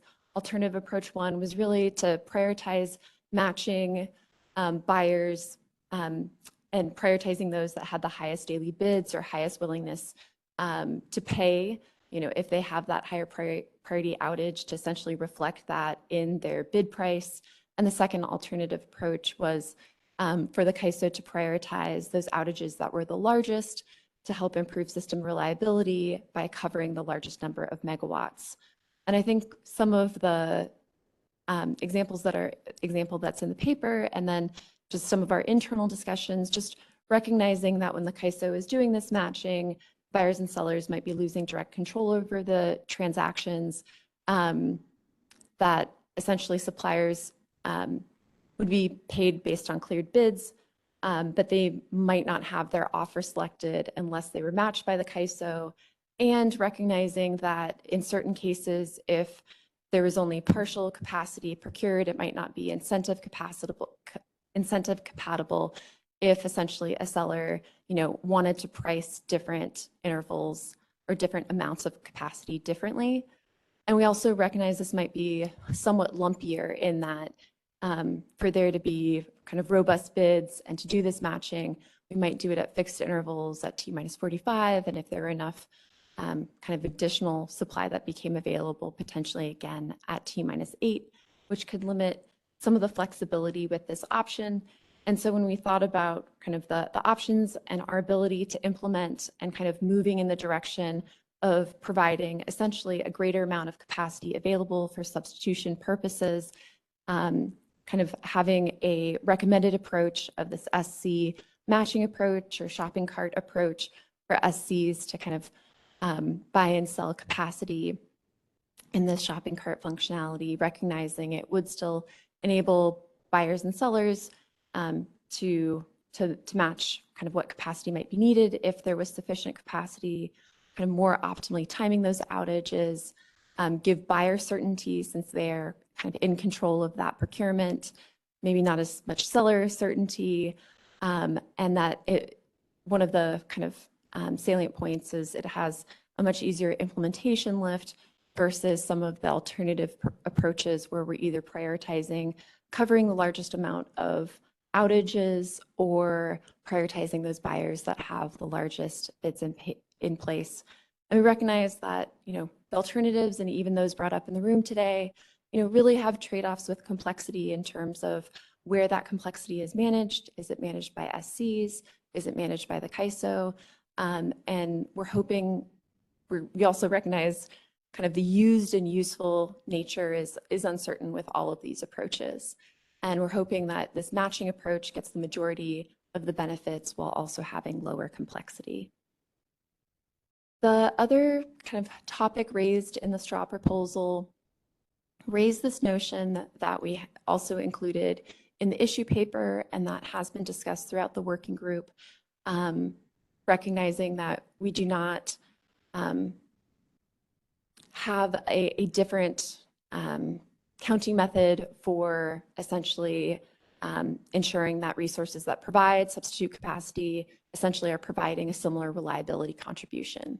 And we recognize different LRAs use different accreditation methodologies to calculate QC, and without that kind of consideration of are there the same reliability characteristics that substitute resource is providing, it's an area that we plan on monitoring. We're not making any changes at this point, but we'll monitor it in the future. Maybe going back to a point that Perry raised, I realize you kind of raised this in the terms of maybe there being a buffer or a certain amount of capacity that would not require outages to essentially provide that substitute capacity if there was sufficient capacity available.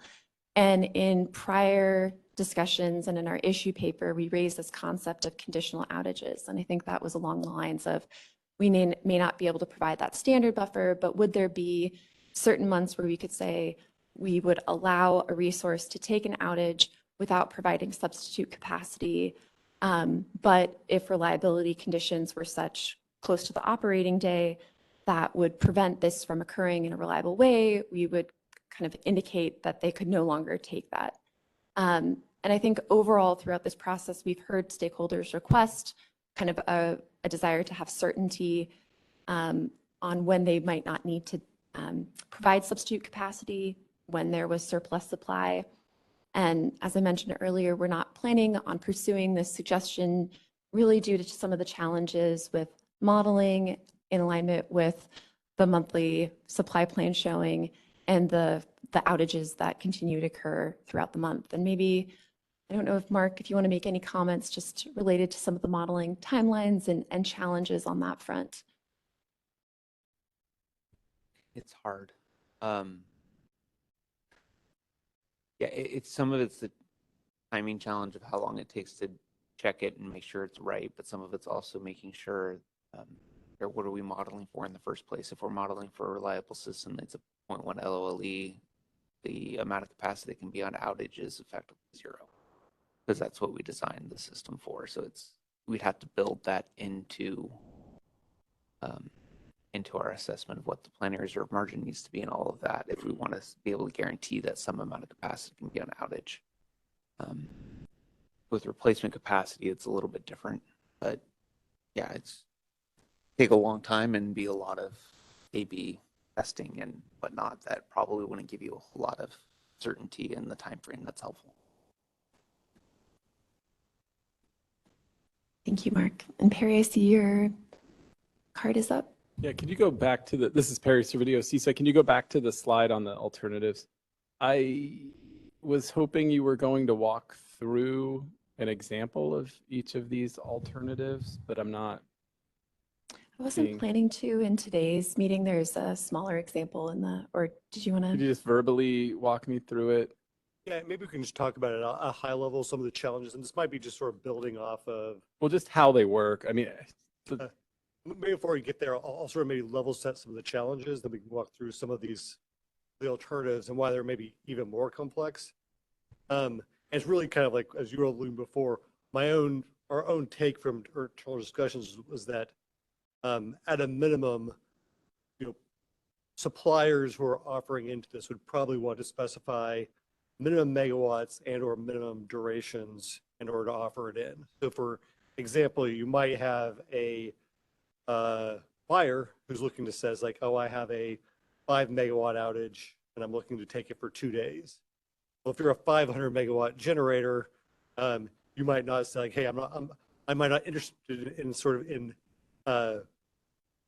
being signed up for a deal that looks like here's my bid, but someone can use it and say like, I just want to take 5 megawatts of that for 2 days and have that portion taken off. So that was part of our consideration about when we looked at these proposals, was trying to think about like, well, what would it look like in terms of potentially lumpy bids where people are bidding in minimum durations and or minimum megawatts into the construct. So maybe with that background aside, like alternative approach 1, maybe I'll sort of focus on that one first. You can read through the clarification on that point, that when you say that they would want to offer in minimum durations, can you explain what you mean by that?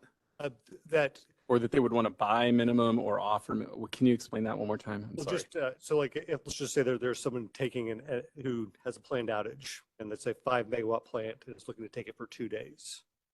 There might be someone who's willing to sell capacity, but let's just say it's a 500 megawatt plant.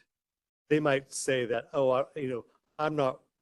If I have to bid in a manner that says, oh, if someone's bidding for these 2 days for 5 megawatts, is there a way that plant can say, no, I would need to be taken for all 500 megawatts or at least 200 megawatts, and I would need to be taken for at least a week, or I want to be taken for the whole month in order to be committed. So that's the type of complication that I was just going to sort of maybe set that foundation as we assume that that's the type of complication that we get into once we go down either of these approaches past.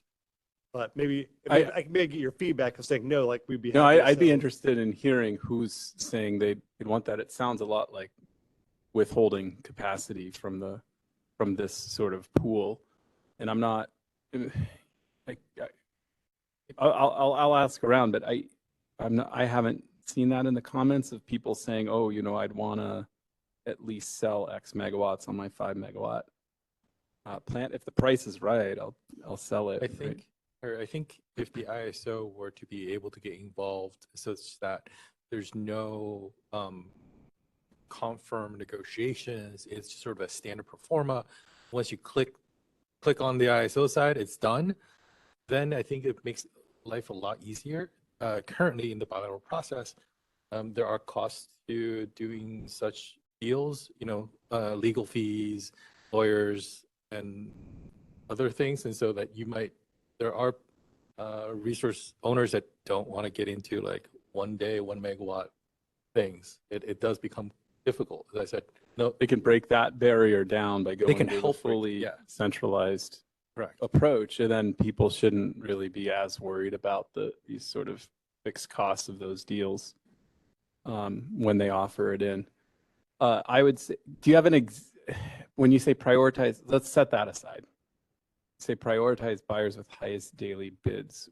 There's sort of 2 dimensions here. Well, 3 dimensions. There's price, there's quantity, and there's time. So what do you mean by prioritize with highest daily bids? It really was modeling it off of the DMM presented at a previous meeting. I think it was this February 11th. Yeah, and an auction mechanism that basically looked at like it was I'm gonna get the term wrong. This was a reverse price. Second price auction. Yeah, and so it's basically the idea would be like what you're trying to do is looking at like who has the highest, like this is maybe just a normal auction design, who has the highest willingness to pay. It's prioritized first, and you're trying to say like, is there available supply that can meet that offer? And so how would you sort of do sort of a similar construct? Could be looking first at who are the buyers that have the highest willingness to pay. And there's a couple different ways you could look at it. You could look at it as like what's the total bid over the number of days, or you could sort of say like, oh, who are the buyers with the highest willingness to pay on a daily basis. And so by far the simplest way to do it was to look at it on a daily basis, and then to try to see like, is there you have the person with the highest bid on a per day charge, is there a matching supply bid that could sort of match up with that buyer and say like, okay, we can make an efficient transaction between those 2 entities. And so you're basically kind of going through a supply and demand curve, stacking up those bids. But this is with a really simplified approach where we're saying all the bids have to be on a per megawatt basis and have to be on a, you have to, anytime you're submitting a bid, you have to accept any number of megawatts and any daily granularity. And even then it was pretty complex in terms of how that optimization would work. Would this be efficient? And would this be incentive compatible, matching up all those bids? Then if you add on the complication of saying, now you need a minimum duration and or a minimum number of megawatts, that makes the optimization problem a lot more complicated. And so that was probably the base of it, was kind of that almost that supply and demand type of analysis, prioritizing daily first and trying to see, is what available supply could meet that capacity. So I think that's conceptually what was trying to get at. I hear you. It just strikes me that under this particular approach, I would imagine that you'd be trying to maximize the total value here, which would be the sum of 1 multiplied by 2, or the sum product of 1 and 2 would get you to, over the course of the month, would get you to the right value. Are you essentially looking at like price and number of days price when you and say quantity? Yeah, the multiplication of price and quantity, and that you can clear summed over the month should be the highest amount you can possibly clear. And I think the kind of concept Partha was raising is like when we looked at alternative approach 1, there's different ways that you could approach it. You could approach it of like who had, if you were to kind of arrange all bids in a bid stack, who had the highest bid versus who had essentially had the highest willingness to pay when you looked at the number of days and number of megawatts that they were looking to cover.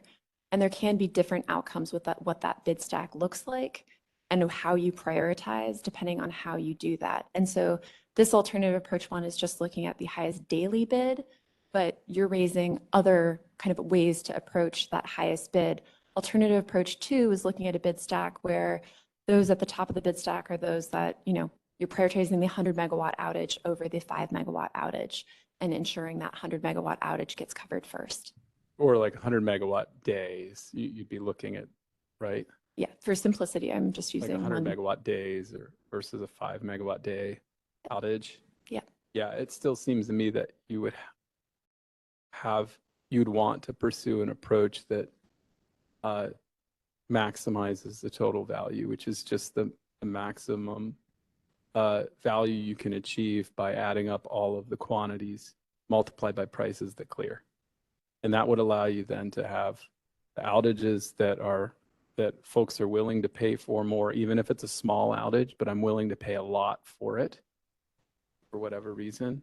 That would clear in this scenario. And that's scenario one. It's a iteration of that, but it's a value trade-off of, are we prioritizing kind of reliability of the system, of having the most number of megawatts covered. But when you say highest daily bids, this is, I guess, I'm sorry, I'm here because I'm not seeing the example in front of me. That's why I was trying to ask for it. But highest daily bids is not necessarily maximizing the value over the month, right? Right. So it seems to me that you could give everyone a lot of certainty and do it very efficiently if you cleared that as maximizing the total value over the month. That would allow you to, that automatically then prioritizes, I wouldn't say highest daily bids, I'd say highest value outages would automatically be sort of prioritized in that type of optimization, unless the optimization can clear a lot more outages at lower price. Yeah, I think I'd certainly be happy to like think more with you on sort of what these examples would be and try to flesh them out. I think especially when if we're talking about cleared, like obviously some of these outages are different durations, some of them are overlapping. But how do we look at sort of the highest priorities and which ones? Like one of the options to look at instead of daily bids, you could look at what's the total block. But now you're probably prioritizing longer duration outages who have like a total bid price that are higher. And I think how you'd look at those is try to see about like, do you have matching supply that you can economically clear against as additional complications? Because you could imagine it being like, I have a very high priority outage, but for a short duration. Do I like, then you try to see like, oh, is there a matching bid on the other side that might be a longer duration, multiple megawatts? It becomes very complex in terms of like what the clearing mechanism is, what the cost allocation mechanism is associated with it, and how do you have it sort of clear and operate effectively. And I think that like after we wrestle with this a good amount internally, I think there's a strong push to be like, is there a bang for the buck here in terms of creating a very complicated mechanism that likely will have incentive issues in the end versus something that says, hey, we're really going to allow the bilateral market to function and to address particularly a lot of the lumpy issues associated with multiple days, multiple terms. Now that could be a kind of a term of a term of their contract and arrangements, rather than trying to think about like, can we over optimize this in terms of sort of a very complicated optimization problem and a very complicated pricing problem. So I think that's why we ended up with our recommended approach that we did, was that as we went down these paths of what these alternatives looks like, there was just added inefficiencies almost that were being created by the design choices that we're making. Yeah, I guess I'm just not seeing the potential incentive compatibility issues if these are all willing buyers and sellers of capacity essentially. So maybe I'll just team up with Noah and Doug and design it for you. But you could, CAISO does exactly this, but in its energy market, right? On an hourly basis, on an interval by interval basis. This is a 30-day problem to solve.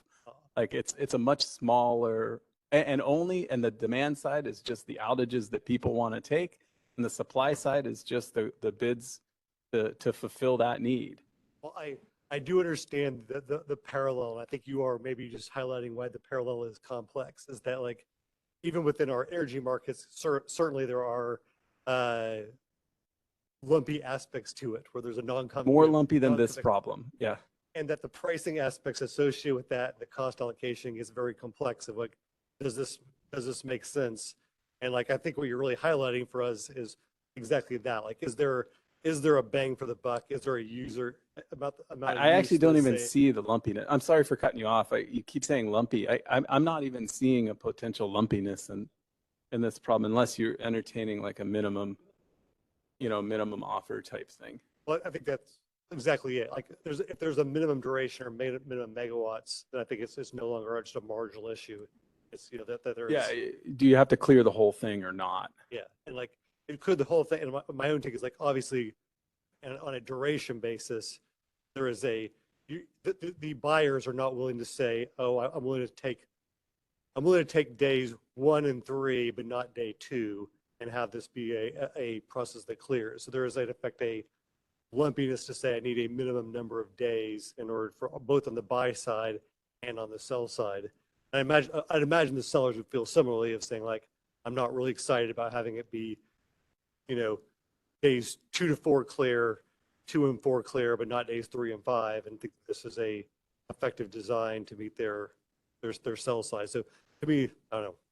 If we know the price that you'll clear, even if you don't clear me my full outage, if I know what the for lack of better terms, scarcity price is on that, and I'm still offering in to say I want to clear it, as much of it as possible. And I don't think there's an issue there. Plus, CAISO could collect those funds that are not attributed to other suppliers and distribute those back to loads. I appreciate that. Lots of fun design things we can get into if you guys are open to it. I'll just say we're certainly open to talking more. We would hopefully like to get feedback from everybody in terms of what the proposal looks like. We are, optimistic that like our existing proposal, our recommended approach would improve the efficiency of that ability to transact separately. But if you all feel like that's not a big enough gap, I think we'd be happy to have more working groups, more discussions about what alternatives look like. Obviously, if people want to go off and work on their own to design those alternatives, we provided a couple alternative approaches that were more meant to stir the discussion around what those alternatives might look like. But we recognize that there are a dozen other alternatives that could also be implemented. We just question whether or not the value is there and whether or not they'd be really used and useful in order to warrant the implementation time required. Partha, as you. No, sorry, just a big question that's part of this. Is it going to be used? I think that's a big question. If we all spend a lot of time designing, building, is this going to be used? Because we have some historic instances where things didn't get used as much. CSP is an example. The bulletin board is an example. So if we're going to, all of us spend a lot of time and money to build this, is it going to be used? That's the first question, other than all the complexities that, that Partha also talked about. I would like to hope, there's no time from middleware power. I would like to hope that it would be used. And I would like to hope that it's a better solution than the bulletin board, which doesn't really yield that much efficiency for purposes of bilateral transactions. Yeah. I would wonder when you guys had this similar discussion when the ISO first started and getting into day-ahead markets and so forth. Will it be used? I'm pretty sure the answer was yes, it's going to be used. It's easier than whatever we had 20 years ago. I will also say that, I don't understand why we are considering the allowance for someone to withhold the capacity in this particular mechanism of all or nothing or minimum duration. We don't do that. This is like active and willing withholding of capacity. We don't do that in the energy market within the ISO, generally speaking. Like minimum runtime, I get it, but overall, I'm not sure I understand why we have this consideration for this particular aspect of withholding. And maybe we haven't necessarily been thinking about it as withholding, but if you have a unit that is on partial outage for the month, but not the rest of the month, they can supply that to the bulletin board. So it's not necessarily withholding, but saying, hey, I'm not on outage the entire month. The portion that I'm not, if I have extra RA. So To me, I made to ask it back. Like if you had a 500 megawatt plant, and somebody said, you know, and you're not sold as RA, and someone said, I want 1 megawatt for 1 day, would you say, yes, sign me up? And or the bid has to be just marginal. And to me, that's what's really getting at is it's not the idea was it withholding. It's like this is commercially reasonable to require somebody to sign up for an RA term that might involve 1 megawatt for 1 day. And that's why we thought of it as, and so, but if this is something where, hey, both suppliers are saying, yeah, we really can offer this, and this is a useful term and product just to do it on a per megawatt day, I think it would make our life a whole lot easier if that was sort of the consensus, was that, no, this lumpiness problem really isn't there because people are willing to transact in that manner. But maybe no, if you feel like, I don't know, any response to that? Or Yeah, I mean, I feel like having uncontracted capacity and having the ability to contract it even for 1 megawatt for 1 day without the administrative cost and burden for ease, it makes life simpler. I will take the revenue.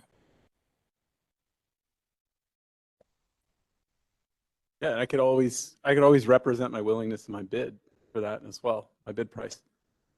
yeah, the representing it in the bid price is probably what makes it more complex, because like if you're representing it as if I'm for 1 day, I'm a much higher price. If I'm for 1 day, 1 megawatt, I'm a much higher price.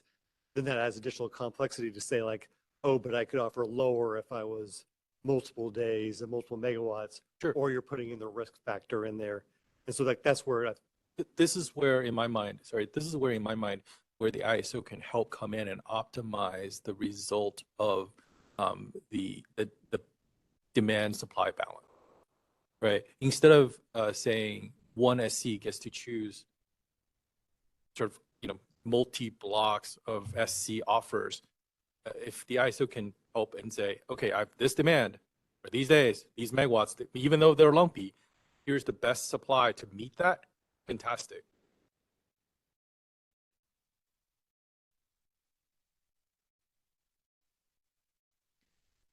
Doing a time check. Looks like we have some time to take a quick 10-minute break before the next section. Can we talk about supply cushion hours? No, just kidding.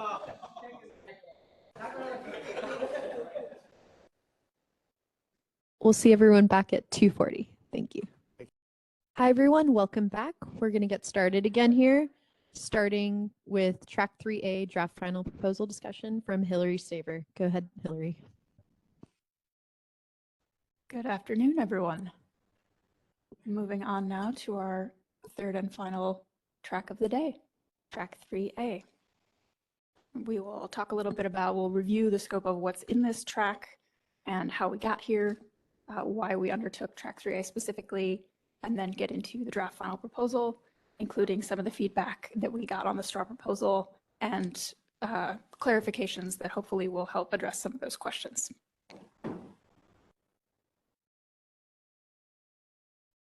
All right.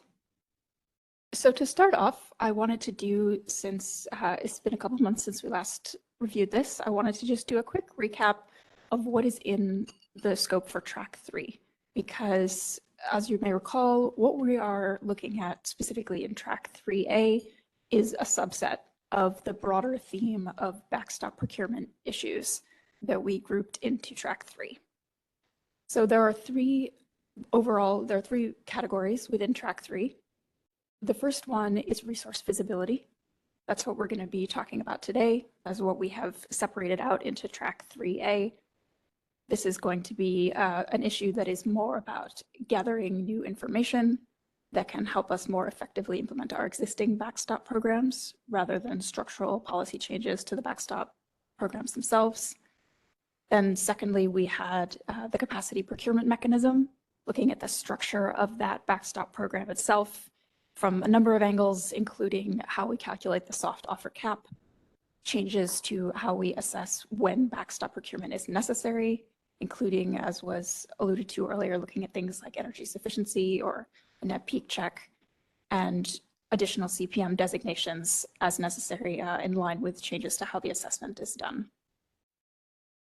And then finally, we have a category of issues looking at, and this is a little bit separate, but looking at the extended day-ahead market resource efficiency evaluation from sort of a day 2 perspective.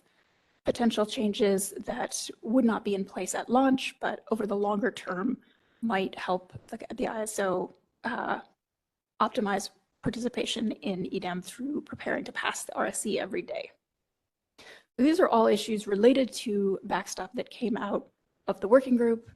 And so just to map that onto where we are, as a reminder, in the tracks, we're looking at resource visibility today in track 3A, and then the other 2 areas have been grouped into track 3B, which will start, as Ansel reminded us of up front this morning, track 3B will be starting in Q4 of this year. So we are anticipating this fall, we're going to, having discussed some of those issues in the issue paper last year, we're going to come back and start looking at stakeholder and policy development there. But in the meantime, we have been working this summer on track 3A on resource visibility, and similar to track 1, we have a draft final proposal out, excuse me. And so we are looking at wrapping up track 3A with the draft final proposal and preparing to go to the board this fall. So with that, let's get into the content. To start us off, just as a reminder of why we took up resource visibility in the first place, the basis for this can be seen in the graph here. This is a graph of megawatt offers into the competitive solicitation process. That is the process by which the ISO gathers offers for capacity that we can then draw on in the event of needing to do backstop procurement through the CPM. And so, as you can see in the graph, this should be familiar from our straw proposal meeting, but I'll note that it has been updated. So the last version ended in 2023. We now have 2024 showing on the far right there. And as you can see, offers have dropped to very low or in some cases, no offers at all in given months, especially if we look at the fall months that have historically been the tightest for reliability. So there is a concern that there can be months where offers into the CSP may be insufficient to meet the ISO's determined backstop procurement need. And that is the impetus both for the resource visibility effort that we're talking about here and partially the structural reforms that we'll be considering in track 3B.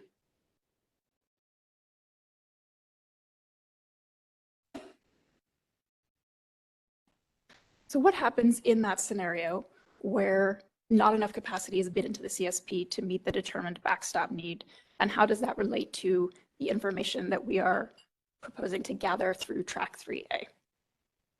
In that case, if there aren't enough bids, the ISO then moves to bilateral outreach, trying to contact market participants and see if there is capacity that was not offered into the competitive solicitation process, but would qualify to receive a CPM designation, and see if suppliers would like to receive one. So to review, in order to qualify for a CPM designation, capacity must not be shown as RA, and it has to be operationally available. And today we can understand, we can see, because of the RA supply plans, we can tell when capacity has not been shown as RA. But beyond that, the ISO cannot see anything about contractual status and very limited information about availability.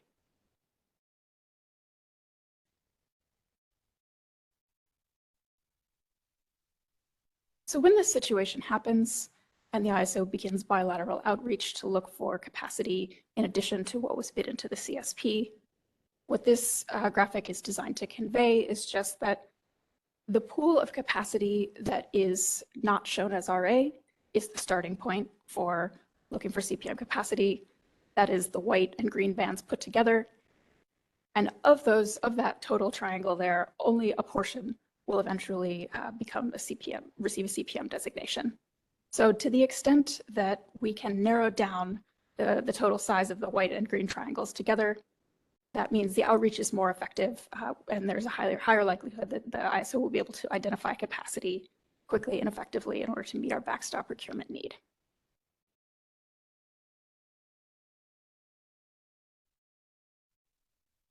So this brings us to the proposal for how we're going to increase resource visibility, specifically the ISO's visibility into RA eligible capacity that is located within the CAISO BAA that is not shown as RA in a given month or year. And so this is the structure that you saw in the straw proposal.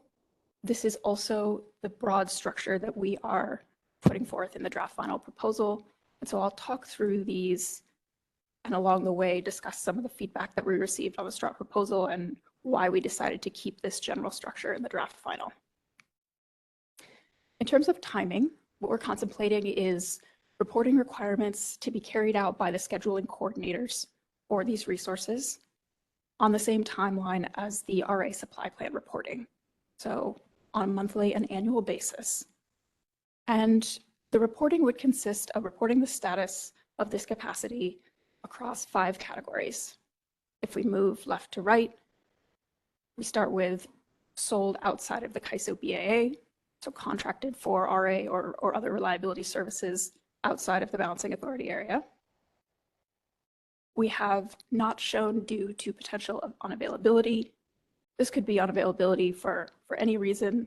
For example, ambient derates would also include outages that are being reported through OMS. We have not shown due to being reserved for substitution. So this would be capacity that is not being shown as RA because it is being anticipated to be used as substitution for capacity that is. And then the final 2 categories are somewhat catch-all because we recognize that there might, for example, be capacity that is under contract but not shown, but also not shown due to potential unavailability. So we're moving left to right here, and as you get to the final 2 categories there on the right, if the capacity doesn't fall into any of the previous categories, then it can be shown as either contracted but not shown as RA, or not under contract at all.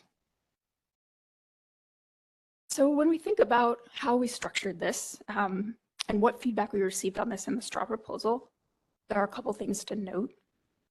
Overall, there was support from a lot of parties for the general concept of increasing visibility into the status of this capacity not shown as RA in order to more effectively implement the existing backstop programs at the ISO. So support on one hand. On the other, we received some questions about whether there would be ways to narrow this down, whether it was necessary, for example, to collect this information in all months of the year, and whether we needed all 5 of the categories shown here. For the timing, we have decided to stick with the annual and monthly reporting on the basis that if part of the reason for setting up this new infrastructure is to make sure that we have visibility when we are likely to need backstop procurement, historical patterns of when we have relied on backstop procurement may not necessarily hold in the future.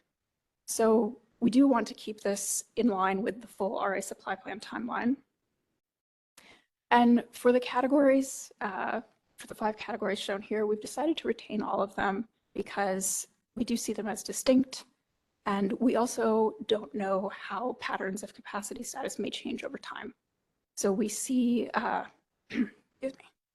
we see that they are valuable, and we've decided to stick with all 5 of them in the ongoing requirements. That said, there are some additional clarifications that we've added in the draft final proposal to address some of the questions we received in the straw proposal comments. First of all, we received some questions about LSE-owned capacity, how this should be reported if it is owned by the same resource that is scheduling it into the market.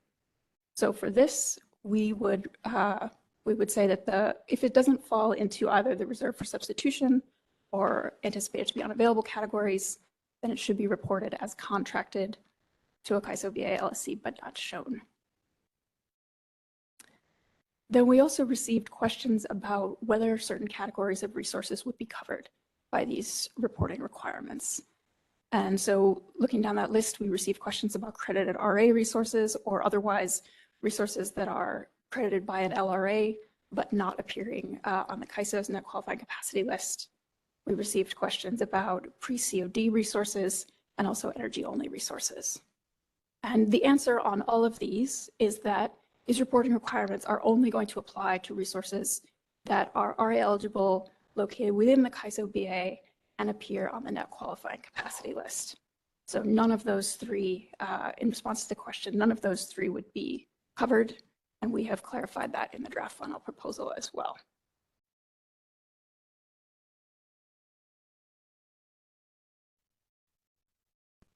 We also received some feedback about access to the results of this reporting. So we heard on one hand requests from a couple of stakeholders for us to publish an aggregated version of the results to be available. We heard from other quarters that there were concerns about confidentiality. And so where we have landed in the draft final proposal is we are not going to be publishing these results at this time. This is information that is designed to help, to help operations implement our existing backstop programs effectively. But we're open to considering in the future ways that we could potentially help provide transparency in the ways that would provide value to market participants. So we're open to continuing that conversation as we move forward, also in a complementary way to what happens in tracks 1 and 2, and eventually track 3B as well. And finally, there is one more piece that is new in the draft final proposal, and that is the proposal to retire the monthly report of non-resource adequacy capacity. This is a report that shows, it comes out on a monthly basis and shows market dispatches of non-RA resources, both through the market optimization as well as through exceptional dispatch. And so this is a report that it takes time to produce every month, but we have not seen a lot of indication that it's being used. So we raise it here out of interest and feedback. If this is being used and stakeholders are getting value from it, we would like to hear. Otherwise, we're proposing to retire it.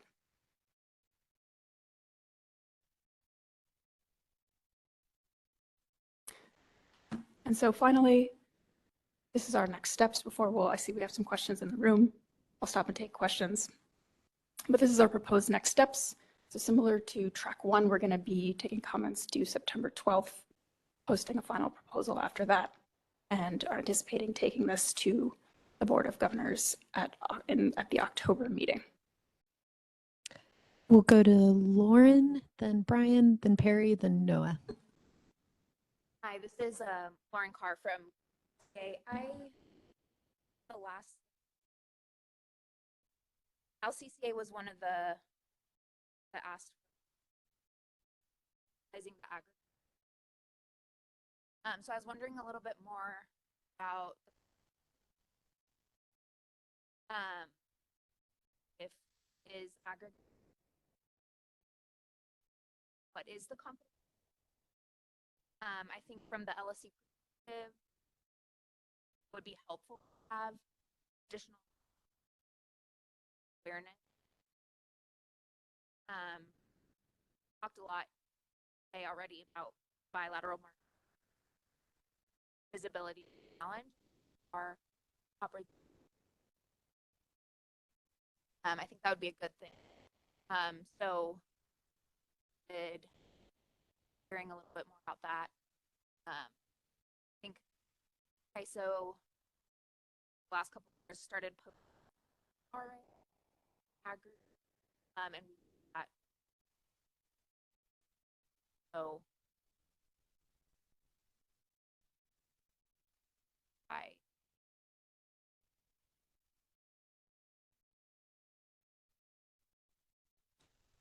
Thank you. I appreciate the feedback.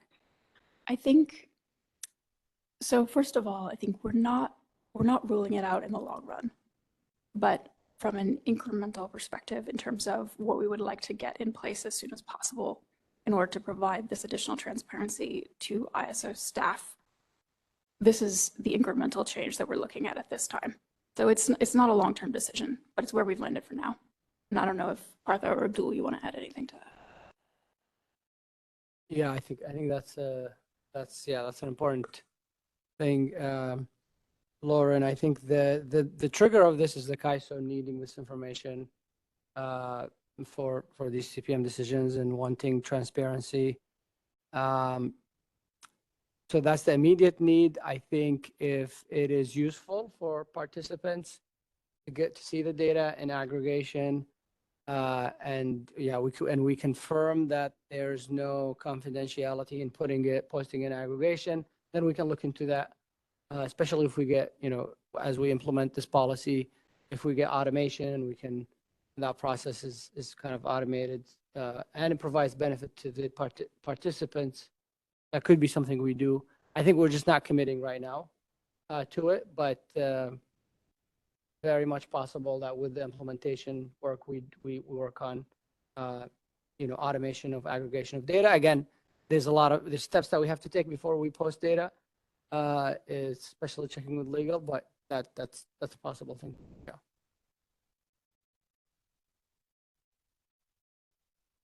Next, we had Brian, but I think he's. Yeah, thanks, Christina. Brian Thaker with Middle River. Just really quickly, I just want to echo Lauren's comment. I think this information would have usefulness too. It would help inform the discussion around CSP officers, but I think would also help inform the conversation around, the replacement, the substitution issue. So I'll just add my voice to that. And I think that aggregated information by category, I'm struggling to see a confidentiality concern, but open to hearing what it might be. And now I'm going to defer because you were very deferential in my age, looked at me and said, I don't know if this guy's going to live long enough to ask another question. So, but actually Noah and Perry raised their hands before me, so I'm going to defer to them. Thank you, Ren. I won't make a joke about that. This is Perry CISA. Can you go back to the slide on the categories, the colorful slide?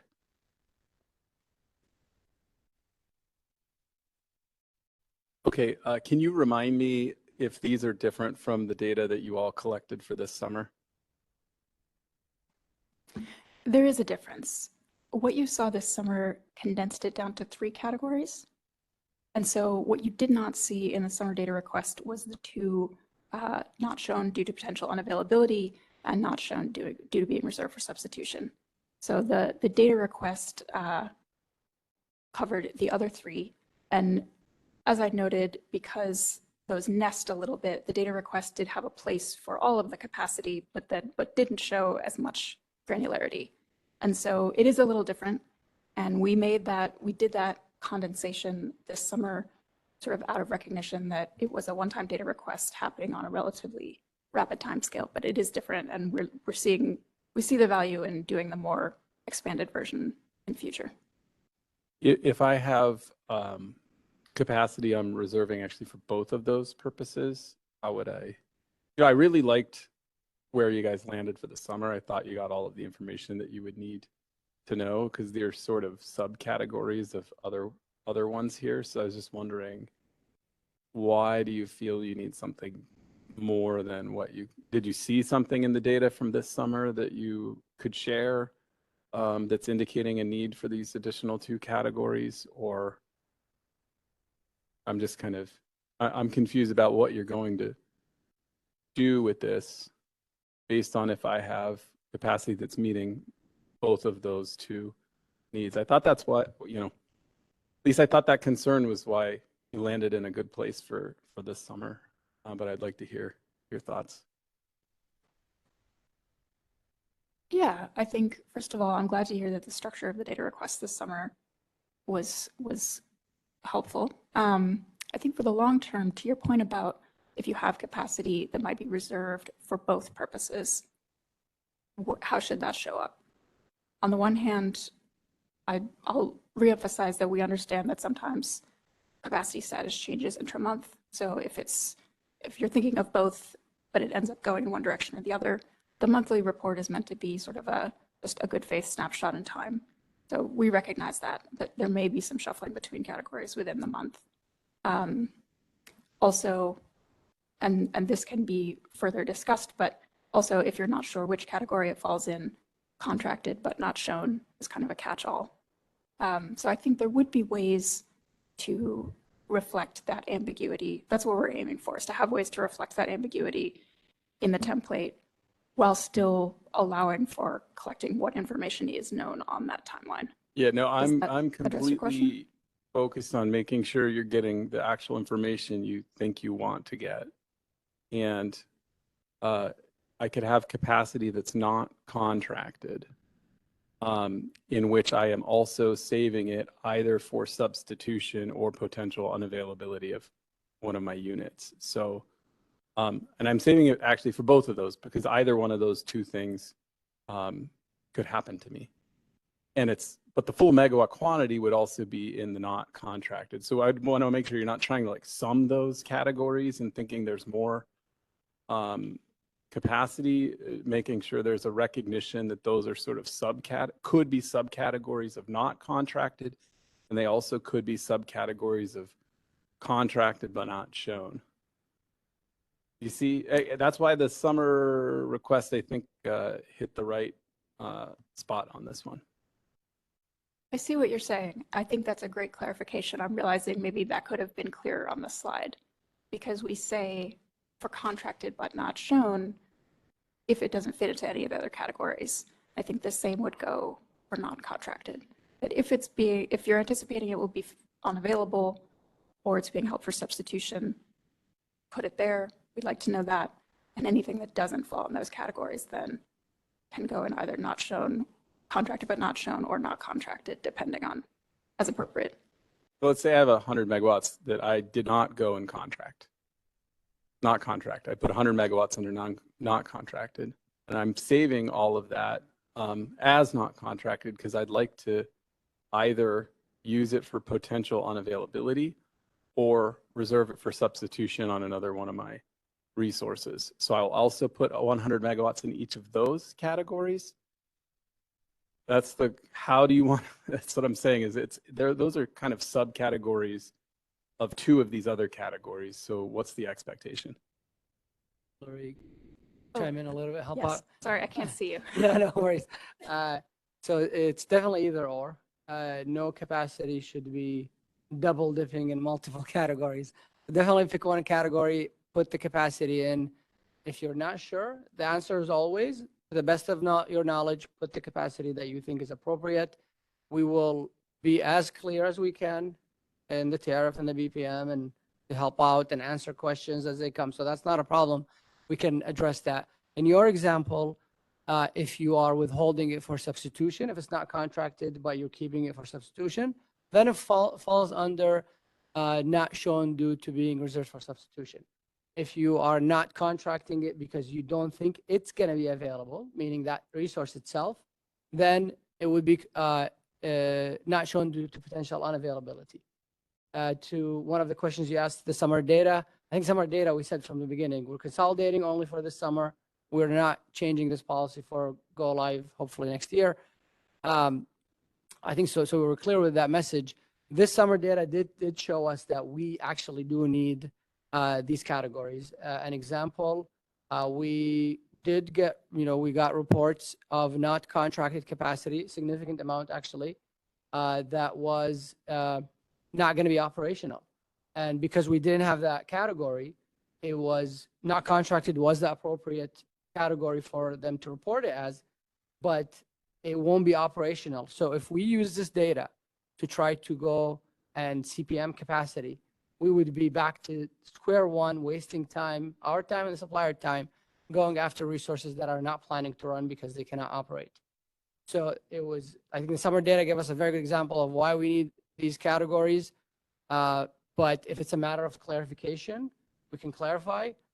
It just seems that what you're asking for is under the not contracted section. It could be one of many reasons why not contracted. Do you see what I'm? Yeah. So if it's any of the subcategories, I think Hillary has a slide that if it's a subcategory, meaning if it's not under contract because it's your resource, you didn't contract it because you will use it for your own resource substitution, then that appropriate place is not shown to do being withheld for substitution, even though it's not under contract. Can you remind me the granularity of the data in terms of time? Is it a 1 month? You can go all the way down to 1 day, up to 1 month, or 1 year. The annual can go all the way to a static amount across the year, but we will let you report it as granular as 1 day if that's the quick change in the data. No, I hear you. It'd be good to get this type of clarification because to me, I'm still confused. If I'm holding it for either box 2 or box 3, and both of those things could happen and are my reason to hold it, and it's also not contracted. So For the I'd like to same know. the same resource can be not available and will be used for substitution? It says not shown due to potential unavailability. Maybe I'm expecting a hot day with some D rates to happen at some point in time during the month. Yep. But when it's not hot, I might be reserving it for potential substitution for Okay. another one of my resources. That's both of those, and it's also non-contracted. So you can break it down by the days. You can break it down by megawatts. So you don't have to put all of the resource under one category. You can break it down. So if you expect ambient D rates of 10 megawatts and the remaining 90, if it's 100 megawatt resource, can be reserved for substitution, you can put that there. Keyword, Perry, is the best of your knowledge at the time of submission. This is informational for the CAISO. We are not going after you if you made an effort and didn't picked a category that might not be the best. So that's your concern. We're not I assure you we're not going after you for that. We simply want to get as much insight as we can into our fleet. I hear you. So I'm trying to solve that problem for you. And I think that in order for you to see that granularity in a way that actually makes sense, would to be for box 2 and box 3 to be subcategories of box 4 and box 5, in which I break down a total among. And even then, now we're closer to giving you something useful. But even then, I'm still confused on I could be saving that megawatt for either of box 2 or box 3. So I haven't figured that out yet, but I think at a minimum, there's 3 categories and sort of 2, voluntary subcategories that should add up to the total Okay. And category. It's just, I don't want to show you something and then you think, oh, these are the wrong megawatts. They don't add up the right way. You know, that's why. Appreciate it. Yeah. I think we can, when we get into the implementation discussion, the VPM wording, we can get into as much detail as possible so we can clarify.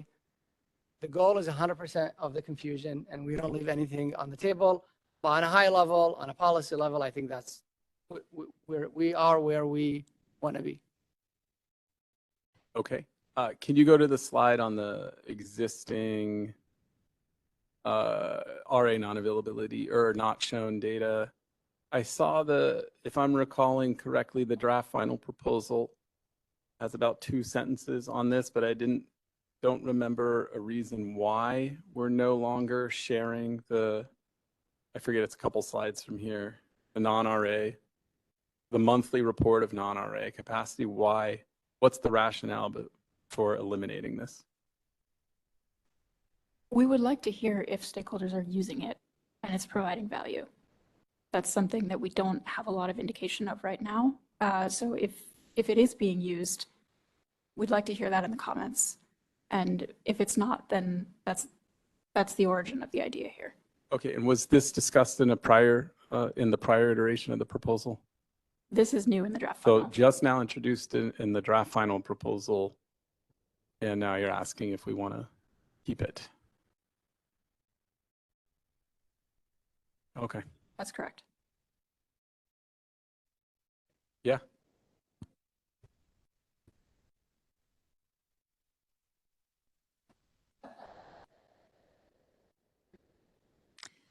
Next, we have Noah, then Peter, and then we have some online comments afterwards. Noah Tom from Middle River Power. Can we go back to the data set that you collected during summer? Are you able to confirm you received data for all resources on the NQC list? Well, actually, do you want to speak to that, Abdul? I think that's an internal thing that we. Okay. Yeah. can you speak to where it landed within the ISO processes? What information it has helped your operators in making decisions on CSP or or to CPM or not CPM?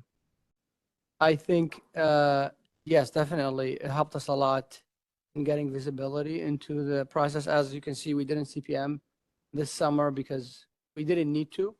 But if we needed to CPM, then that would have been a great asset for us to use for CPM.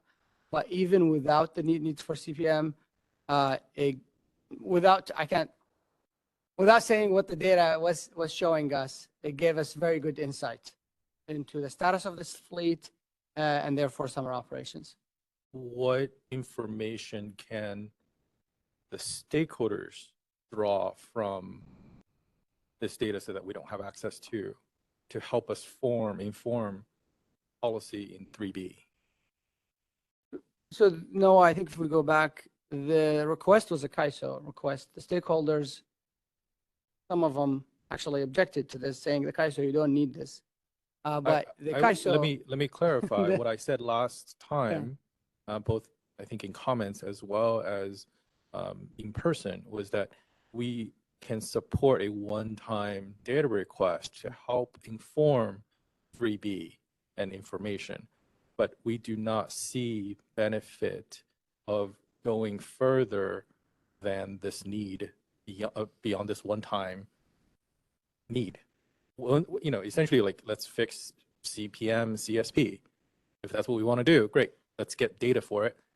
But the continued use and ask on a monthly basis for something that the ISO doesn't really do a lot. Remember, similar to what you said to me about outage management and substitution. I mean, like, is this data going into a black box?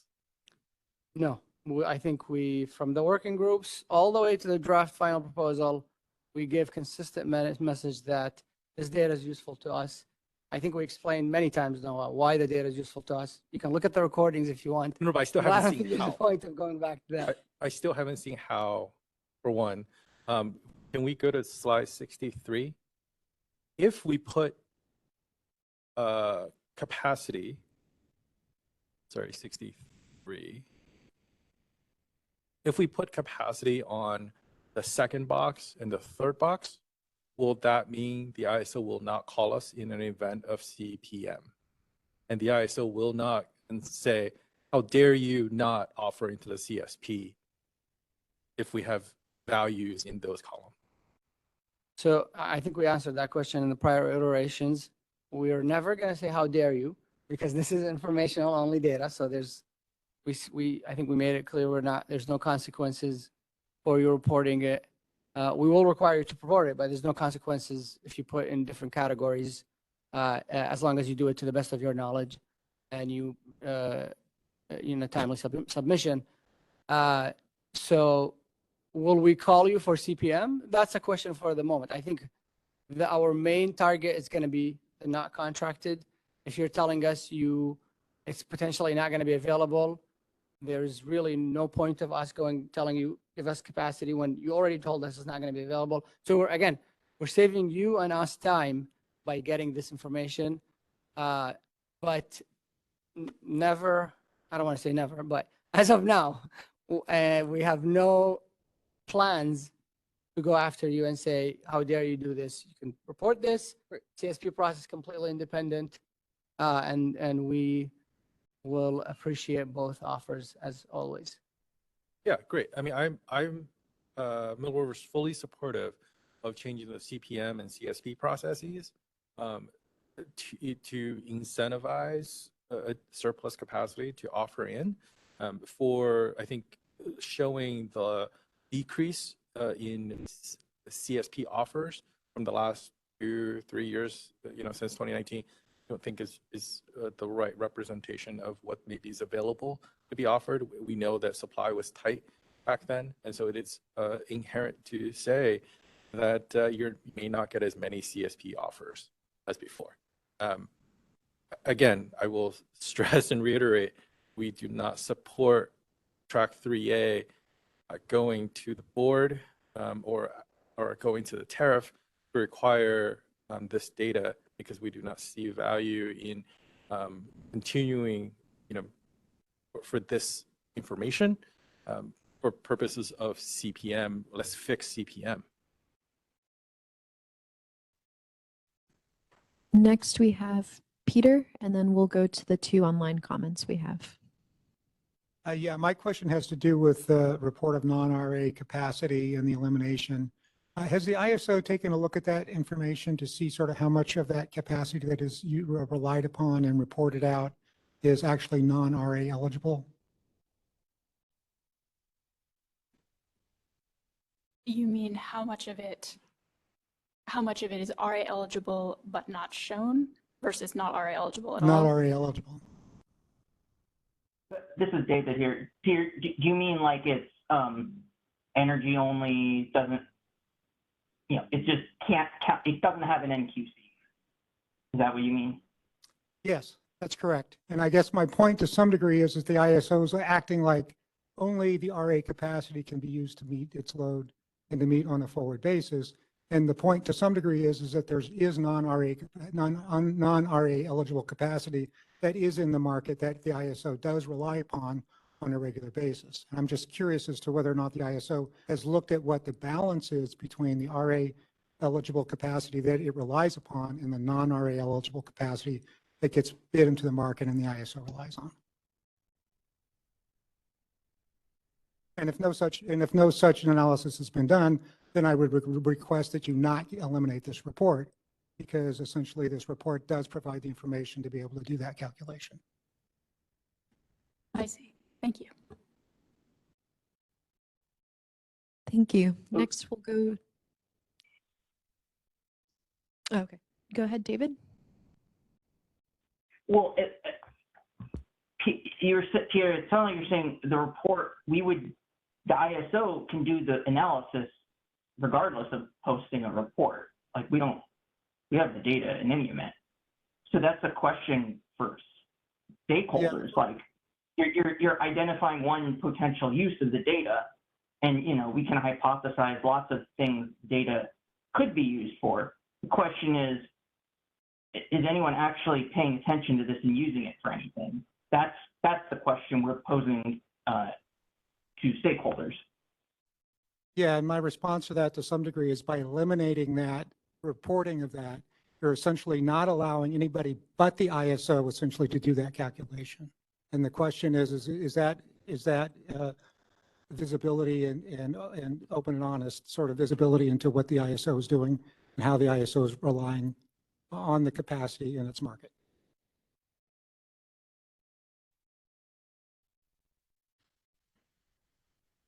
Thank you.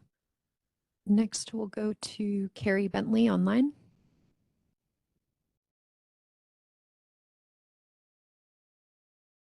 Trading forum on the report and whether it's used. I just wanted to throw out there that I don't know if this is the perfect audience to poll. I've used the report twice in the last, 8 years, both times from a legal dispute basis, to use it to prove a point between a dispute between a buyer and seller. So it could be that, policy and regulatory folks may not use it, but your broader stakeholder community does. I have to say I have only used it twice, and those 2 times it was invaluable to me. And then, so that's just my quick report quick comment on the report. And then I wanted to go back to the conversation you had with Noah about the use of the data, and it was invaluable for CPM, but I didn't understand what you were saying, Abdul. You said you didn't CPM, but it was incredibly useful to the CAISO. And I was just wondering, then if it wasn't for the CPM, how is the data being used? Let me put it this way. We've been having a good summer so far, as you all can probably know. But the data is used outside the CPM process. It kind of gives us insight. What's for example, how many megawatts are contracted outside the CAISO? So it's going to be exported and we won't be able to rely on it. How much of the fleet because they're telling us in category 1 what's contracted to LSCs. That kind of gave us insight on how much of that of the shown RA, how much of the RA that is contracted is shown versus what's left that is contracted but not shown to us. And then the last category, which, as I said, it was not very as useful as we wanted to be because we didn't have the other two categories not contracted, also gave us good insight on how much capacity is not contracted and is available out there if we need to do CPM, or in the future when we look at future policies, especially 2B, we can go back and look at this data and it will give us very good information. But I think, Carrie, I don't want to jinx it. It's been a good summer. The data was very useful for us in operations planning and to our leadership. It will probably be most effective, as we said in the beginning, when we were making CPM decisions. If we need to do CPM. Yep. Yeah, that's very helpful. I would then characterize it as being helpful for just a general summer reliability assessment. I think my concern is that if we tailor this just to being useful for the CPM, it was a good summer, but also, we've built 20,000 megawatts since 2020, right? Not all of that qualifies for RA, but in general, we're building huge amounts of capacity and RA capacity each year. So our use of the CPM is likely to go down, not up. And as Noah pointed out, it is quite the administrative burden. So I do think it's on the CAISO to justify, the administrative burden. And if it's for summer reliability assessment, I think that's valid. I will note that the lack of transparency is troubling. All the other ISOs report, I would say tend toward more transparency than less. SPP posts their RA versus non-RA daily. There's no kind of justification in my mind. There's no confidentiality reason not to produce aggregate data. And there's also no urgency around this. There's certainly no urgency in needing this for CPM because we are not, we're through the summer. You're not going to get it or be at any sort of risk until next summer. And it's unlikely we'll be at risk next summer too, because we just have another 5,000 megawatts of storage coming online. So to me, that's not really a great answer. And I would strongly encourage you guys to think, as we regionalize, do you want to be the transparent ISO or do you want to be the ISO that defaults toward no and confidentiality for real no justification? So that's kind of my encouragement to you guys to rethink not just this policy on transparency, but general policies and tendencies overall. Thank you. Yeah. Thank you, Carrie. Point well taken. And I think, as I told Lauren, I think we will work on posting the data. That's the plan. We just didn't want to put it there in the policy preemptively now as a commitment when we haven't started implementation discussions yet. But when we work on implementation, our plan is to, build automation to post this data in aggregation, publicly, so people can see it. And for the summer, absolutely. And for the summer, I think yes, we're adding capacity. I think if you look at the long-term forecast, the load is going to pick up as well. So there's a question is, will generation addition be able to keep up with the load forecast climbing in the future years? We don't know that, but if that doesn't happen very well, then CPM could come back. But I agree with you. This year, next year is probably going to be good years. Again, I don't want to jinx it, but this is more of a longer term, hopefully, need. And it was triggered by historic need. That's one, because we've been asking, we've put this, since the working groups, maybe 2 years ago. So it's been running around for a while. Yeah, appreciate the feedback though. Yeah, thanks, Carrie. This is Partha. Thanks again for the feedback as well. I think our goal is transparency. Part of the reason for not scoping this into the policy phase was more of that two-part feedback on some parties sort of being concerned about this information and how it be used, and is not wanting to delay that. But to the degree that there is ways that, particularly if parties feel like here's a way we can aggregate it, here's what would be helpful information to you all. I think that like would love to have those discussions more about how it could be aggregated and what information would be, yeah, the use cases for that. So yeah, thanks, Gary. Really appreciate it. Thank you. Next, we have a question from Adeline LaSource. Go ahead, Adeline.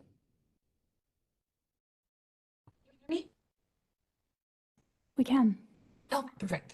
Yeah, Adeline with PG&E.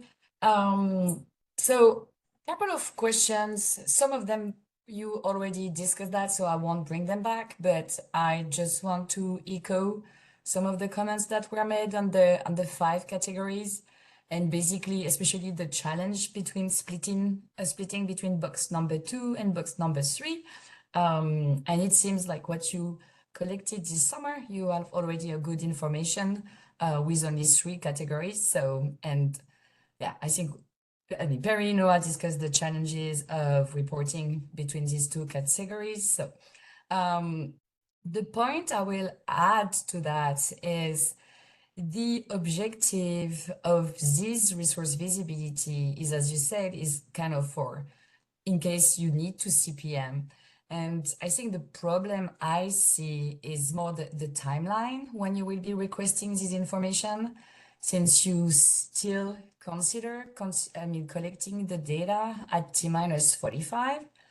I mean, you kind of know that there will be a couple of changes already between T-45 and T-40.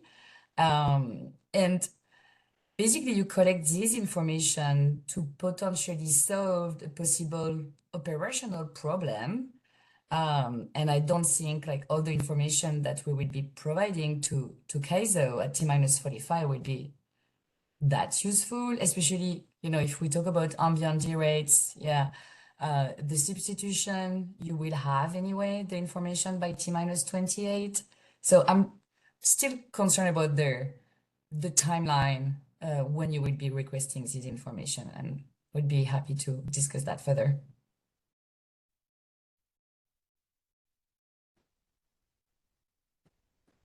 Thank you, Adeline. And I'll note, maybe this is a partial response, but I'll note that we designed this timeline partly to match up with the internal timeline on which we make some CPM decisions, the month ahead designations. We understand that some of these categories may change month to month, or sorry, intra-month. So as Abdul mentioned earlier, to the extent that something that is reported here, that is no longer the status of that capacity at the time of Kaizo outreach, we understand that may and will happen. So this will be best approximation at the time.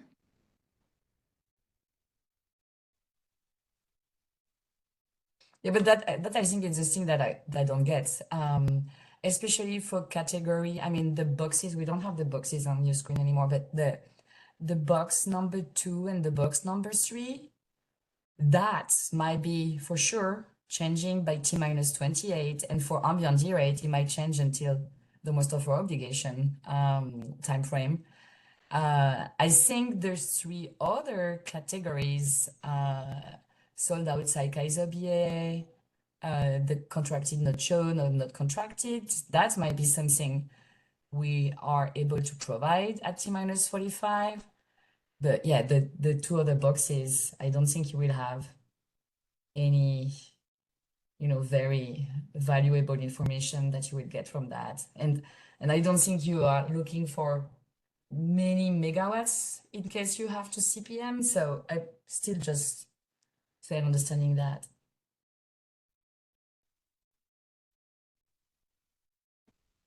Thank you. And I'm not seeing any other questions at this time.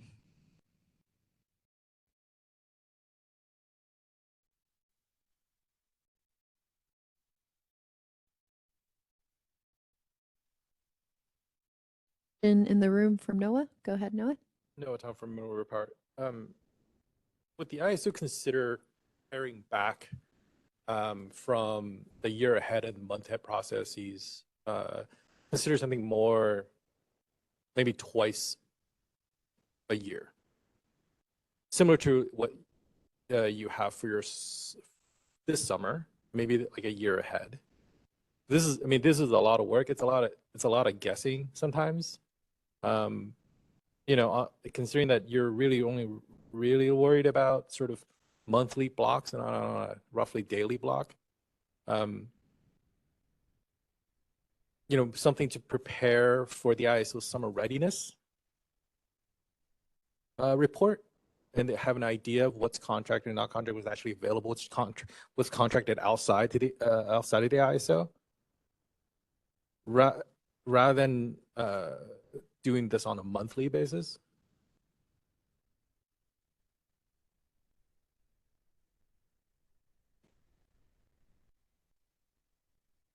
I think that's something we see the value in the structure we've proposed here. Doing a couple data requests a year. I think if you would like to put that in the comments, that would be welcome. But we do see the value in the way it's structured here.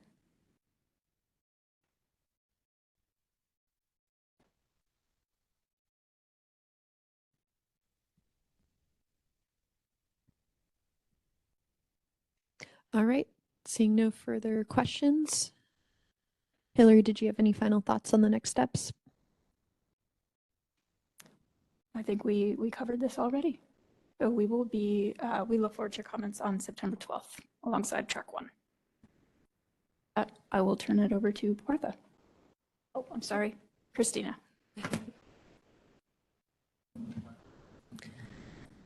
Thank you.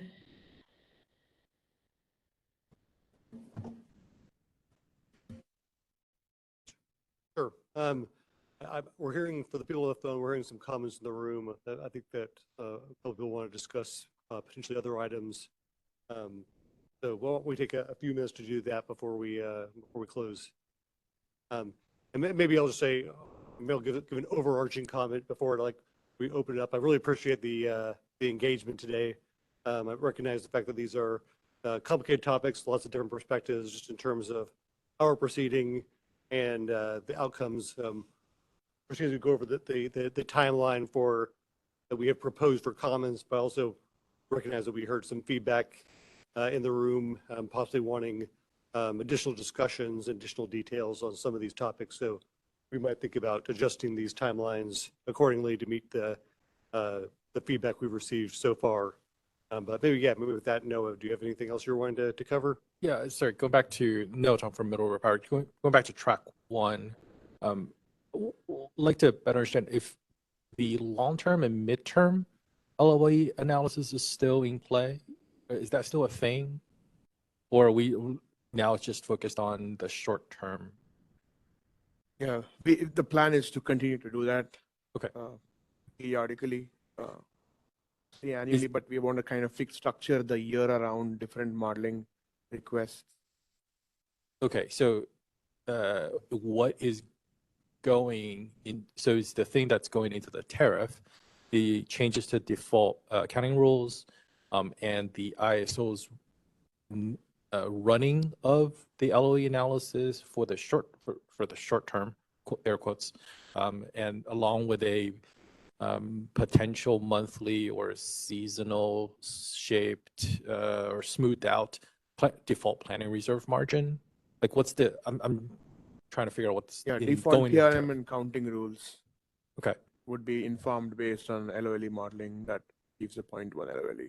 The default PRM is specifically only for next year or next sets of years? Next year. So the idea is we do the summer assessment in February, March, post it in end of April or early May. Have this discussion with stakeholders May, June on the model if they want to make any changes, methodology discussions or whatever on an annual basis. July, August, publish the values using that model under these set of rules, counting rules, and then you have default values that LRAs can choose to use if they want to for the next year ahead showing. But would you then be using take 2026 if a default PRM is calculated in July, did you say? Yeah. That's not going to be, that's going to be using the 2025 values? 25 fleet will inform the 26 default value. But not the 26 for 26. Yeah, it's yeah, that's Okay. right. Just making sure I Yep. understand the. So then the same thing will happen. Would you- 26, some portfolio defines 27. Would you give an update on the PRM in, let's say, September if you finalize 26 QC values for 26? 27, you mean? No, in 26. In 25 for 26? Yeah, because like, yeah, in 25 for 26, you know, ISO just posted its final QC values roughly for 2026. But given your PRM that you were running in July doesn't have the newest values, would you just update based on those for here's what the default would be for 2026 in September, let's say? Maybe not in September, depending on how these conversations will go. And if we have everything cleaned up and ironed out, we probably can do it late September, early September. Late September, it's already September 1st now. Otherwise, then just trying to get to apples and apples, not apples and oranges. Yeah, yeah. Are you talking about update for these numbers for this year, or like no, iteratively? Yeah. Yeah. So the PRM, my understanding, correct me, PRM that default that we would have would match with our default rules, not with the published QC list. Fair enough, but you would possibly have updated your own QC values based on new data, or no? What new data? Is there new data? Maybe. I mean, you could always theoretically update, depending, like if you've learned that this resource came online, you could always do that. So I guess what update you think would drive us? What new data would drive us to update? Potentially new ELCC data that you might have based on, for 2026, based on your QC, your default QC methodologies. Okay. Right. And those are to be, I guess those you were saying to be updated are you updating in July or are you updating in January? I mean, we'd be running the numbers. So for next year, we'd run the numbers in the July, August timeframe, have those for the 27 timeframe. I don't think at this point we'd necessarily update those numbers again. Got it. Come January. Okay, that's helpful. So would like to ask the ISO to have a posting of its own default QC values that is sort of outside of other LRA influence, such that we can do a comparison between ISO default and ISO default PRM. That would be. Yeah, we'll have to figure out how the implementation works, but that is the idea, because these are not something that anybody can calculate independently. Yes. So we'll have to figure out how to communicate that. Yeah, I will be fantastic. Yeah, we'll Thank work on it. Yeah.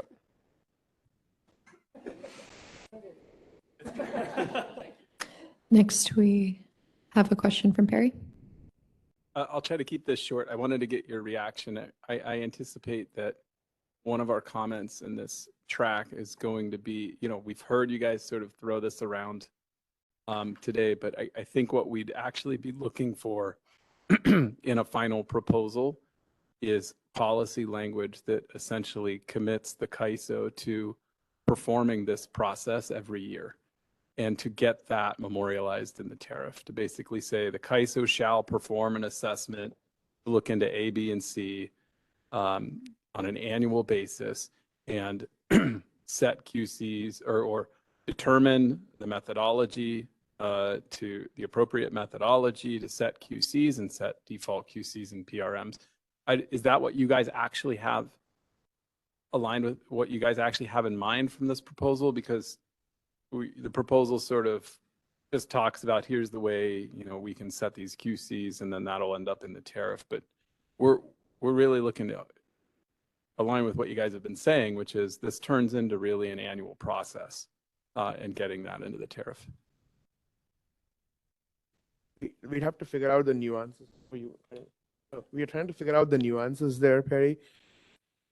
Will update or will review if an update is necessary. So yeah, that it's is, perform a process to review involving stakeholders. yeah, I think that, yeah, that is where we are right methodology. now. Yeah, Maybe you create some kind of modeling advisory group or something like that, that we can run the complicated topics through each year. And then you don't have to look at us each year. It'll be all of our technical people, right?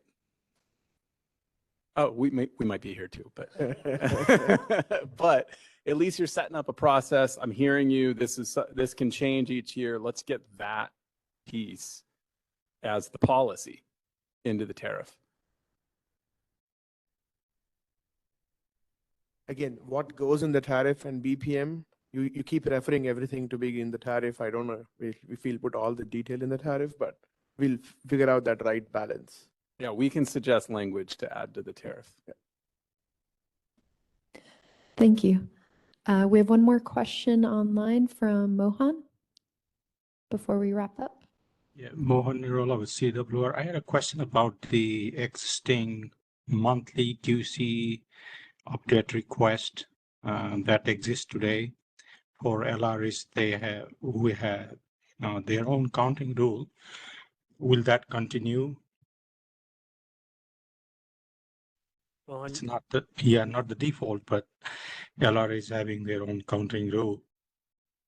Yeah, so you're asking about updates to the NQC list that LRAs can make on a monthly basis? Yeah, if there is an increase in capacity because of, let's say, resource capacity increase because of better hydrology or something like that.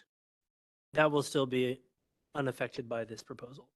Okay, thank you. Thank you. So with that, we will wrap up today. Partha, did you want to make any comments?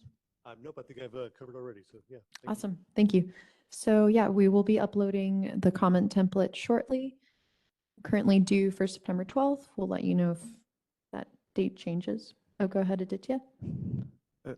I just wanted to say thank you, everyone. And also, if you do have any specific feedback that we should consider quickly, don't hesitate to send any of us here an email on at least on track 1 as we get, because we would like to have some more in time to be able to rerun some draft numbers when we have the next meeting. So that, because that takes time, we want to make the tweaks early on. We don't have to wait till that timeline. You can file official comments by that deadline, but if you have something, just keep sending it our way. Thank you. Thanks. Thank you for all your feedback today, everyone. We just have a few quick announcements before we wrap up. Here's some meetings, comment deadlines, and trainings that occurred this week.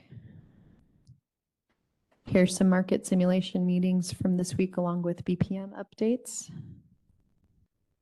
And lastly, for insights into the ISO grid and market operations, please be on the lookout for our Energy Matters blog, or you can always subscribe. Here you can see our latest blog post regarding new E&M training sessions that will provide valuable insights for market participants. So with that, we'd like to thank you so much for joining today's meeting. As a reminder, this meeting was recorded for informational and convenience purposes only, and all meeting materials are available online. The video recording will be posted soon. We thank you very much, and we hope you have a wonderful rest of your day.